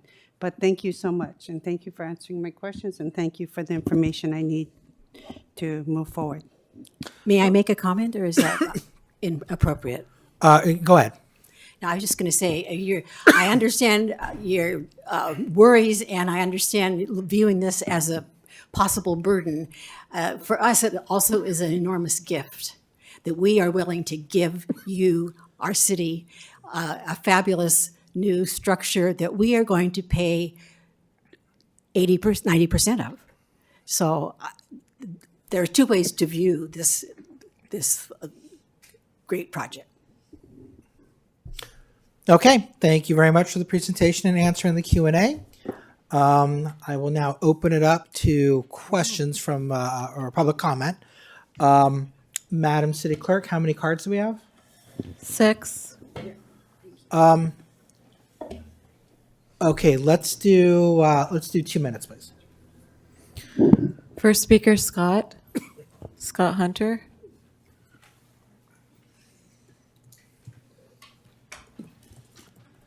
All right, good evening, everybody. Again, I realized last time I didn't actually introduce myself. I'm Scott Hunter. I'm the Executive Director of the Los Altos Village Association. I'm also Secretary of the Board of the Los Altos Stage Company and was previously on the New Theater Working Group. I'm here today to speak in support of the downtown theater from both sides of what I'm doing. Certainly downtown vibrancy can benefit from having our theater downtown. Our members are very excited about the possibility there. Certainly there are concerns regarding construction and things around that I think can be mitigated in the future. But the support of the Downtown Association for the new theater is certainly there. And certainly from the perspective of a board member of the stage company, our board is very supportive of continuing with this, continuing to raise funds for this, and hope that the city can support us in that as well. Thank you. Thank you very much. Ann Paulson.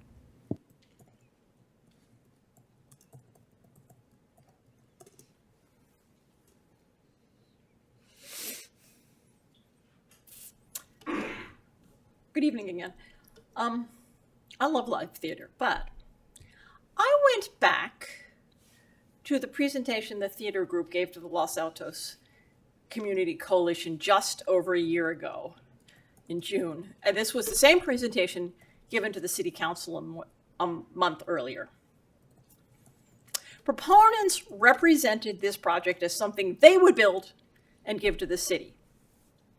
This property, they said, would be proposed as a privately financed through donations building that would be gifted to the city, privately financed. When asked point blank whether the city would be expected to give a financial contribution, they explicitly said no. We haven't asked, nor are we anticipating asking the city for any financial support for the capital contribution.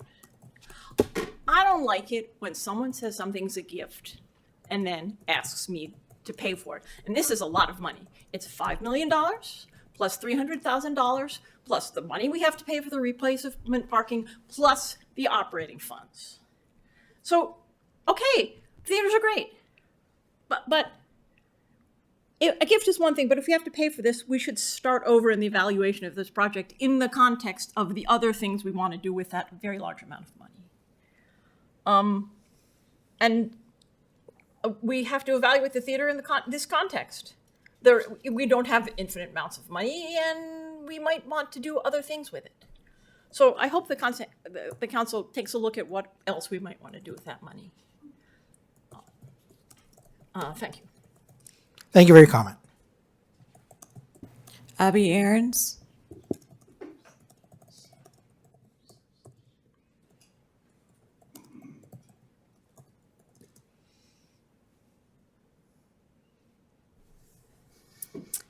Abby Aarons, Enchanté Hotel. Absolutely, we need to do this. I'm going to wear a different hat, though. I'm going to put my real estate hat on, my brokerage, 56 years in the community.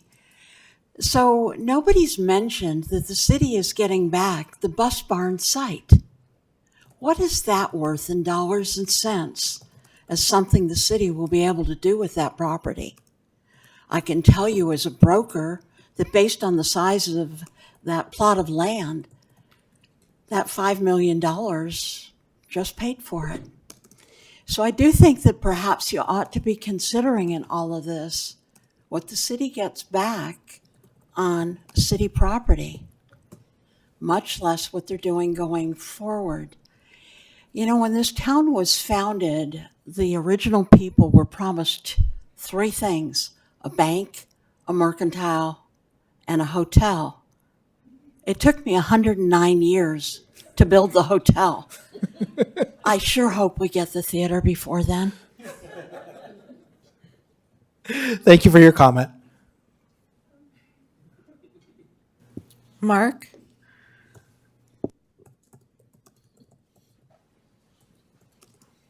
Good evening, Honorable Mayor and City Council. Mark Rogie here, and I am on the board of the Los Altos Stage Company. I think this is a great way to leverage resources within the community. You know, you want to build some parking, you probably aren't going to get donors for parking lots. You're probably not going to get donors for housing. You're probably not going to get donors for a police station. But we have a study saying we can get a lot of donors for a theater, so this is our chance. And it's an asset that was envisioned by the downtown plan. It would be moving forward that. The feasibility study showed that this theater group could survive and work in the downtown area. The downtown would be a great place. But this capital campaign really indicates that to get substantial donations from the local community, we need a few things. And one of those is a commitment from the city. If I was going to give $1 million, I'd want to know that the city was in favor of it. And I'd also want to know that the money was going to be managed in a way that I could feel comfortable with. So having somebody to manage these funds, having the city there, and ultimately the city having a finance agency authority to put out a bid for building a new building would be great. So I think the stage company has been very successful with a very limited resource, the bus barn. Just imagine what they could do with a proper facility. This would be what I think Los Altos deserves. So I thank you for your diligence, and also thank the city staff for their diligence. They do a lot more work than anybody ever knows, and I look forward to your continued leadership, and I'm obviously in favor of this new downtown theater. Thank you very much. Thank you. Penny?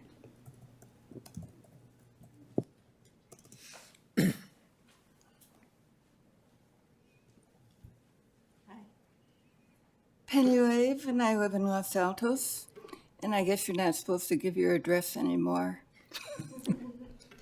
Our kids used to go to the theater downtown on Main Street to the movies every Saturday morning. We went to the movies in the afternoon. In 1976, when that theater was closed and sold, we really tried hard to save it, but we didn't know nearly as much about saving things then as we do now. That was one of the main reasons Roy helped start the Community Foundation, because he swore that he would never let that happen again, that we would never not have at least the beginning money to save something that was valuable to the city. It was really a fabric of the community, and a new theater downtown could be the same thing. It could be part of this community that people love and go to. Every time, I have spent a lot of time over on the coast since Roy died. Every time I come home, I'm surprised again about all the activity in our downtown now. People are happy to be there. There's just such a bustling feeling, and yet all they can do is come and eat and go home. It would be really nice if there were something else for people to do and for the kids to do. We always thought of this, I always thought of this theater as multi-purpose, and it would have movies as well as stage productions, and that's certainly what I'm willing to work for. Thank you. Thank you, Mayor Live. Rashina H.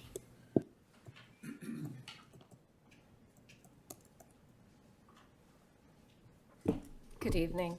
My name is Rashina Humayun. I serve on the Environmental Commission, but today I'm here as an individual member of the public. I would like to offer my support for the new theater project, and I would like to urge council to approve the request for a lead gift to help fund the downtown theater complex. As someone who ventured into the world of theater after 30 years immersed in engineering and hardware, I've come to understand the deep social, emotional benefits of the arts. Theater has also taught me more about hard work, diligence, teamwork, resilience, operations, and leadership than any part of my corporate career. Having a community theater brings the people of a city together. It promotes cross-cultural exchange, intergenerational mingling. It brings artists, business folks, and technologists together, and so much more. Having a theater would bring vibrancy to downtown, draw people from in and around our city, not only to the theater, but to local restaurants and retail. It will provide a space not only for artists to gather and share their talent, but also a place where a variety of intellectual discourse can take place.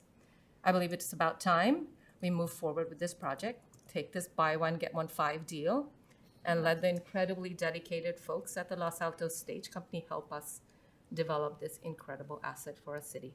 Thank you. Thank you. No additional cards. Okay. Then with that, I will close public comment and bring it back to council. Who'd like to get us started? Vice Mayor.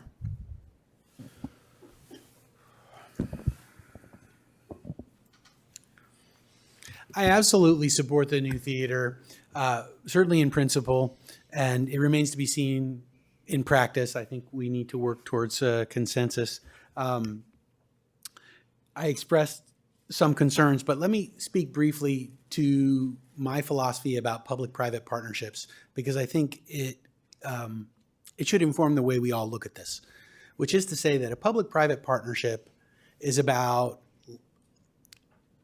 increasing the return on invested tax dollars by pairing that investment with private investment. A public-private partnership delivers more value to the taxpayers than a public endeavor by itself.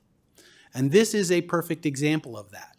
We are asked today to commit $5 million for an approximately $25 million facility. That's a pretty good bargain for the taxpayers, right?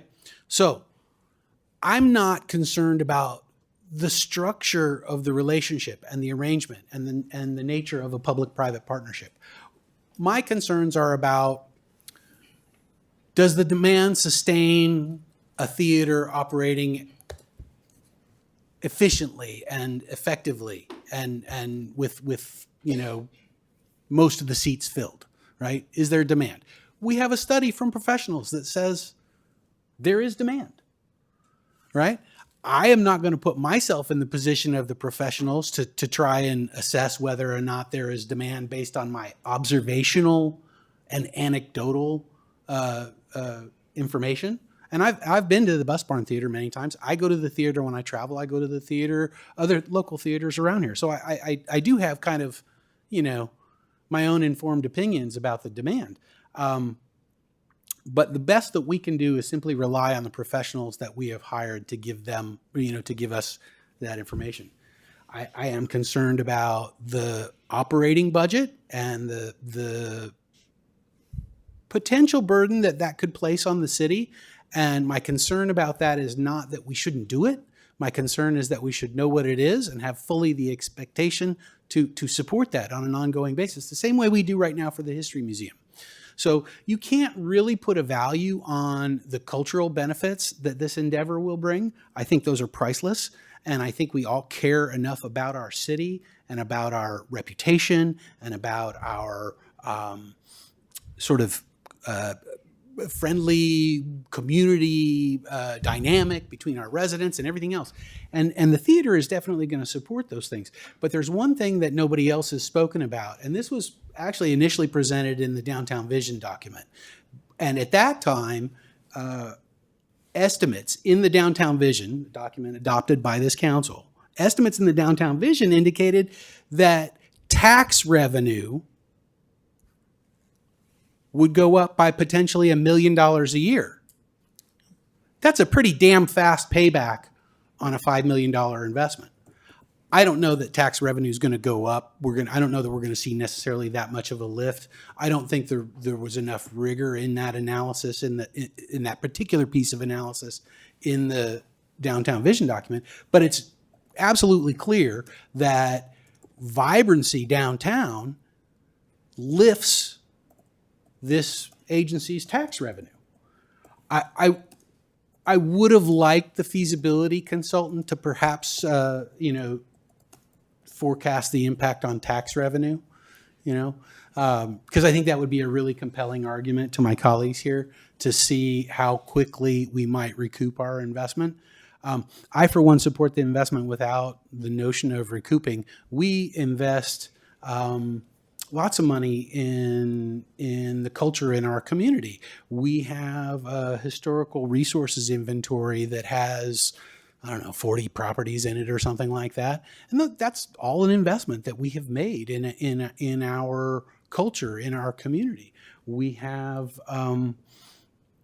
lots of things that we put money towards in that regard. We have the 1% for the arts program. And frankly, we made some changes to that program that would probably allow us to use some of those funds, at least potentially for the fundraising. But I want to be the last dollar in, and I want to be the first dollar out. So that's my VC analysis. I want to have liquidation preferences. If we're going to lead the A round, then I want to be the last ones out, the first ones out. And that might mean that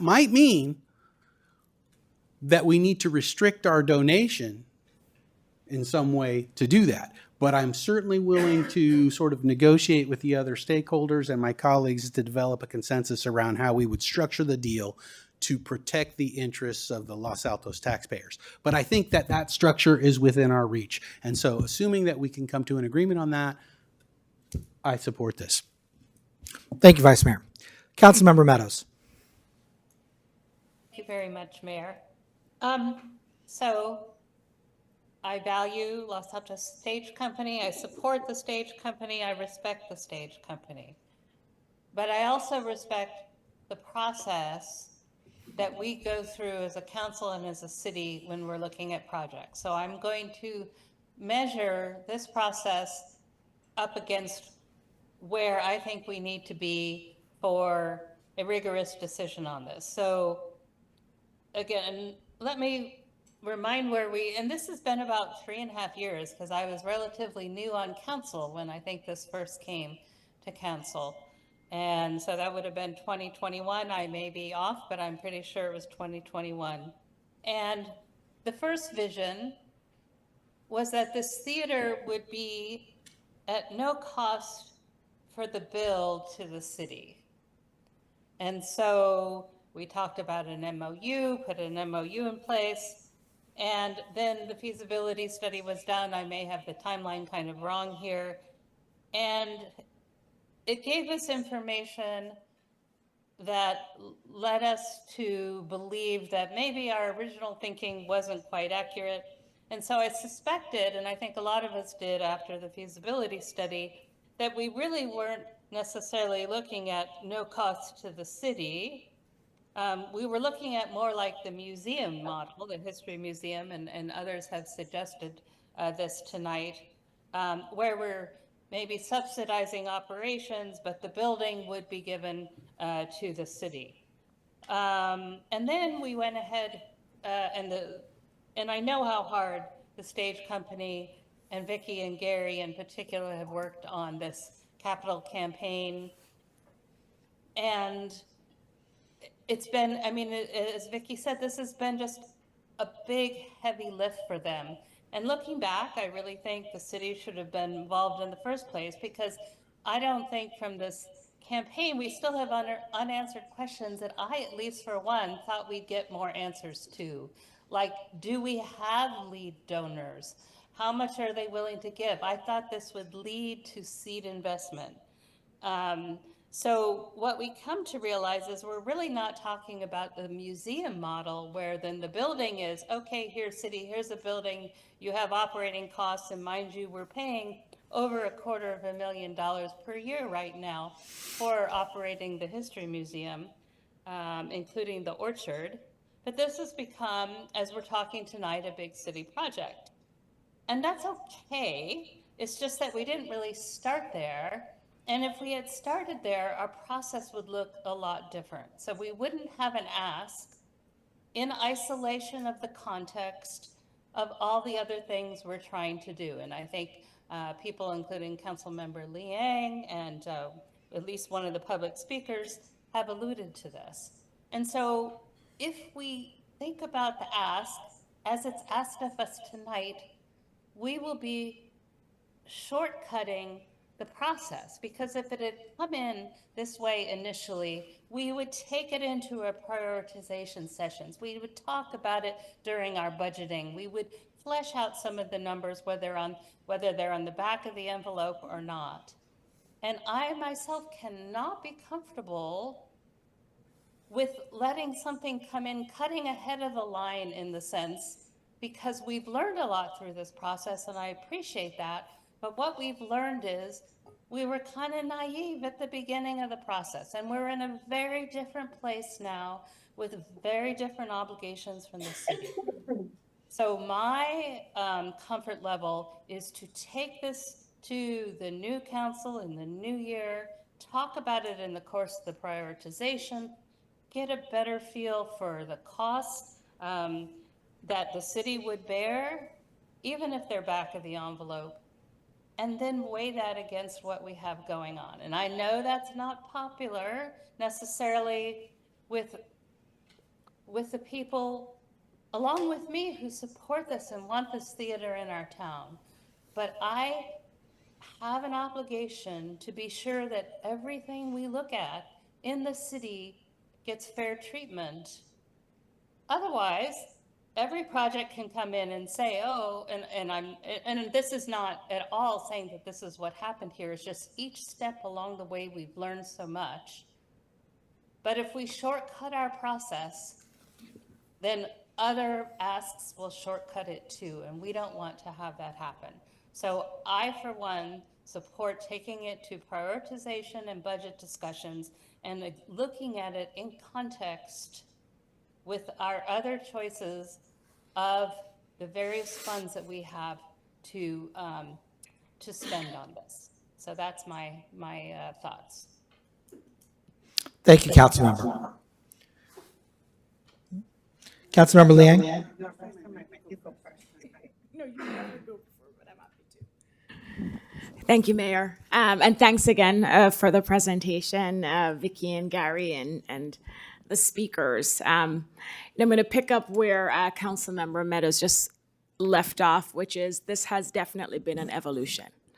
When I look back, even going back to the downtown vision study and what we learned there, and the expectation when as a council we decided to move forward with the MOU, and what we know today, it looks a lot different. It's been a learning, but I'm actually grateful for that process, because when we approved the MOU, it could have gone the other direction, where we could have had donors lining up. And had we not gone through this process of the feasibility study and then the building box study, we would not be in this more informed position. And so I'm very grateful for the work that has been done, because it has informed us to date about what the opportunities are, and we're not speculating on whether or not they're potential donors. Could this be a 100% privately funded theater, or do we need it to be a public-private partnership, and what that would look like? And so I do think going through this exercise, obviously I wish it wasn't 4 years or 3 years, but I actually appreciate the work that has gone in the last 3 years to get us to this place, because I think it will help us make a better decision for the city as we go forward. So, similar to what has been expressed, I share the same concerns about ongoing operating costs, the concerns about, the fact that, after the building box process, I will be the first to tell you, I thought we would have some pledges, some commitments. I was disappointed that that was not the result, and maybe that was not the purpose or the intent of that process. But I was disappointed, nevertheless, that we didn't have donors identified saying they were willing to donate X amount towards a theater. Having said all of that, I will say, I still support keeping a Los Altos theater. And I like to emphasize this when I talk to residents when they ask me about the theater, that we currently, as a city, have a theater. We're not building something that doesn't exist. We would be replacing our existing theater, and we already have heard the condition of the existing theater. So for me, it's, as a city, do we want to continue to have what is clearly a valuable gem to the city? It's an asset to have a theater. I agree with what Gary said. I think it's a local gem where so many residents and visitors to Los Altos appreciate this theater, and we see it in the attendance. And so where I come from, I'm looking at, we have a theater, it clearly needs to be replaced. I support figuring out how to have a Los Altos theater. And based on the Downtown Vision study and all the studies that have been done to date, everything points to having this replacement theater downtown. And so, similar to what the Vice Mayor said, I am not going to put on an expert hat here. I will defer to the experts on the studies they have done, the research they have looked at to say this is the recommendation for a downtown theater. I also appreciate the concept of this is not just a theater, but it's also a building, a city-owned building that we can use it for other purposes. As someone who holds several meetings at the community center, I am very familiar with the high demand for use of the community center. I get asked, not on a weekly basis, but very regularly, can we have something at your theater? Can we host this Can we host this at the community center? Can we have a room at the community center? And so I can see having this city-owned building downtown that, yes, the primary or the anchor may be a theater, but that building really getting other uses, as Gary and Vicky have said, that would contribute to the revenue stream.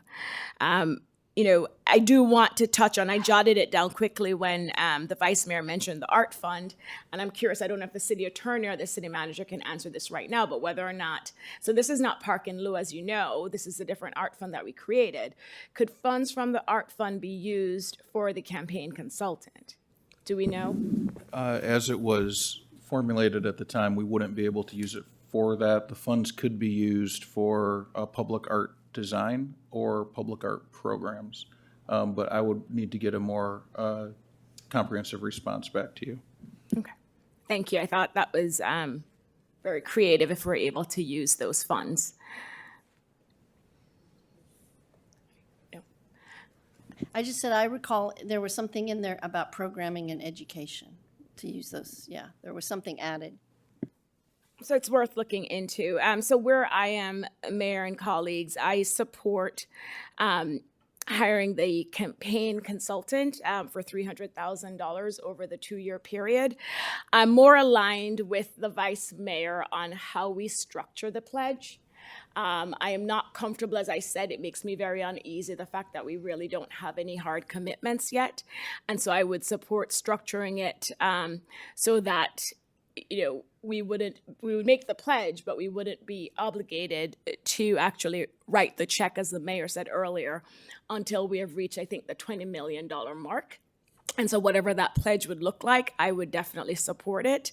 And part of what we heard is, for whatever reason, we're not able to reach that goal of $20 million, taking out what has been spent already, that money would be returned to the city. And that's something that I think is very compelling, where we're not, first of all, if they don't get to the 20 million, then we won't have to give 5 million. And so, that would actually, because it's, it would actually be different, because initially we were thinking the ask was at the 10 million mark, we would have to write the check for 2.5 million, but if they don't get to, 23 million, then we would have to write the other 2.5 million, whatever, 2.5 million. But what the vice mayor is proposing is that we wouldn't write a check unless they reach that $20 million mark. And so there wouldn't be any money to be returned, because if they don't reach that $20 million mark, then we wouldn't be writing a check.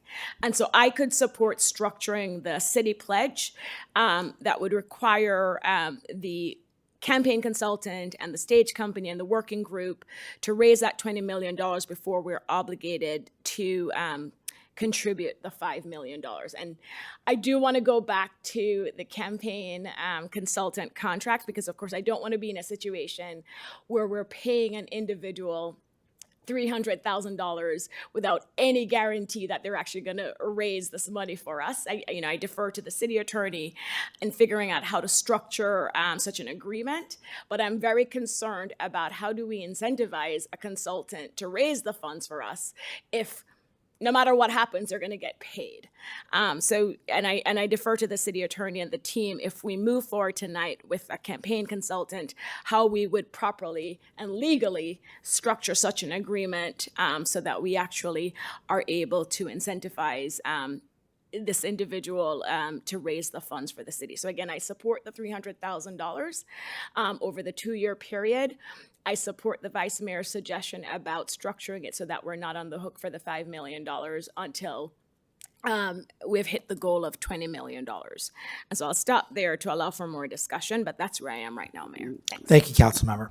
Councilmember Liang. Thank you, Mayor. Let's see.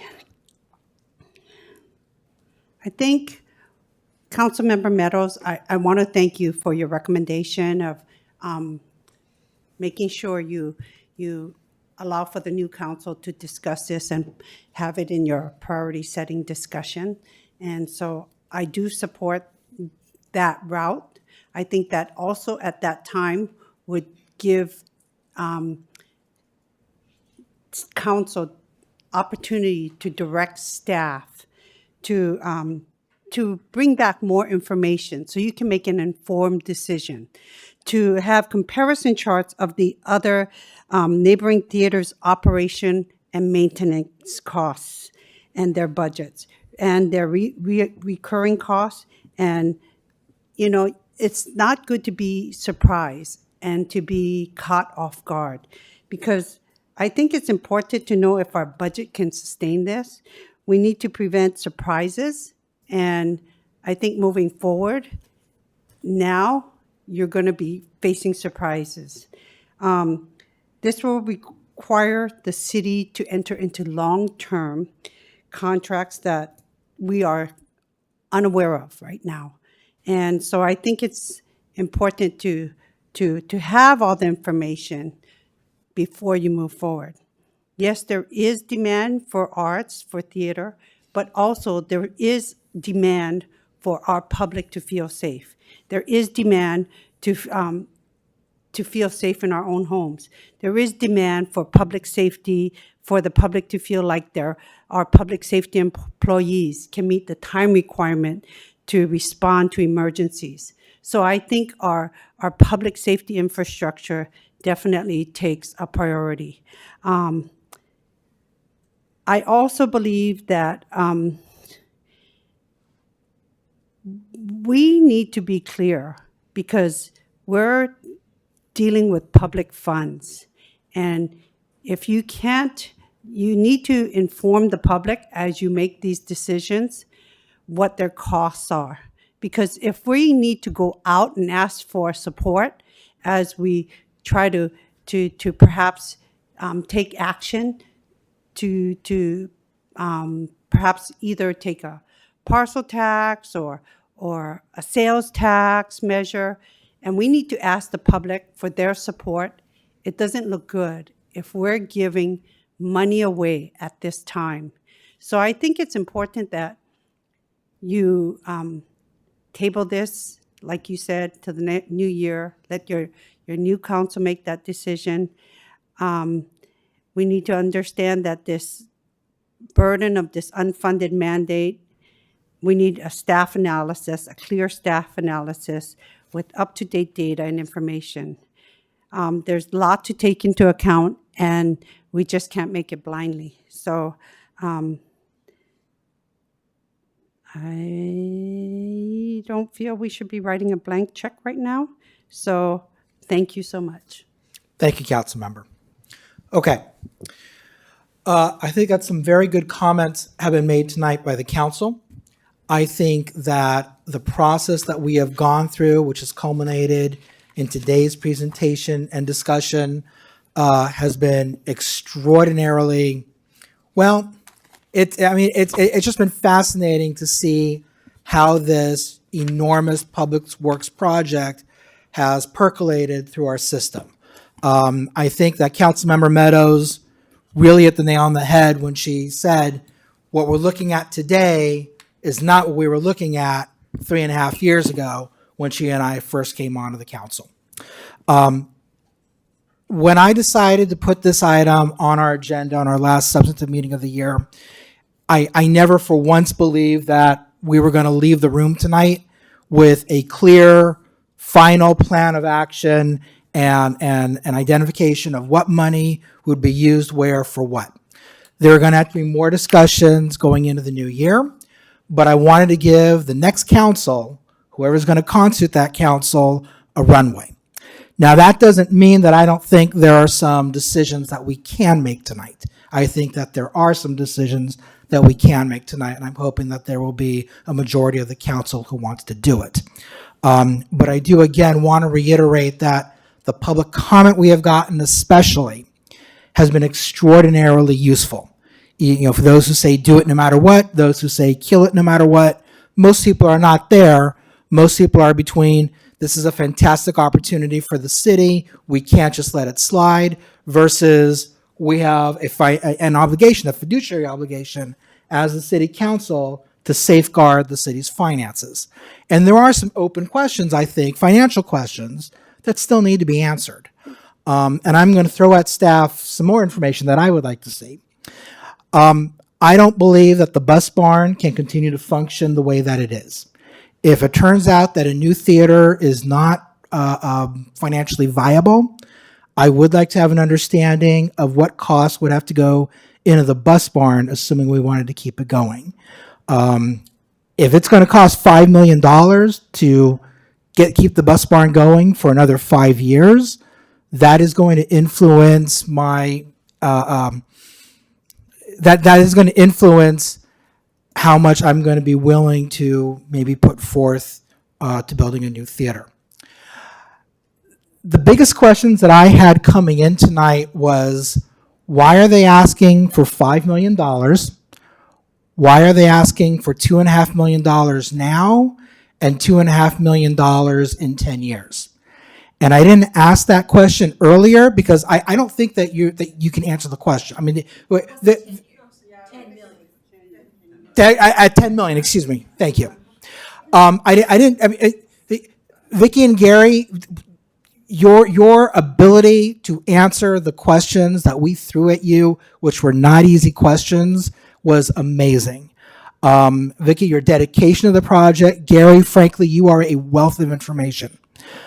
But when it comes to why are we being asked for this amount of money at this time, I don't know that you have the expertise to be able to answer it.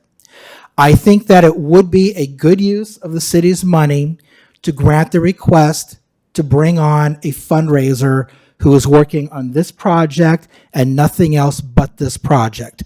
I think that NISA's concerns are well stated, and I share them. I don't know, maybe if a fundraiser isn't effective, or we don't pay them the full $150 a year or whatever. I mean, we let them go. I don't know. I mean, these are issues that have been identified. I think staff recognizes and understands them. But what I think the best way forward is to bring on the professional fundraiser. Let's have that person come on board. understand the project, learn about the community, make some phone calls, get some initial impressions.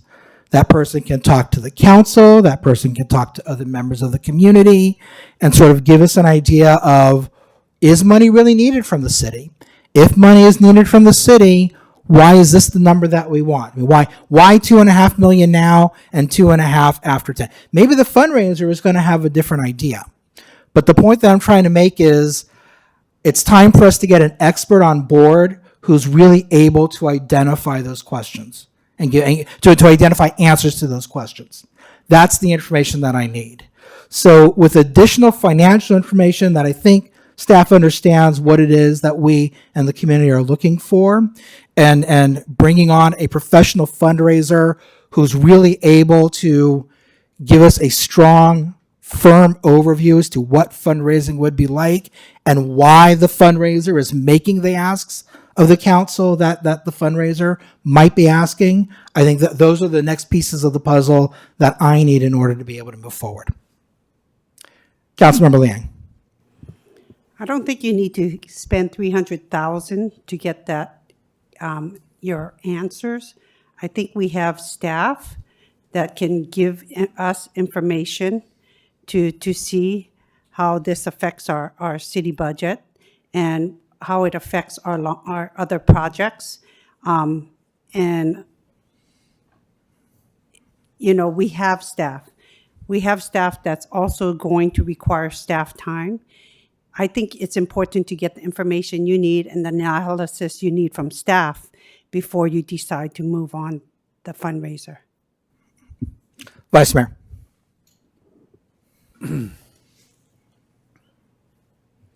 Also, one more thing. Also, you can also send this to the finance director and our finance commission, because have them look at it and provide their input and feedback before spending 300,000 to have someone. We have members on our finance commission that have the expertise, have the knowledge, and can truly share their background on such questions. Vice Mayor. So first of all, respectfully, I disagree. I don't think the Finance Commission can tell us anything that we don't already know.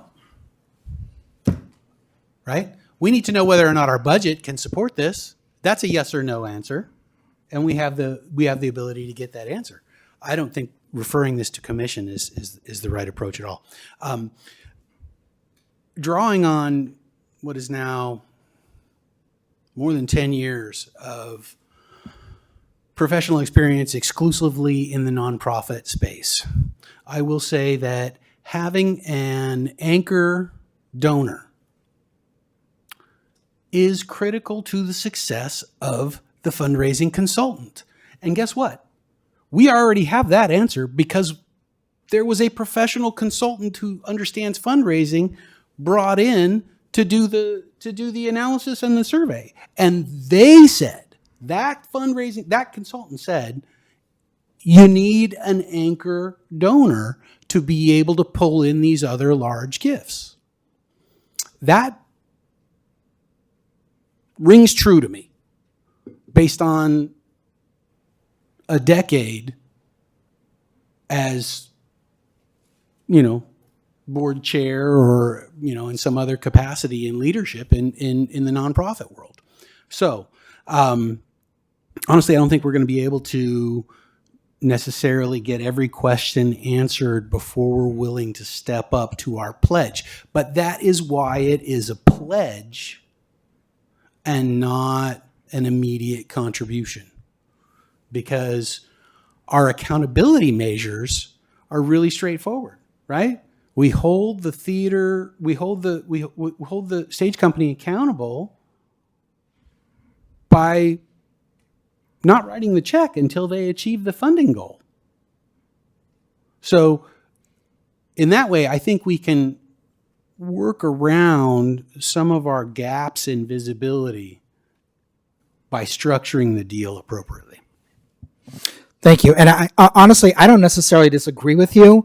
I don't think that we lose a lot in terms of the timeline if we hire the professional first, get some questions answered from them early next year, And if at that point we feel we have the information to make the pledge, we make it at that point. I'm not envisioning we're going to wait a year before we get back to this. Ultimately it's going to be your call. But I personally, I would feel better having the fundraiser there to be able to ask some questions of someone who ought to be able to know firmly why this, why that. Councilmember Meadows. I may have misunderstood, but reading the feasibility summary, it's like the campaign consultant or campaign manager didn't actually make the asks of the top 20. So to me, if you're thinking about a campaign manager, you don't have to, I mean, and maybe this is getting to Councilmember Flagger's point. I mean, you don't have to commit to 2 years with them. If they don't have some deliverables in the first 9 to 12 months, then, are we really going to go 2 years into that? But I mean, to me, if we don't have anything to show for it because they didn't ask the potential high donors. Again, if I'm understanding correctly what we read in the summary from Building Blocks. So, and there's two different kinds of questions. One question is the operating costs and all that stuff, and to some extent, maybe that's internal, like the insurance. We pay insurance for the History Museum. We're insuring different kind of things for a theater, but some of those kind of questions we can answer ourselves, but we cannot answer the fundraising potential internally. That has to be the campaign manager. And I'm still not clear on why we got really no information from one or two people saying, like some of us are saying tonight, okay, I can give you a pledge, but and it's for this amount, but I want to see these things happen. We didn't get that. So staff can do some of it. We can talk about operational expenses back of the envelope, but I'm with Councilmember Flagger. I don't know why we'd commit to 2 years and $300,000 if they can't get something more solid within 9 to 12 months. Are you in favor of hiring a consultant for up to a year, or do you not want a consultant at all? We're not going to get any donor information without a campaign manager or consultant. But I still think that's enough of a spend that, I mean, we should at least look at it in the context of the budget. I mean, perhaps that is not a priority discussion. Clearly, the building and the project overall is a priorities discussion. But perhaps if we said, well, this is 100,000 or 120,000 to see if someone can make some headway in 12 months, then that's more of a budget discussion. It doesn't necessarily knock anything off priority-wise. It's still a lot of money. So I just am very concerned that our process be fair and transparent. Okay, so I'm trying to pin you down. What would you like to do in terms of direction tonight? It sounds like what you're saying is, I want to wait until the budget process in the middle of next year. Well, I'd rather not wait that long, and I don't know if the city manager can help, but I guess we can't really look at the context. I mean, it's going to be April, May, right? I mean, in that time frame. Well, the budget gets adopted in June. What's that? The budget gets adopted in June. Well, it gets adopted in June, so we're going to have discussions before then, but unless we do it in one meeting again, Vice Mayor, the gauntlet is down. Well, so this year we had a study session in May, and then we had one discussion in June about the budget. So if realistically, based upon our history, if we're waiting for the budget process, and I understand the logic of doing that, but that realistically is waiting until May, June. And if that's where you are, that's fine. I'm just trying to get clarity on it. All right. So, I mean, it's a little bit chicken and egg. And if we wanted to try to reach some agreement tonight, that you would have some support on, I don't know about unanimous, but I could support funding a campaign manager for some period of time, less than 2 years, less than $300,000, to give us, I mean, if they can't deliver any information in 9 to 12 months, then I'm not sure, you know, and again, I'm not an expert, maybe I'm misunderstanding the process, but we've had a year where someone has been doing some of this groundwork. So if we said, okay, we could look at, you know, $100,000 for 9 to 12 months to get some inkling whether there's any other major donors, then I could potentially go along with that. One thing we haven't mentioned is extending the MOU. That's got, what, less than a year on it now. I'd be open to giving it another year. We haven't talked about that, but I would extend that. So anyway, I'm done, I think, yeah. Okay, thank you. Let me turn to staff. Would offering a consultant a 9 to 12 month contract be sufficient? Would that get us someone competent? Mayor, I think that's hard to say at this point. I don't think we have enough expertise to understand how that contract works. I will say, leading in to try and hire a professional campaign consultant and telling them we need progress within a year, they may consider other opportunities first. Councilmember Liang. Thank you. I definitely, as you move forward or decide to move forward, it's important I would encourage you to have this at the priority setting meeting, because I like the direction you were going to, because as we looked at Plaza 7 and 8 and to have housing, it could have been mixed use. You should have these discussion of other options. If you have a mixed use building with the understanding that you have the theater underneath, you might not need a campaign consultant. And that's why you should have a broader discussion and not limited, but you also need to have that discussion as to whether you feel our public safety infrastructure is going to take priority and you're not going to risk jeopardizing public view on how the perception of how funds are being managed as we decide to move forward. So I would hope you would have a broader discussion and more informative discussion, and allow an opportunity to look at other creative designs. Thanks. Okay, thank you. I don't think that the public safety infrastructure discussion is affected by what we do at the theater, but I understand your position. Thank you for the comment. Vice Mayor, you had your hand up. I want to make a remark about development professionals, having hired more than one within the last few years. They don't work on contingency. They don't work for 9 months on a contract. You get what you pay for. You want somebody who's going to come in here and do a good job, then you hire them full time and give them a real job. It's simple. You want success, you pay for it.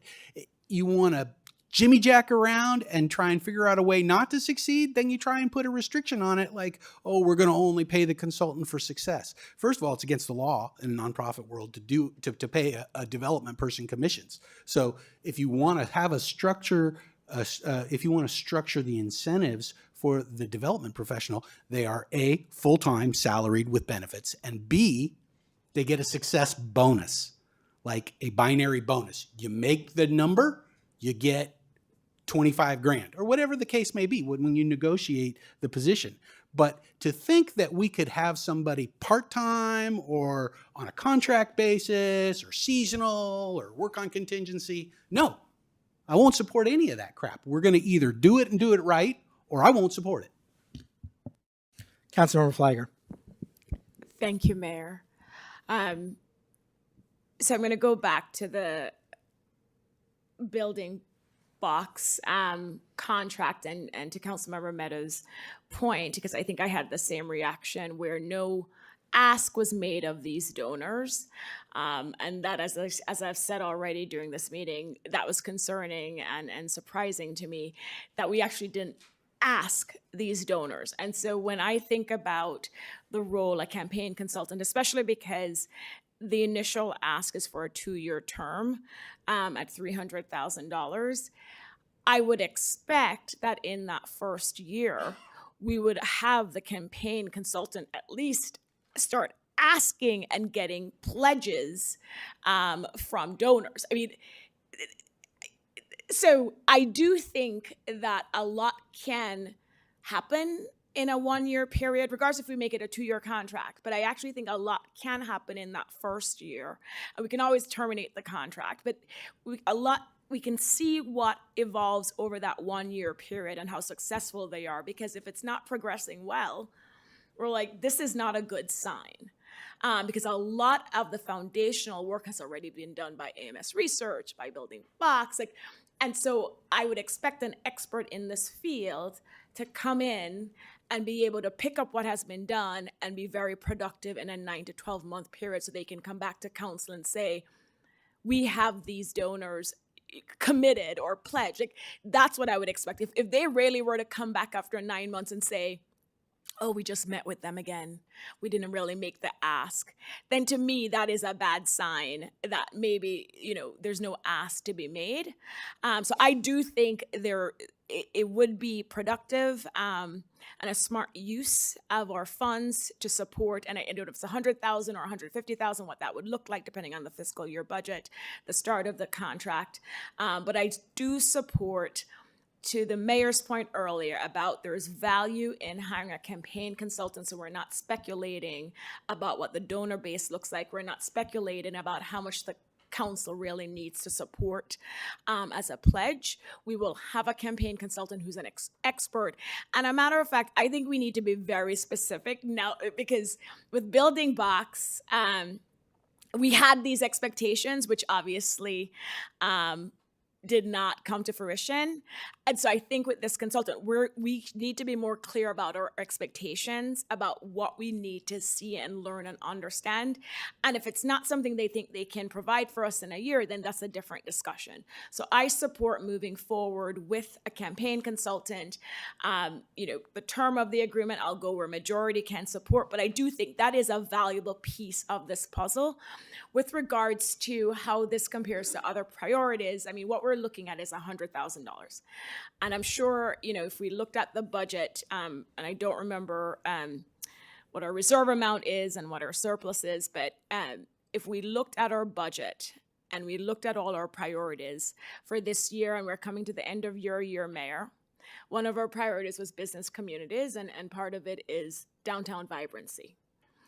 And so for me, this dollar amount goes towards and you can look back I've been on council 6 years now. I think every year downtown vibrancy in some form has been a priority. So I would be surprised if it's not some form of priority next year.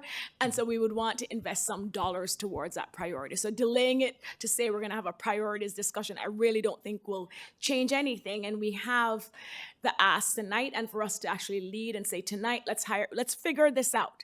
1 year from now, if we realize it's a pipe, it's not going to happen, there are no donors out there, this vision of a private-public partnership is not going to happen, I think it's for us to really figure that out in this next year, and it aligns well with what Councilmember Meadows said about extending the MOU for a year. And just figuring this out. One way or the other, let's just figure this out and move forward. Thank you. And I think you made some persuasive arguments there. I also note that the consultant will be a city employee, so we will be able to get real-time updates on the performance, because I know that our city manager will be knocking on the consultant's door every day and updating us as needed. I think that the vice mayor made a very persuasive point that you get what you pay for, especially in the world of fundraising.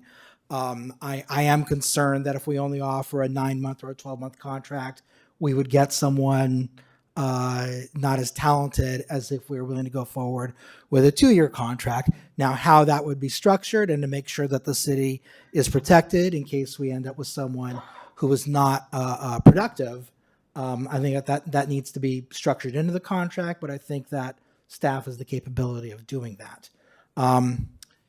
Assuming that the council doesn't vary from our, I see you, Sally, but I'm not quite done yet. Assuming that the council doesn't vary from our norms, I see that I am flanked by our next 2 mayors on either side. And both of them sound like they're willing to go forward with a consultant. I know, Pete, you said 2 years because that's what it's going to take, or you're not going to support it. Nisa, you said you'd go with the majority.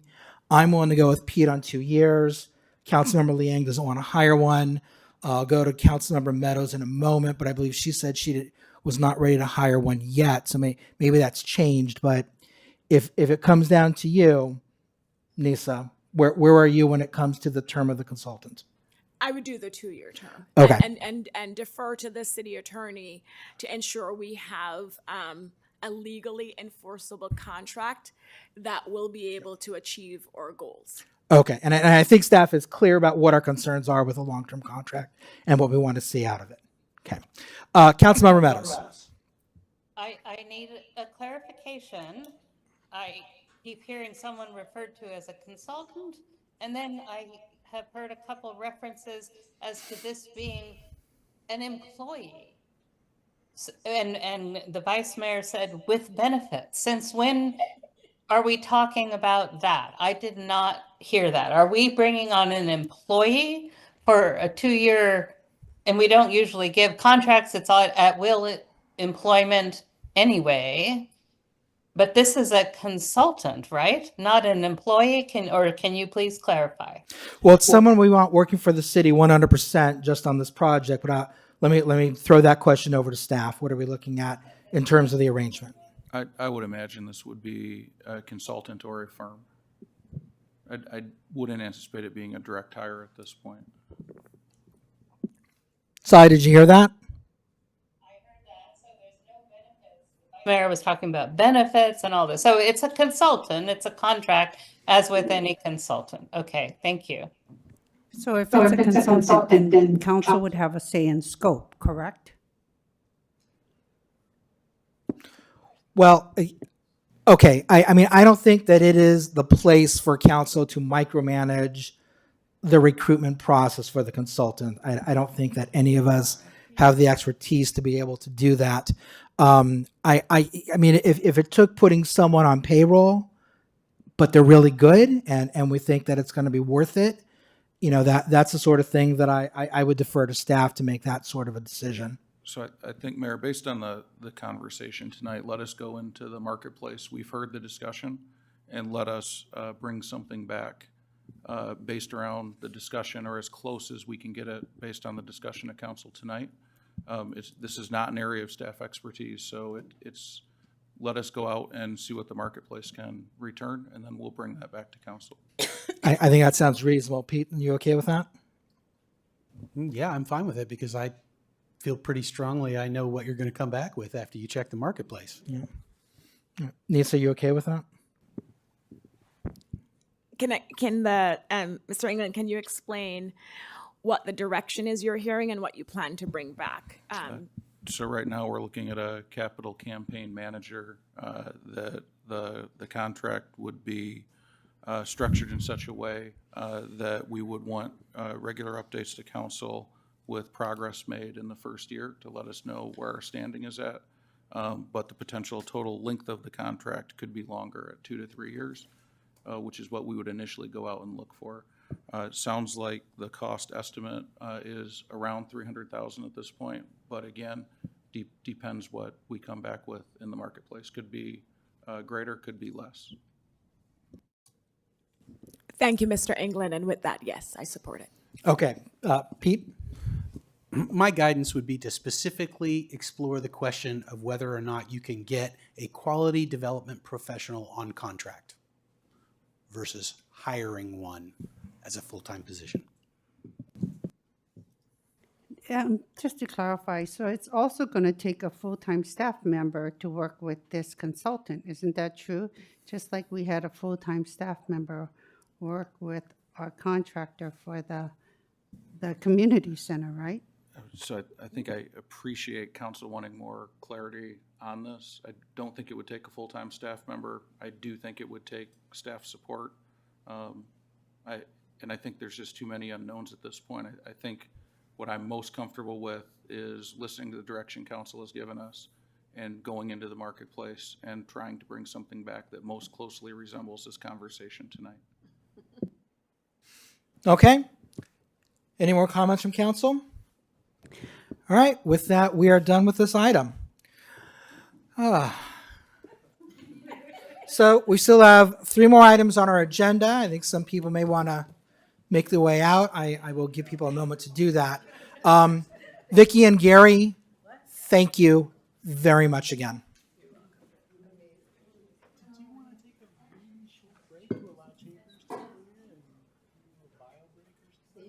All right, yeah, let's take a 5-minute break.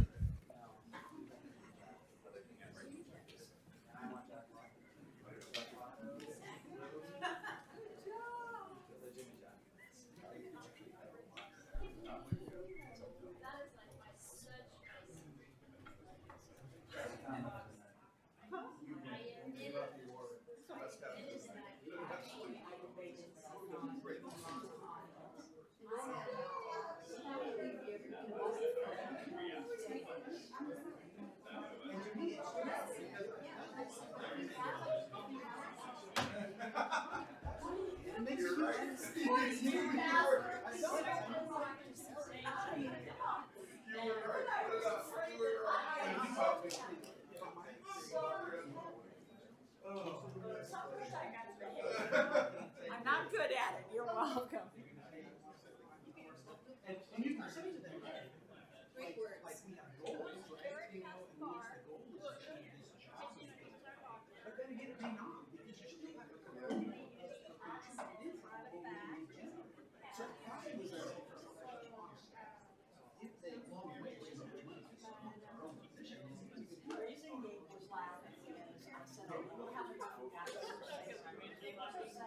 You know, so that was asked, what if the hotel fails? I said, call me Madam. I love it. I love it. Hey, Abby. My favorite place to stay is Ashland. When I go to theater, is an old rock. There's a hotel in the train station. That tells me a lot about you. Well, the word home. I wasn't around when it was in service. And then he also worked for Randy Lewis worked there, and so anyway.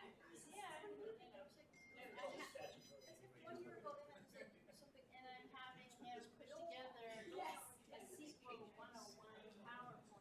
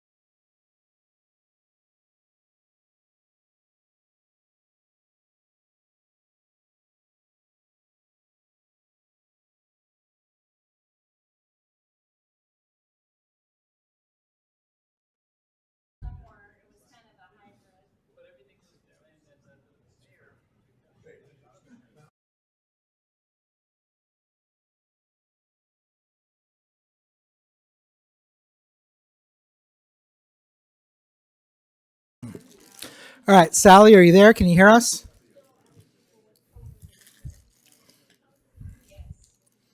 Okay, and we can hear you. I am waiting for one more council member to hear my voice while she is in another room and have her walk through that door right now.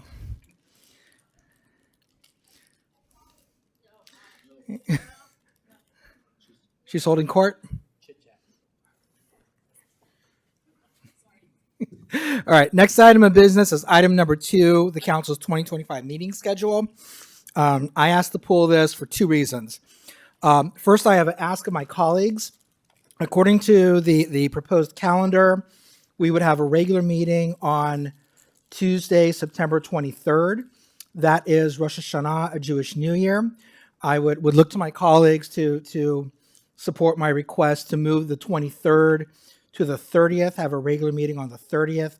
That would still give us 2 weeks in between the last September meeting and the first October meeting. I'm seeing Lisa's nodding here. Okay. Okay, so I think there's direction from council to move the 23rd of September to the 30th. And then for the meetings proposed on the 18th and the 2nd, they're proposed to be special meetings by staff. Can we make those regular meetings instead of special meetings? Otherwise, we're going from October 28th until the reorg to have a regular meeting. And it doesn't seem to me that there's any reason for us not to make November 18th and December 2nd a regular meeting. Can we do that?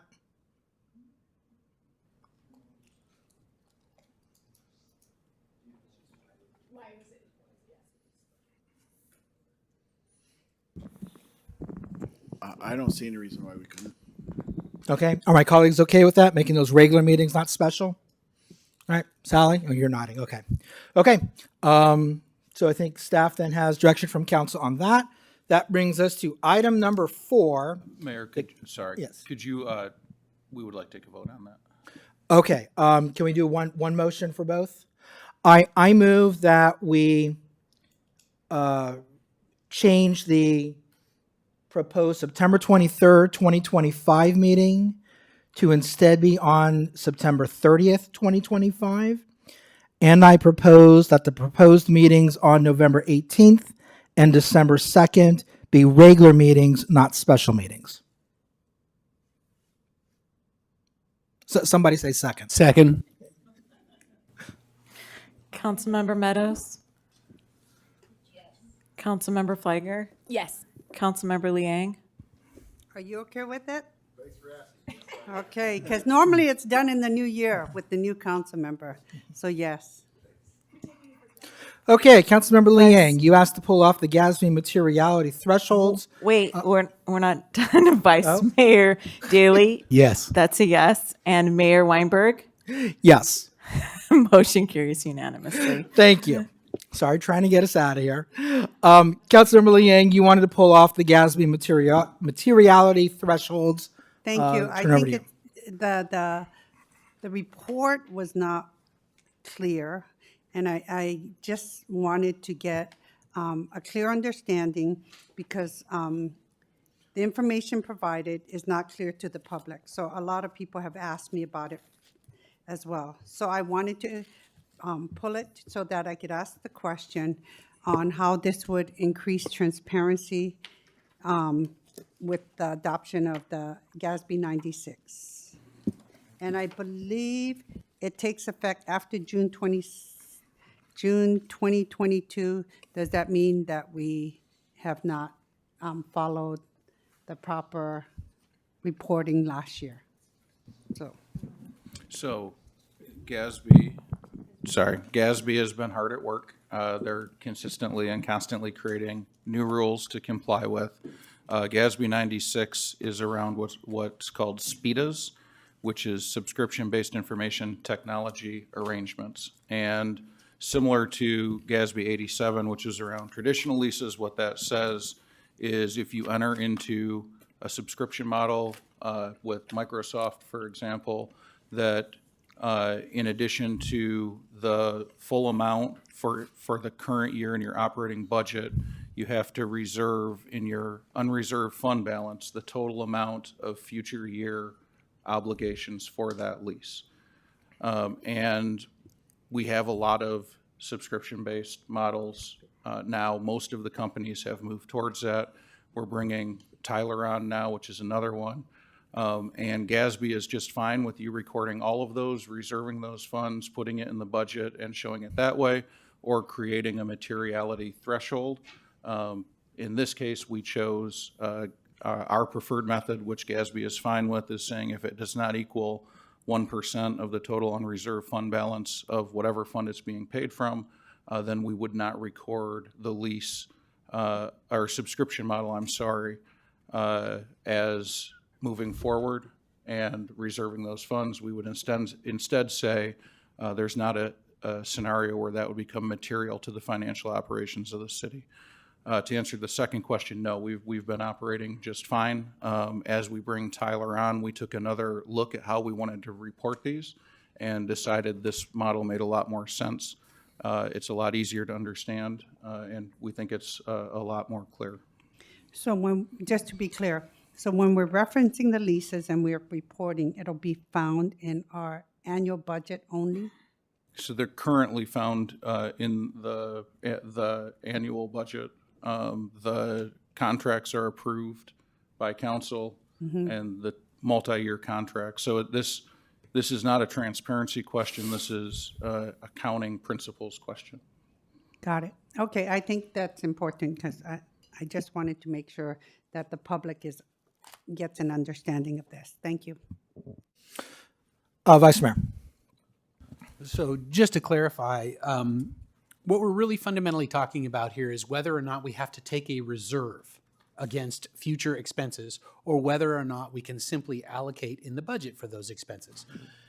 If we have to take a reserve for all the future costs of subscription revenue, of these software, typically software subscriptions, what it does is it impinges our flexibility within the general fund.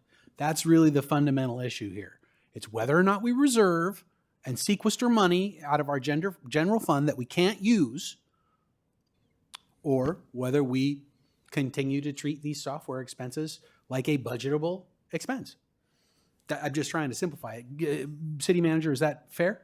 A fair simplification? That's correct. And the other driving piece is it takes a long time to record multi-year leases, SPITAs, for things like Microsoft Office, which are a relatively small expense. Right. And so also what we're talking about when we're talking about this is basically cycles of our financial department, people time to do it.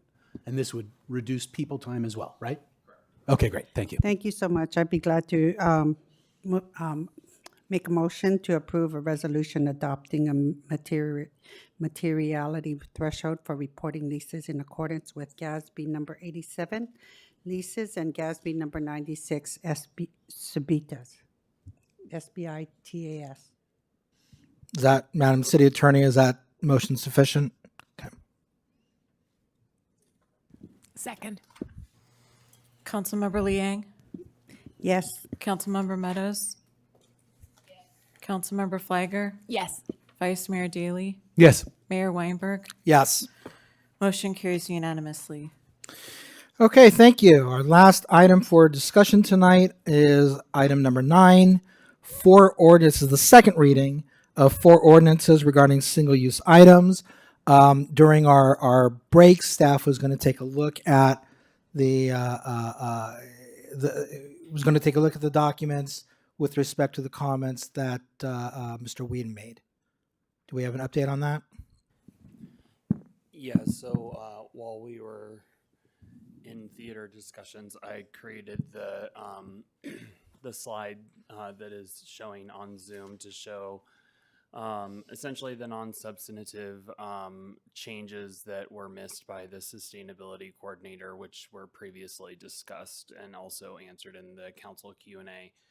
The top bullet on each slide is going to show what was included in the packet, and then the red bold and underlined is what was essentially missed, or on this specific slide we changed the 25 cents. That was captured, however the "and" was missed, and so that would be considered a non-substantive addition to the amendment. On this slide, this is what was additionally also called out, is that we would be deleting the first 6 words of the beginning of this sentence, just to reflect the same style of what is in this section of the chapter. And then on this slide, adding the intro wording, and then changing request to receive, and then also inserting an "and" into the paragraph as well. So these 3 slides cover the comments that were provided by the Environmental Commissioner actually at the end of last week in written public comment, and then what was attested to tonight in verbal public comments tonight's meeting. Thank you. And are we able to move forward on these, or would we have to bring this back? So we would just bring it back on consent one last time to just make sure that it's all integrated, and then just included in that packet. Okay, then I'm going to go ahead and move that we table this until the next meeting. Second. Second. Councilmember Meadows. Councilmember Liang, Yes. Councilmember Flagger, Yes. Vice Mayor Daley, Yes. Mayor Weinberg. Yes. Motion carries unanimously. Thank you very much. Next items on our agenda are informational. We don't take any action on them. However, just for the record, I do want to note with respect to item number 21, that is the Woodland Library patio update. I personally own real estate within 500 feet of the library. We're not taking any action on it tonight, but whenever it's on our agenda, I do want to go on public record and point that out. So that brings us to future agenda items. I have one. I propose that the council review and consider changes to the council norms and procedures, which is something we usually do at the beginning of a new council.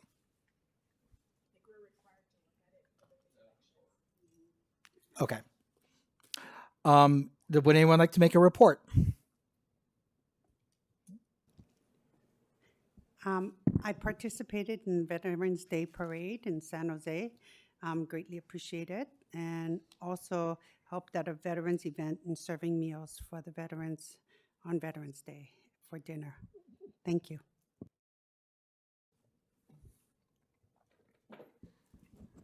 Thank you, Mayor.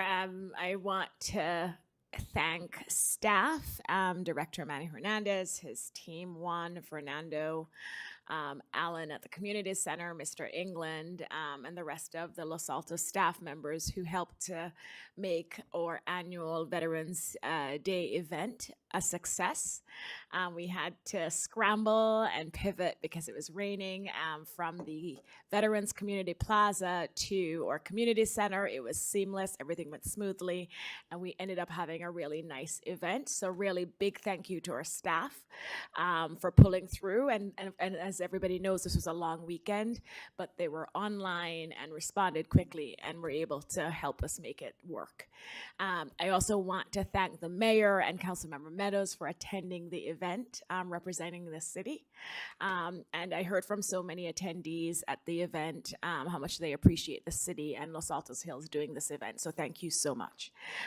Announcement, the Cities Association holiday event will be on Sunday, December 8th here in Los Altos. So please look out for the invitation that hopefully should come out this week. But looking forward to seeing as many of you, both staff and council members, at our December 8th holiday event. Thank you.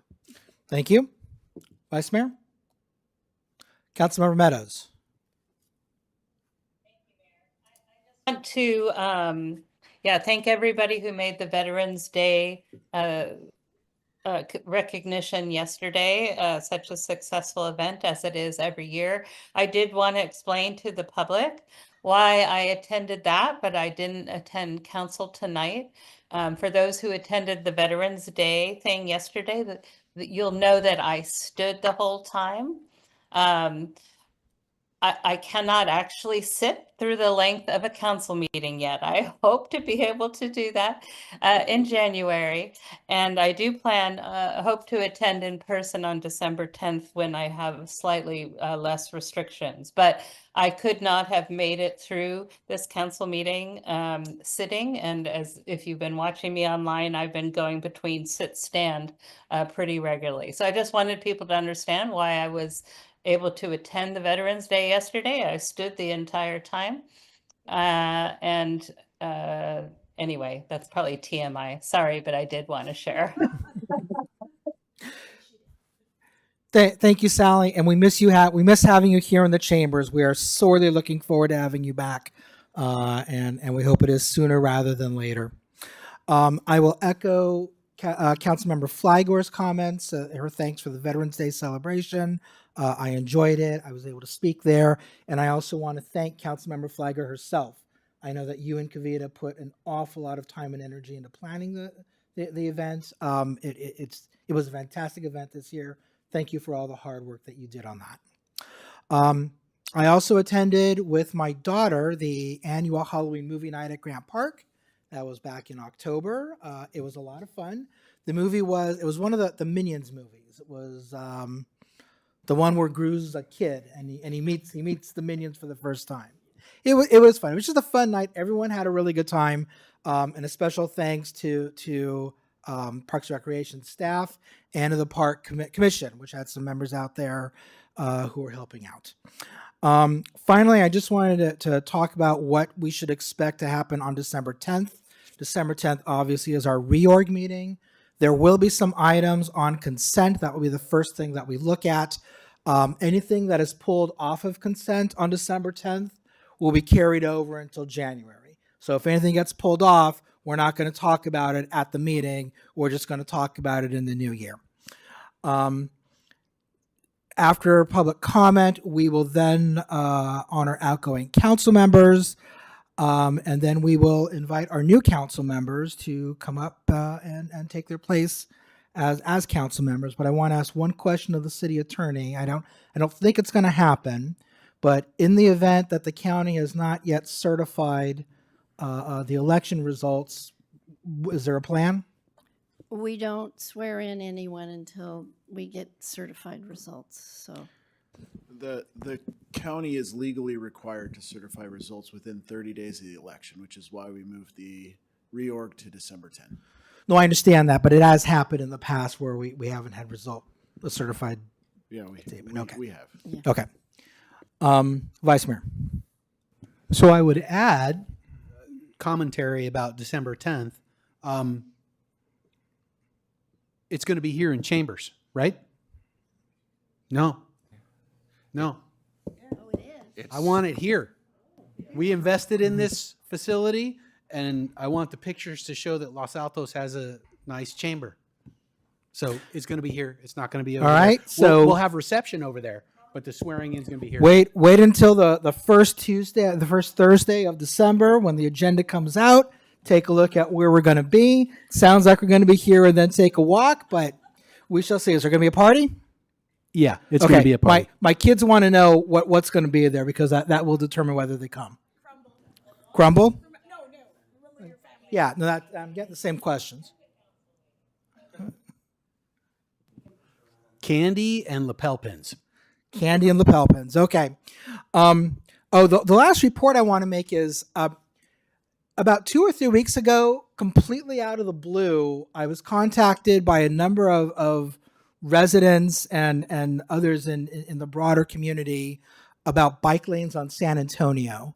And a couple of people expressed some concern about it, but a lot of people told me they were really excited about it. And it went away. I'm not quite sure why I suddenly got all of those calls. I don't know if anyone else did, but it seems to be on people's radar again. So whenever San Antonio comes up, looks like there's going to be a lot of interest in it, and most of it's sounding positive. With that, I will ask if there's anything from staff. One brief report, Mayor. I sent an email to council this morning about an accident at El Camino Real and Los Altos Avenue. We received the after accident report from police and fire. And just to inform the public, we had, I'll just read the after action report. I'm writing to inform you that the Santa Clara County Fire Department responded to a traffic accident involving a chemical leak this morning on El Camino Real at Los Altos Avenue. Fire crews arrived on scene and determined that there were no injuries, but there was a chemical leaking from a pool cleaning truck. County fire crews and LAPD closed El Camino in both directions so that hazmat crews could identify and neutralize the leak. The spill was contained, stopped, and neutralized. The cleanup was turned over to Public Works, which is complete, and the road was reopened with the assistance of LAPD. We did have the accident as referenced earlier tonight. The chemical spill has been cleaned up and neutralized as confirmed by hazmat through fire. And there may be more information forthcoming. We don't know what caused the accident yet. As we arrived on scene, we're still investigating. Any injuries? No injuries. We did send employees due to chemical exposure to get checked out, and I have not heard back on that yet, but there were no injuries that were reported at this time. Thank you for that report. Anything else from anyone? Well, I think this is your last meeting as mayor, apart from our reorg meeting, which will be toasting you. And this is Councilmember Liang's last regular meeting. And so we look forward to toasting both of you on the 10th. So thank you both. Thank you very much. And with that, we are adjourned.